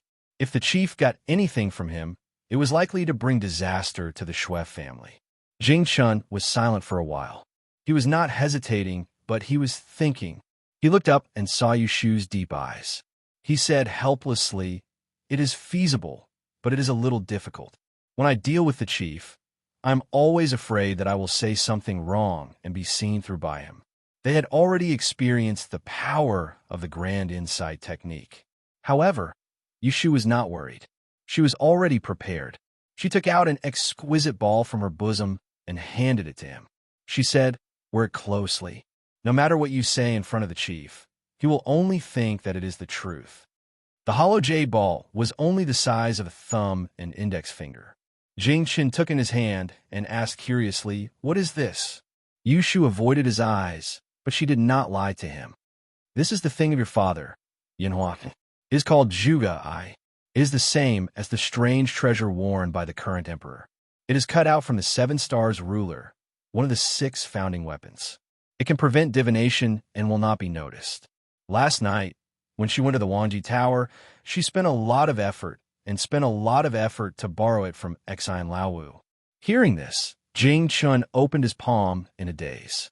He stared at the delicate ball for a while, then he closed his fingers and held it tightly. He looked at Yushu again. He did not ask her about the origin of this thing, but he made a request. "Can you give it to me?" Yushu paused and licked her lips. She saw his pleading eyes and thought of his pitiful life. She could not bear to refuse him. "If you like it, take it. It is your father's thing. I should have given it to you long ago." As soon as she said it, she regretted it. With a bitter face, she calculated how much money she would have to spend to deal with the profiteer Xian Lishan. Maybe she would have to pay the jar of crystal on the rooftop of Wangji Tower. "Thank you." Jing Chun thanked her in a low voice. He put the small ball into his close-fitting purse and put it in his bosom. Then a smile appeared on his calm face for the first time.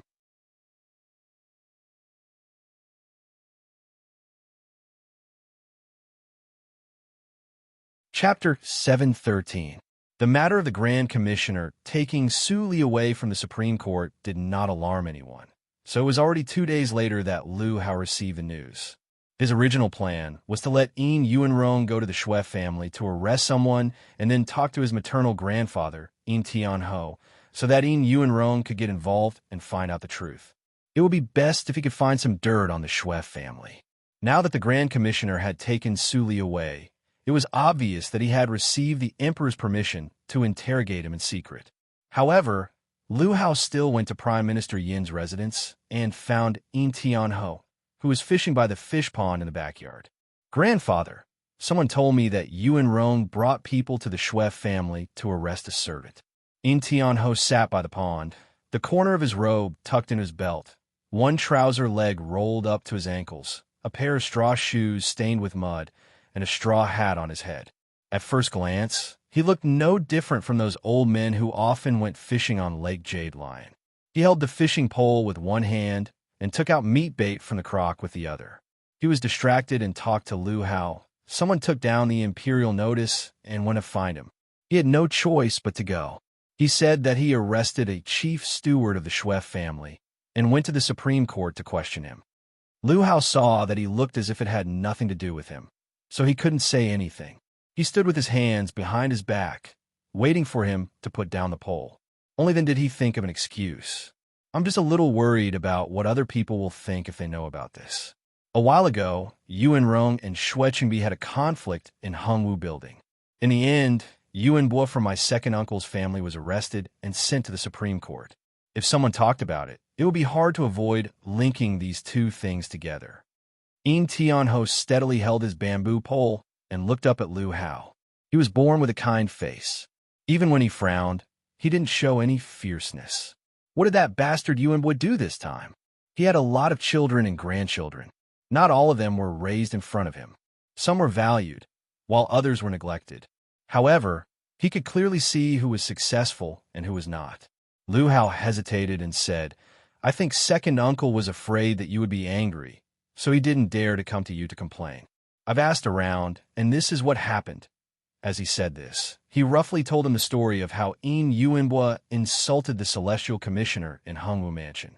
He didn't add anything and only hid the fact that he was the one who instigated it.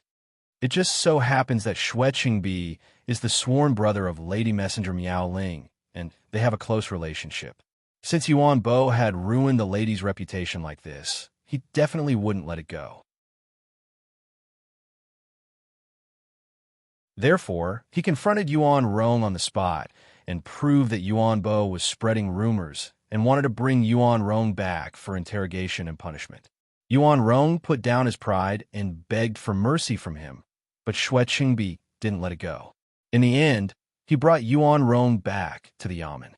When Yin Tianho heard this, his face darkened and he scolded, "Useless thing." He was angry for a while. After all, he was his grandson. He couldn't help but worry. Do you know where he is now? Lu Hao sighed and said helplessly, he's still locked up in the Supreme Court's prison. He was beaten dozens of times, but Xue Qingbi refused to let him go. Second uncle went to the prison and couldn't get him out. 2 days ago, he came to me.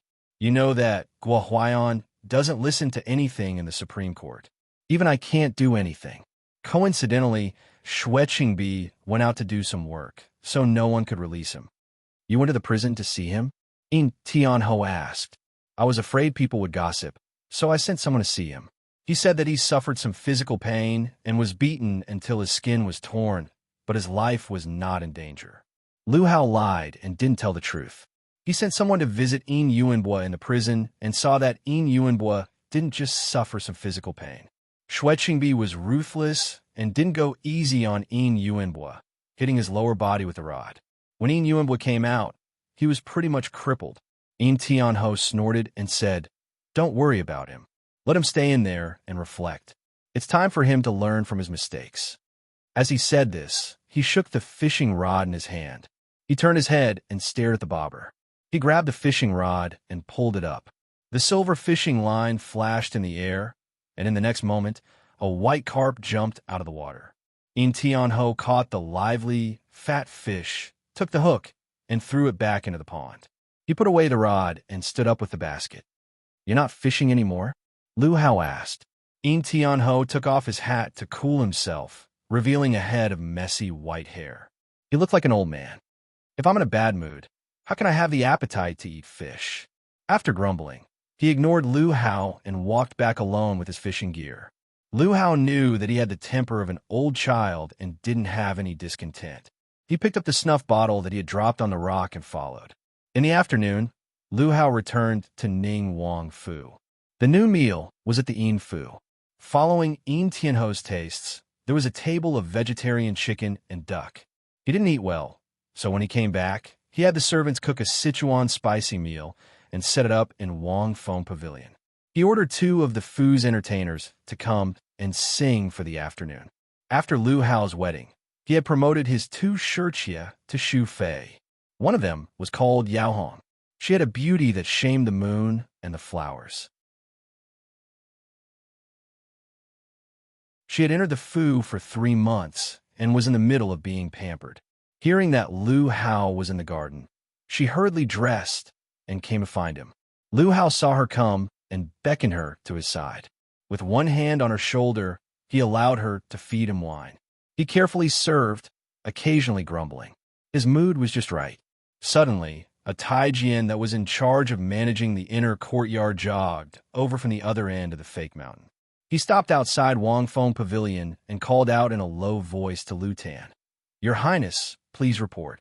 Making a hand gesture that others didn't understand, Lu Hao waved his hand to interrupt the babbling entertainers. He lightly pushed Yao Hong and pointed at a patch of flowers not far away. He said, "There's a bunch of begonia blooming over there. Pick a big one back, and you will put it on for you." Yao Hong knew that he was driving her away. She sensibly got up and smiled coquettishly as she covered Lu Hao's chest. Turning her head, she walked towards the patch of flowers. The Taijian hurriedly came forward and whispered in Lu Hao's ear. He quickly said, "The lady in the courtyard is about to give birth. Her illness flared up 4 hours ago. Since you weren't here, this servant boldly brought an old woman in to help her with the birth. Lu Hao's eyebrows jumped. Counting the days, the woman's child was conceived in February. It was now 9 months. It was about time for the child to be born. Can she give birth? He asked. The midwife said that the position of the fetus is very good. It won't be too difficult. Lu Hao suddenly couldn't sit still. Half a year ago, he stepped forward to protect Ji Xingxuan.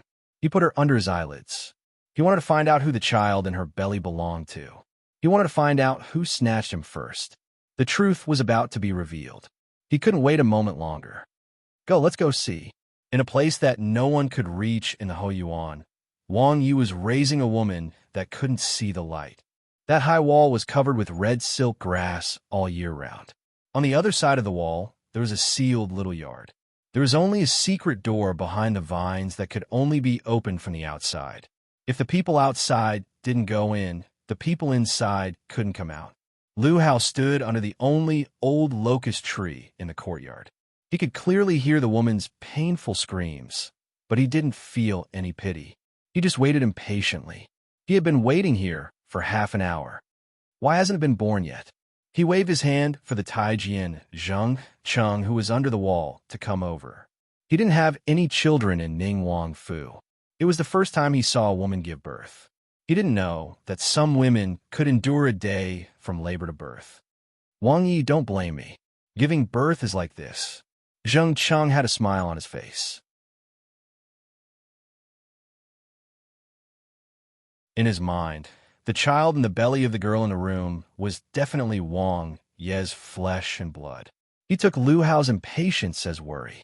At this time, a heart-wrenching scream came from the room. Not long after, the clear cries of a baby filled the yard. Zheng Cheng smiled when he heard this. He hurried to the door and asked inside, "Is it Gongzi or Xiaojie?" The older woman inside panted as she answered, "Great joy, great joy! It's a Gongzi." Inside the room, Ji Xingxuan was lying on her back on the bed. The towel on her forehead was already soaked. A few strands of black hair stuck to her face. She narrowed her eyes and struggled to turn her head. She found a wrinkled little fellow in the midwife's hands. In an instant, it was like a fire was burning in her heart. It was so hot that tears flowed uncontrollably. After the time it took to drink a cup of tea, Ji Xingxuan was moved to the next room by 2 strong and mute servants. They fed her a cup of ginseng soup and changed her into a clean bedding. A quilt was placed over her body. She washed her face and wrapped her hair. Then, she went to the yard and asked Lu Hao to come in. The room was filled with a cold fragrance that covered the smell of blood on her body. When Lu Hao came in, he stared straight at Ji Xingxuan. Since her belly grew bigger day by day, he didn't come to see her. After 2 or 3 months, when he saw her again, he felt that she was a completely different person from the cold and aloof woman that he was infatuated with. Her cheeks were plump and her eyelids were swollen. She was no longer beautiful. All that was left was a body that made people feel sick. Lu Hao frowned and sat down in front of her. Ji Xingxuan opened her eyes. She was not surprised to see him. She opened her mouth and asked, "Where's my child?" Lu Hao said, "He is next door. Don't worry, he is fine." Without waiting for Ji Xingxuan to heave a sigh of relief, his next words caused all the muscles in her body to tense up. "However, if you don't answer me honestly, I can't guarantee that you'll ever see that bastard again." When she heard him call her child a bastard, Ji Xingxuan did not get angry.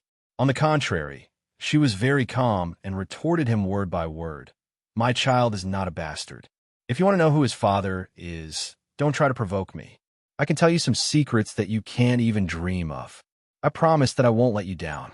But you have to promise me something first." She was very clear that the birth of the child was equivalent to letting Lu Hao control her life. So what she needed to do now was to protect the mother and child. Lu Hao was very interested in the secret that she mentioned. He crossed his legs and raised his chin to ask her, "What do you want? Tell me." Ji Xingxuan slowly exhaled so that her voice would not tremble and sounded more confident.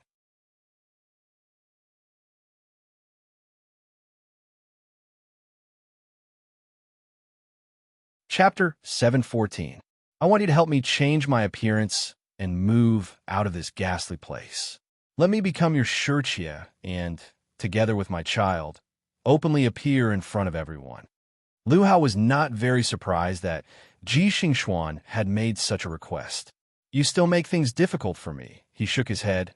That day, I rescued you from the heavenly prison and saved the lives of you and your child. Up until now, you haven't repaid me. Now, you can talk terms with me. Do you really think that I have the heart of a Buddha? Whether she lived or died, it was all up to him. If she thought that she could play with him in the palm of her hand, then she was gravely mistaken. Looking into Lu Hao's mocking eyes, Ji Xingxuan's heart was in turmoil. She knew that he didn't have the slightest bit of affection for her. If she continued to bluff, she would probably end up making a fool of herself. After a moment of hesitation, she lowered her pale neck, pretending to be weak. Does Wang Yi remember that last October, there was a murder case in Taisher Shu Yuan? The person who died was the daughter of the Xia Jiang family. Xia Jiangying? Lu Hao had a vague impression, but he didn't know why Ji Xingxuan would suddenly bring up such an unrelated matter. Afterwards, the emperor decreed a marriage. The deceased Xia Jiangying's younger sister, Xia Jiangmin, was married to the 9th prince as his fei. She is now Jing Wang Fei. Lu Hao's eyes flashed. He was interested to continue listening. I was good friends with Xia Jiangying when she was alive. The night before her death, she suggested to switch rooms with me. She slept in my room and told me to go home. When I asked for the reason, she told me that her younger sister, Xia Jiangmin, had a nightmare. She dreamed that a thief had broken into her room. At the time, it was nearing the Dayan examination. Xia Jiangying was full of ambition. She clearly received a warning, but didn't care. She didn't want to go back to Xia Zhang's guest house to avoid the disaster. Instead, she wanted to switch rooms with her. She thought that this way, they would be safe. Who knew that the heavens would play tricks on people, and, in the end, she died. Then did you switch rooms with her? Lu Hao asked. Seeing Ji Xingxuan nod, his expression became subtle. Actually, that night, the murderer wanted to kill me. But because Xia Jiangying moved to my room, she was the one who died. When Ji Xingxuan said these words, she did not look at Lu Hao's face. Her eyes hid the inherent coldness. When she talked about the death of her close friend, she did not feel guilty. It was because she had experienced too many trials and tribulations that she did not care about life and death. However, she cherished her life because she had lost almost everything. If she lost her life, she would not be willing. She wanted to live and see what would happen to her enemies in the future. How did you know that the murderer originally wanted to kill you? Lu Hao caught the key point. Ji Xingxuan looked up at him. Because I knew earlier than Xia Jiangying that someone wanted to kill me. I agreed to exchange rooms with her to save my life. Lu Hao was puzzled. You knew. Ji Xingxuan nodded and looked into his eyes. Her voice was low and solemn, unlike her previous understatement. I have a teacher who has the ability to decide death, she said. Lu Hao was stunned for a moment. Then, surprise appeared on his face. His thoughts turned quickly. He asked, Your master? Is he the old immortal who taught you Lianfang the death judgment? It was no wonder that he thought of Yushu. Yushu was famous in the capital. When the death judgment was mentioned, the first person that people would think of was Messenger Miaoling. Moreover, he remembered that Ji Xingxuan said that she had a master in Yang. It was the immortal who taught Yushu the 6 lines technique. No, Ji Xingxuan denied Lu Hao's guess. My master is someone else. Who? Lu Hao was impatient. If there really was such an expert, he would have to recruit him to Ning Wang Fu. Ji Xingxuan saw through his thoughts. Her eyes flashed with mockery. She didn't answer Lu Hao's question. Instead, she looked far away and looked behind him. She told him a story that no one knew about. In the 9th year of Zhaoqing, I was 12. My grandfather was promoted to the right judge of the Celestial Commissioner and took me to Jing.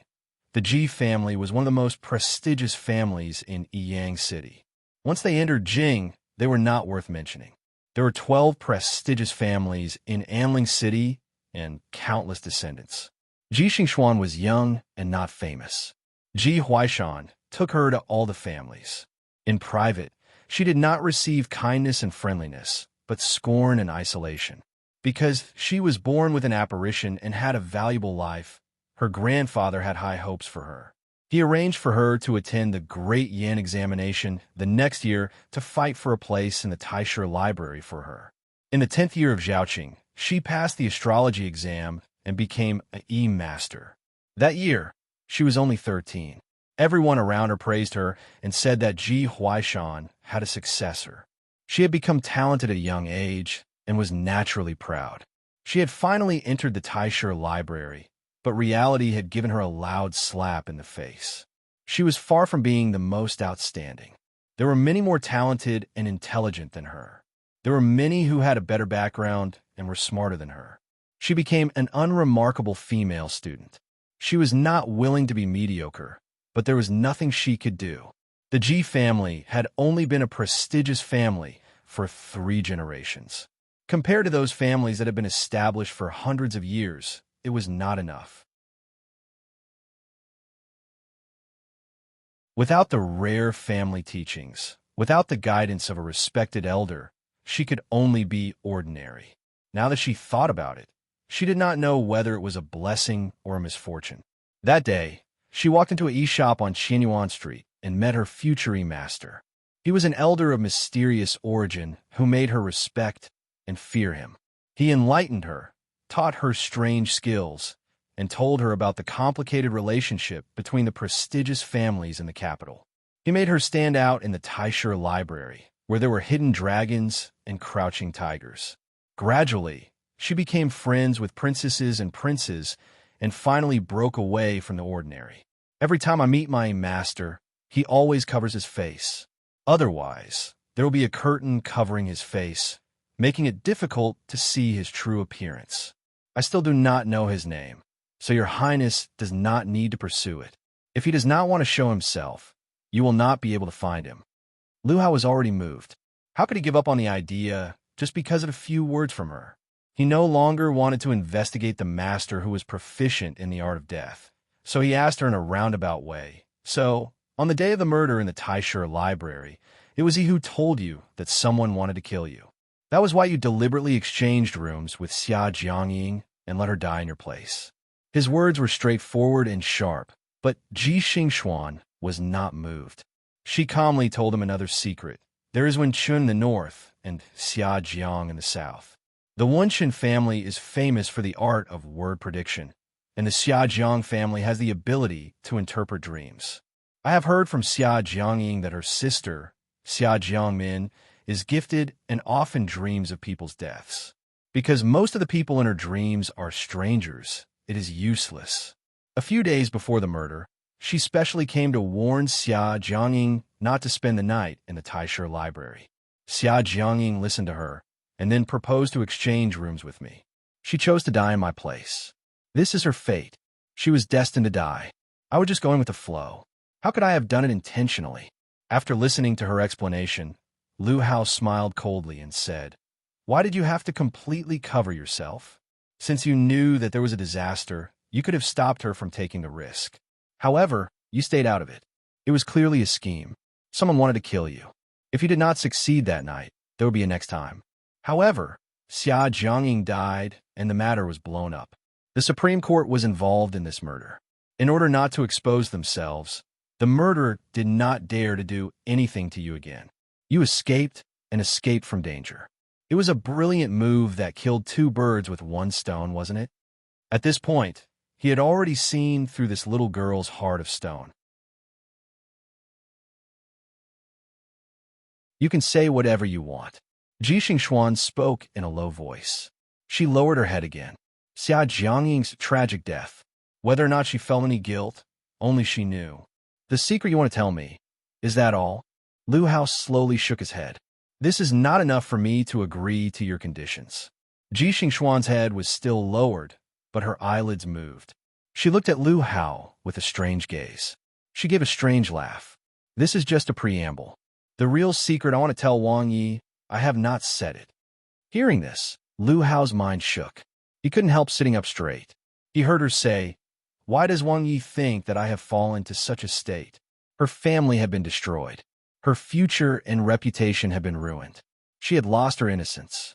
She had barely managed to keep her life, but she had become a fish on someone's chopping block. She had been imprisoned in this deep courtyard, unable to see the light of day. Lu Hao frowned. He pointed out bluntly, "If you hadn't provoked the Yulian Fong, not only did you fail to harm her, but you were also plotted against by her. Perhaps you would still be a glorious, hideous, great E-Master." As he said this, he couldn't help but feel angry. He had once tried every possible way to obtain this woman in front of him. Who knew that today she had given birth to someone else's vile spawn? Ji Xingxuan didn't know what Lu Hao was thinking, but she could hear the ridicule in his words. He was saying that she had overestimated her abilities and provoked Yu Shu, resulting in her current sorry state. Her face couldn't help but turn cold. She silently told herself not to argue with him. After a moment of silence, she opened her mouth again. "If I hadn't listened to Shifu's orders and failed to do my job properly, how could I have been caught and ended up like this?" "What do you mean?" "In the 4th month of this year, there was another murder case in Taisher Library. The daughter of the Chao family was hanged to death on the stargazing platform. On the eve of the murder, it was indeed me who used the name of the Taoist to lure Chao Yuling to the stargazing platform at night." Ji Xingxuan coldly confessed her crime. She had imitated Jing Chen's handwriting and placed the note in Chao Yuling's book. She knew that Chao Yuling admired Jing Chen and would definitely keep the appointment. Who knew that she hadn't been discreet enough and had been witnessed by Qin Yuero? Later, Ninth Prince Lu Tan held a banquet in Xianchun Garden. Qin Yuero and Xian Lu confronted each other by the lake. Xian Lu eavesdropped on them and chased them to the balcony. She argued with Xian Lu and accidentally pushed her down the stairs. Just as she was about to kill Xian Lu, Yu Shu arrived and saved Xian Lu. The two of them accused her of killing Xian Lu, causing her to be thrown into prison once again. "So you're saying that you were incited by your Shifu to harm the young lady of the Chao family?" "That's why in prison, you'd rather be tortured than confess to him. Is that right?" Lu Hao thought that this woman's natural disposition was cold, but she was dead set on her Shifu. "It's not that I didn't want to, it's that I couldn't. Only by clenching my teeth would I have a chance at survival. If I told you, only death awaited me." Ji Xingxuan seemed to have thought of something. Lu Hao saw her shoulders tremble as if she was shivering. "Why did your Shifu want to kill the young lady of the Chao family? Was it just to frame Jing Chun?" He couldn't understand why Ji Xingxuan's Shifu would be involved with Jing Chun. Perhaps Ji Xingxuan was a bit absent-minded. Her thoughts were stuck on what had happened just now. "Umph." Lu Hao snorted in dissatisfaction. This caused her to return to her senses. She raised her eyes to look at him and licked her dry lips. She had used up all of her strength in childbirth. If she hadn't drunk a bowl of ginseng soup, she wouldn't have had the energy to deal with him. "How does Prince think our and crown prince has been chosen?" Lu Hao didn't have enough patience. His heart was still full of questions, but he was stopped by her question. His ambition for the throne wasn't just 1 or 2 days ago. He had a deep thought in his mind. He opened his mouth and said, "Those who are capable will take the throne." Who knew that when Ji Xingxuan heard his words, she actually laughed. She didn't wait for him to get angry and said, "I'll tell Princess' secret now. Come closer, I'll whisper it to you." Although Lu Hao was guarded against her, he wasn't afraid of a weak woman. He hesitated for a moment before he got up and walked forward. He didn't sit on the bed. Instead, he stood at the head of her bed and bent down. Then, he heard her weak breathing. She said, "The celestial commissioner of the past generations has given advice. He has one of the 6 tools for the founding of the country, the Book of Mystery Maiden. Who will be the next emperor?"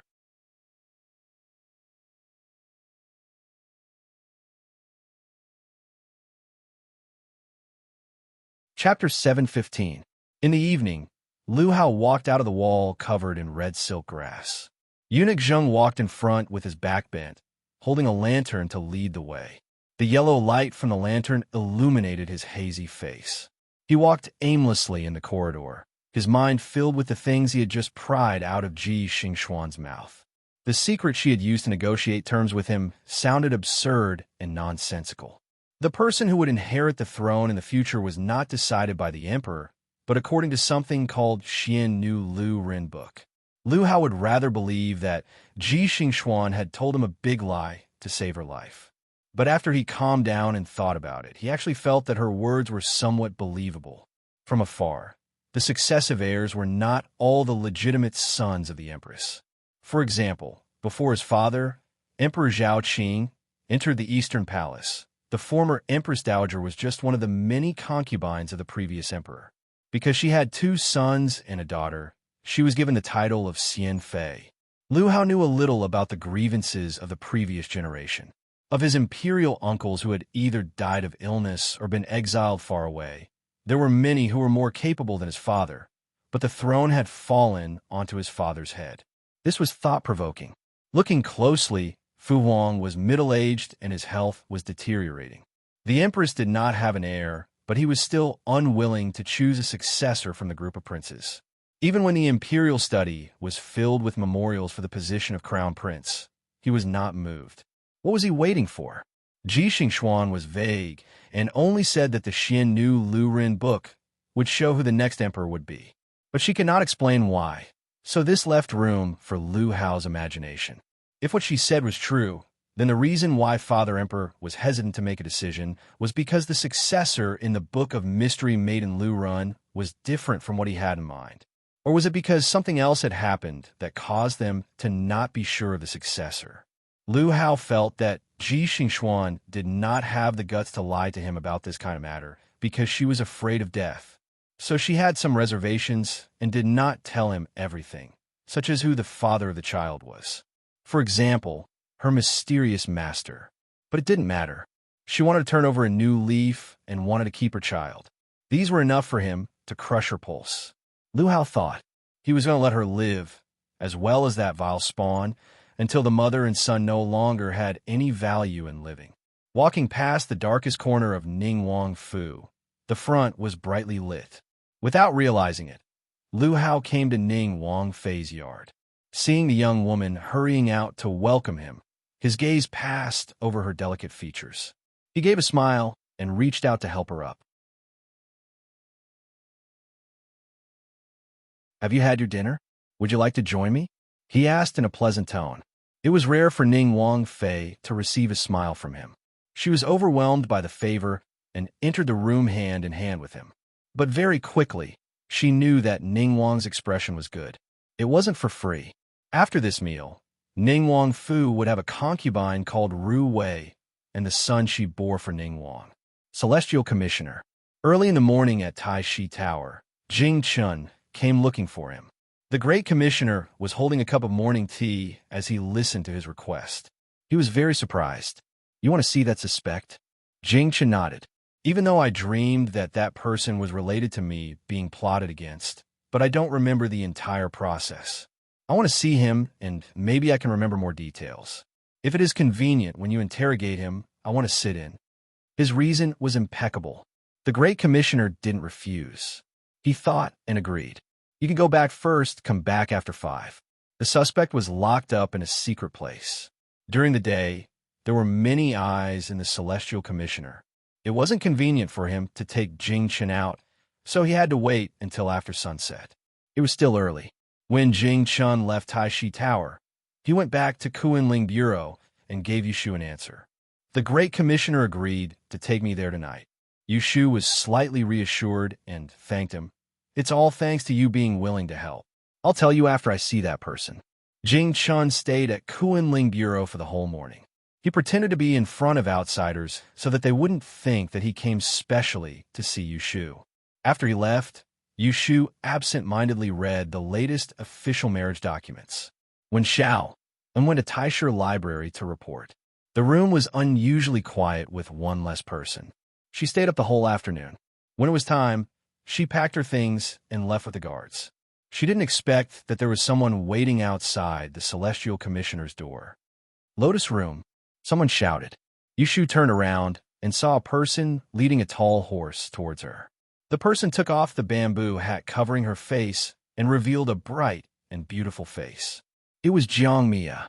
This was the first time the two met after Duchess Wei's birthday banquet. Yushu was angry because Jiang Mia had listed her as part of Princess Dongjing's backup army without saying anything. Now, she silently watched as the person walked in front of her. Lu Hong and Su Qing recognized this Princess Chun Wei of Duke Dongjing's residence. Seeing that Yushu didn't say anything, they lowered their heads. Although they didn't bow, they didn't lose their respect. I waited for you for a long time. Jiang Mia started complaining.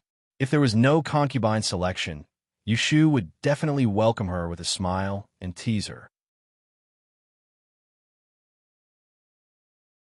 But now, she just wanted to know why she came looking for her. Princess, why are you looking for me? Jiang Mia heard her unfamiliar and polite way of addressing her. She raised her thick eyebrows and said, Are you complaining about me? After the banquet at Duke Dongjing's residence, Shui Rui found her and told her not to have any ideas about Yushu. Because of this, the two of them had a falling out. Jiang Mia was already in a bad mood. Now that she saw Yushu's attitude towards her, she became even more unhappy. Princess, what did you do to make me complain about you? Yushu countered with a question. She turned around and walked to the other side with the two guards. She didn't ride a horse today, and the palanquin was parked at the corner of the street. Jiang Mia gritted her teeth and pulled the reins to follow. I won't talk about the past. Let me ask you, where did Shui Dalong go? Do you know that something happened to his residence? Yushu turned around and looked at her. She thought that Jiang Mia had heard that the Yulin royal guards went to the Shui family to capture someone. Since they couldn't find Shui Rui, they came to find her to ask for him. Presumably, the news of Shui Rui's disappearance hadn't reached the Supreme Court yet. Are you talking about the Shui family's servant being captured? I also heard about it. Yes, Jiang Mia answered impatiently. She asked again, Since you know, why don't you tell me where he went? Yushu said unhurriedly, Why are you so flustered? The one who was captured is his family servant. What's the big deal? Jiang Mia snorted coldly and looked at her. What do you know? The one who was captured is a chief steward of the Shui family. He is a wanted criminal on the imperial list. I don't know what heinous crime that bastard committed. I'm afraid that his whole family will be involved. Then she frowned again. I'm too lazy to talk to you. Quickly tell me, do you know where Shui Dalong is? Oh, I don't know. Yushu shrugged. When Jiang Mia heard this, she fiercely glared at her. Then, she turned around and mounted her horse, galloping away. Yushu looked in the direction that Jiang Mia left and slowly frowned. She didn't tell Jiang Mia that he went to Fenghua Palace to investigate. It wasn't out of selfishness, but because she was worried that Jiang Mia would impulsively go to Fenghua Palace to find him. This matter was already chaotic enough. If someone from the Prince of Dongjing got involved, it would only add fuel to the fire. She pinched the space between her brows and sighed. Big brother, where are you now?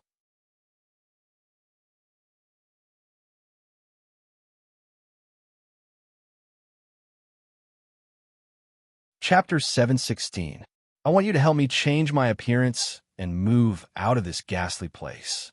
Let me become your Shurchia, and together with my child, appear openly in front of people. Lu Hao wasn't very surprised that Ji Xingxuan had made such a request. You still make it difficult for me. He shook his head. That day, I rescued you from the heavenly prison and saved the lives of you and your child. You still haven't repaid me, and now you're talking terms with me. Do you really think that I have the heart of a Buddha? Whether she lived or died, it was all up to him. If she thought that she could toy with him in the palm of her hand, then she was gravely mistaken. Looking into Lu Hao's mocking eyes, Ji Xingxuan's heart was in turmoil. She knew that he didn't have the slightest bit of affection for her.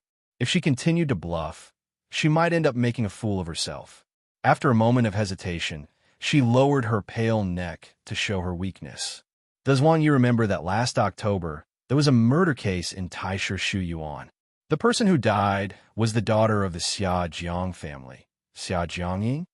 Lu Hao had a vague impression, but he didn't know why Ji Xingxuan would suddenly bring up such an unrelated matter. Afterwards, the emperor decreed a marriage. The deceased Xia Jiangying's younger sister, Xia Jiangmin, was married to the 9th prince as his fae. She is now Jing Wang Fei. Lu Hao's eyes flashed. He was interested to continue listening. I was good friends with Xia Jiangying when she was alive. The night before her death, she suggested to switch rooms with me. She slept in my room and told me to go home. When I asked for the reason, she told me that her younger sister, Xia Jiangmin, had a nightmare. She dreamed that a thief had broken into her room. At the time, when the Daiyuan examination was approaching, Xia Jiangying was full of ambition. She clearly received a warning, but didn't care. She didn't want to go back to Xia Zhang's guest house to avoid the disaster. Instead, she wanted to switch rooms with her. She thought that this way, they would be safe. Who knew that the heavens would play tricks on people, and she died a violent death? Then did you switch rooms with her? Lu Hao asked. Seeing Ji Xingxuan nod, his expression became subtle. Actually, that night, the murderer wanted to kill me. But because Xia Jiangying moved to my room, she was the one who died. When Ji Xingxuan said these words, she did not look at Lu Hao's face. Her eyes hid the inherent coldness. When she talked about the death of her close friend, she did not feel guilty. It was because she had experienced too many trials and tribulations that she did not care about life and death. However, she cherished her life because she had lost almost everything. If she lost her life, she would not be willing. She wanted to live and see what would happen to her enemies in the future. How did you know that the murderer originally wanted to kill you? Lu Hao caught the key point. Ji Xingxuan looked up at him. Because I knew earlier than Xia Jiangying that someone wanted to kill me. I agreed to exchange rooms with her to save my life. Lu Hao was puzzled. You knew. Ji Xingxuan nodded and looked into his eyes. Her voice was low and solemn, unlike her previous understatement. I have a teacher who has the ability to decide death, she said. Lu Hao was stunned for a moment. Then, surprise appeared on his face. His train of thought changed, and he asked, Your master? Is he the old immortal who taught you Lianfang, the death judgment? It was no wonder that he would think of Yushu. Yushu was famous in the capital. When the death judgment was mentioned, the first person that people would think of was Messenger Miaoling. Moreover, he remembered that Ji Xingxuan said that she had a master when she was in Yang. It was the immortal who taught Yushu the 6 lines technique. No, Ji Xingxuan denied Lu Hao's guess. My master is someone else. Who? Lu Hao was slightly impatient. If there really was such an expert, he had to recruit him to Ning Wang Fu. Ji Xingxuan saw through his thoughts. Her eyes flashed with mockery. She didn't answer Lu Hao's question. Instead, she looked far away and looked behind him. She told him a story that no one knew about. In the 9th year of Zhaoqing, I was 12. My grandfather was promoted to the right judge of the Celestial Commissioner and took me to Jing. The Ji family was one of the top aristocratic families in Yang City. Once they entered Jing, they were not worth mentioning. There were 12 prestigious families in Anling City and countless children. Ji Xingxuan was young and not famous. Ji Huaishan took her to various houses. What she received in private was not kindness and friendliness, but contempt and isolation. Because she was born with an apparition, her fate was precious. Her grandfather had high hopes for her and arranged for her to participate in the Great Yin examination the following year in order to fight for a place in the Taishe library for her. In the 10th year of Zhaoqing, she passed the astrology exam in the Great Yin examination and became a Yi master. That year, she was only 13. Everyone around her praised her and said that Ji Huaishan had a successor. She had become talented at a young age and was naturally proud. She had finally entered the Taishe library, but reality had given her a loud slap in the face. She was far from being the most outstanding one. There were many more talented and intelligent than her. There were many who had a better background and were smarter than her. She became an unremarkable female student. She was not willing to be mediocre, but there was nothing she could do. The Ji family had only been a prestigious family for 3 generations. Compared to those prestigious families that had been established for hundreds of years, it was not enough. Without the rare family teachings, without the guidance of a respected elder, she could only be ordinary. Now that she thought about it, She did not know whether it was a blessing or a misfortune. That day, she walked into a shop on Qianyuan Street and met her future master. He was an elder of mysterious origin who made her respect and fear him.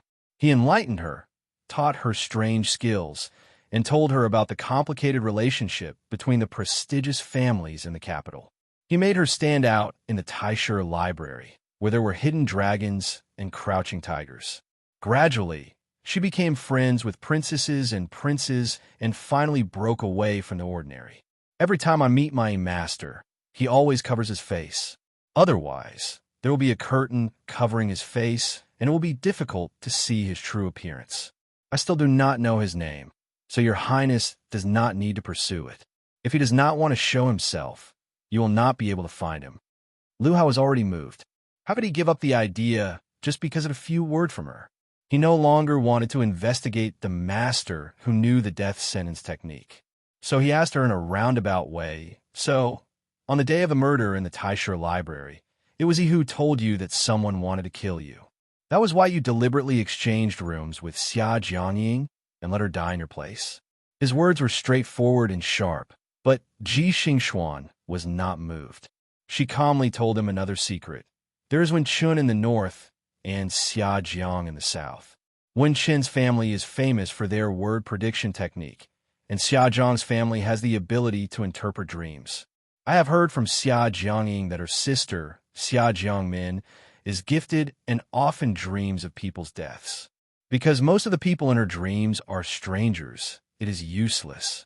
A few days before the murder, she specially came to warn Xia Jiangying not to spend the night in the Taisher library. Xia Jiangying listened to her and then proposed to exchange rooms with me. She chose to die in my place. This is her fate. She was destined to die. I was just going with the flow. How could I have done it intentionally? After listening to her explanation, Lu Hao smiled coldly and said, "Why did you have to completely cover yourself? Since you knew that there was a disaster, you could have stopped her from taking the risk. However, you stayed out of it. It was clearly a scheme. Someone wanted to kill you. If you did not succeed that night, there would be a next time." However, Xia Jiangying died and the matter was blown up. The Supreme Court was involved in this murder. In order not to expose themselves, the murderer did not dare to attack you again. You escaped and escaped from danger. It was a clever move that killed two birds with one stone, wasn't it? At this point, he had already seen through this little girl's heart of stone.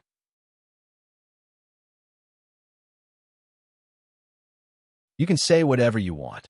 Ji Xingxuan spoke in a low voice. She lowered her head again. Xia Jiangying's tragic death. Whether or not she felt any guilt, only she knew. The secret you want to tell me, is that all? Lu Hao slowly shook his head. This is not enough for me to agree to your conditions. Ji Xingxuan's head was still lowered, but her eyelids moved. She looked at Lu Hao with a strange gaze. She gave a strange laugh. This is just a preamble. The real secret I want to tell Wang Yi, I have not said it. Hearing this, Lu Hao's mind shook. He couldn't help sitting up straight. He heard her say, "Why does Wang Yi think that I have fallen to such a state?" Her family had been destroyed. Her future and reputation had been ruined. She had lost her innocence. She had barely managed to keep her life, but she had become a fish on someone's chopping block. She had been imprisoned in this deep courtyard, unable to see the light of day. Lu Hao frowned.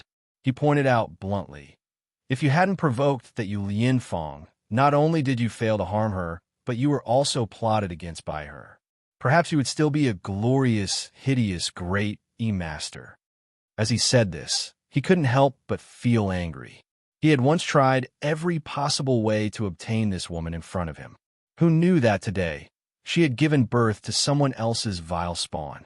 Ji Xingxuan did not know what Lu Hao was thinking, but hearing the ridicule in his words, saying that she had overestimated her abilities and provoked Yu Shu, resulting in her current sorry state, her face couldn't help but turn cold. She silently told herself not to argue with him. After a moment of silence, she spoke again. "If I hadn't listened to Shifu's orders and failed to do my job properly, how could I have been caught and ended up like this?" "What do you mean?" In the 4th month of this year, there was another murder case in Taisher Library. The daughter of the Chow family was hanged to death on the stargazing platform. On the eve of the murder, it was indeed me who used the name of the Taoist to lure Chao Yuling to the stargazing platform at night. Ji Xingxuan coldly confessed her crime. She had imitated Jing Chen's handwriting and placed a note in Chao Yuling's book. She knew that Chao Yuling admired Jing Chen and would definitely keep the appointment. Who knew that she hadn't been discreet enough and had been witnessed by Qin Yuero? Later, when Ninth Prince Liu Tan held a banquet in Xian Chun Garden, Qin Yuero confronted her by the lake. Xian Liu eavesdropped on them and chased them to the balcony.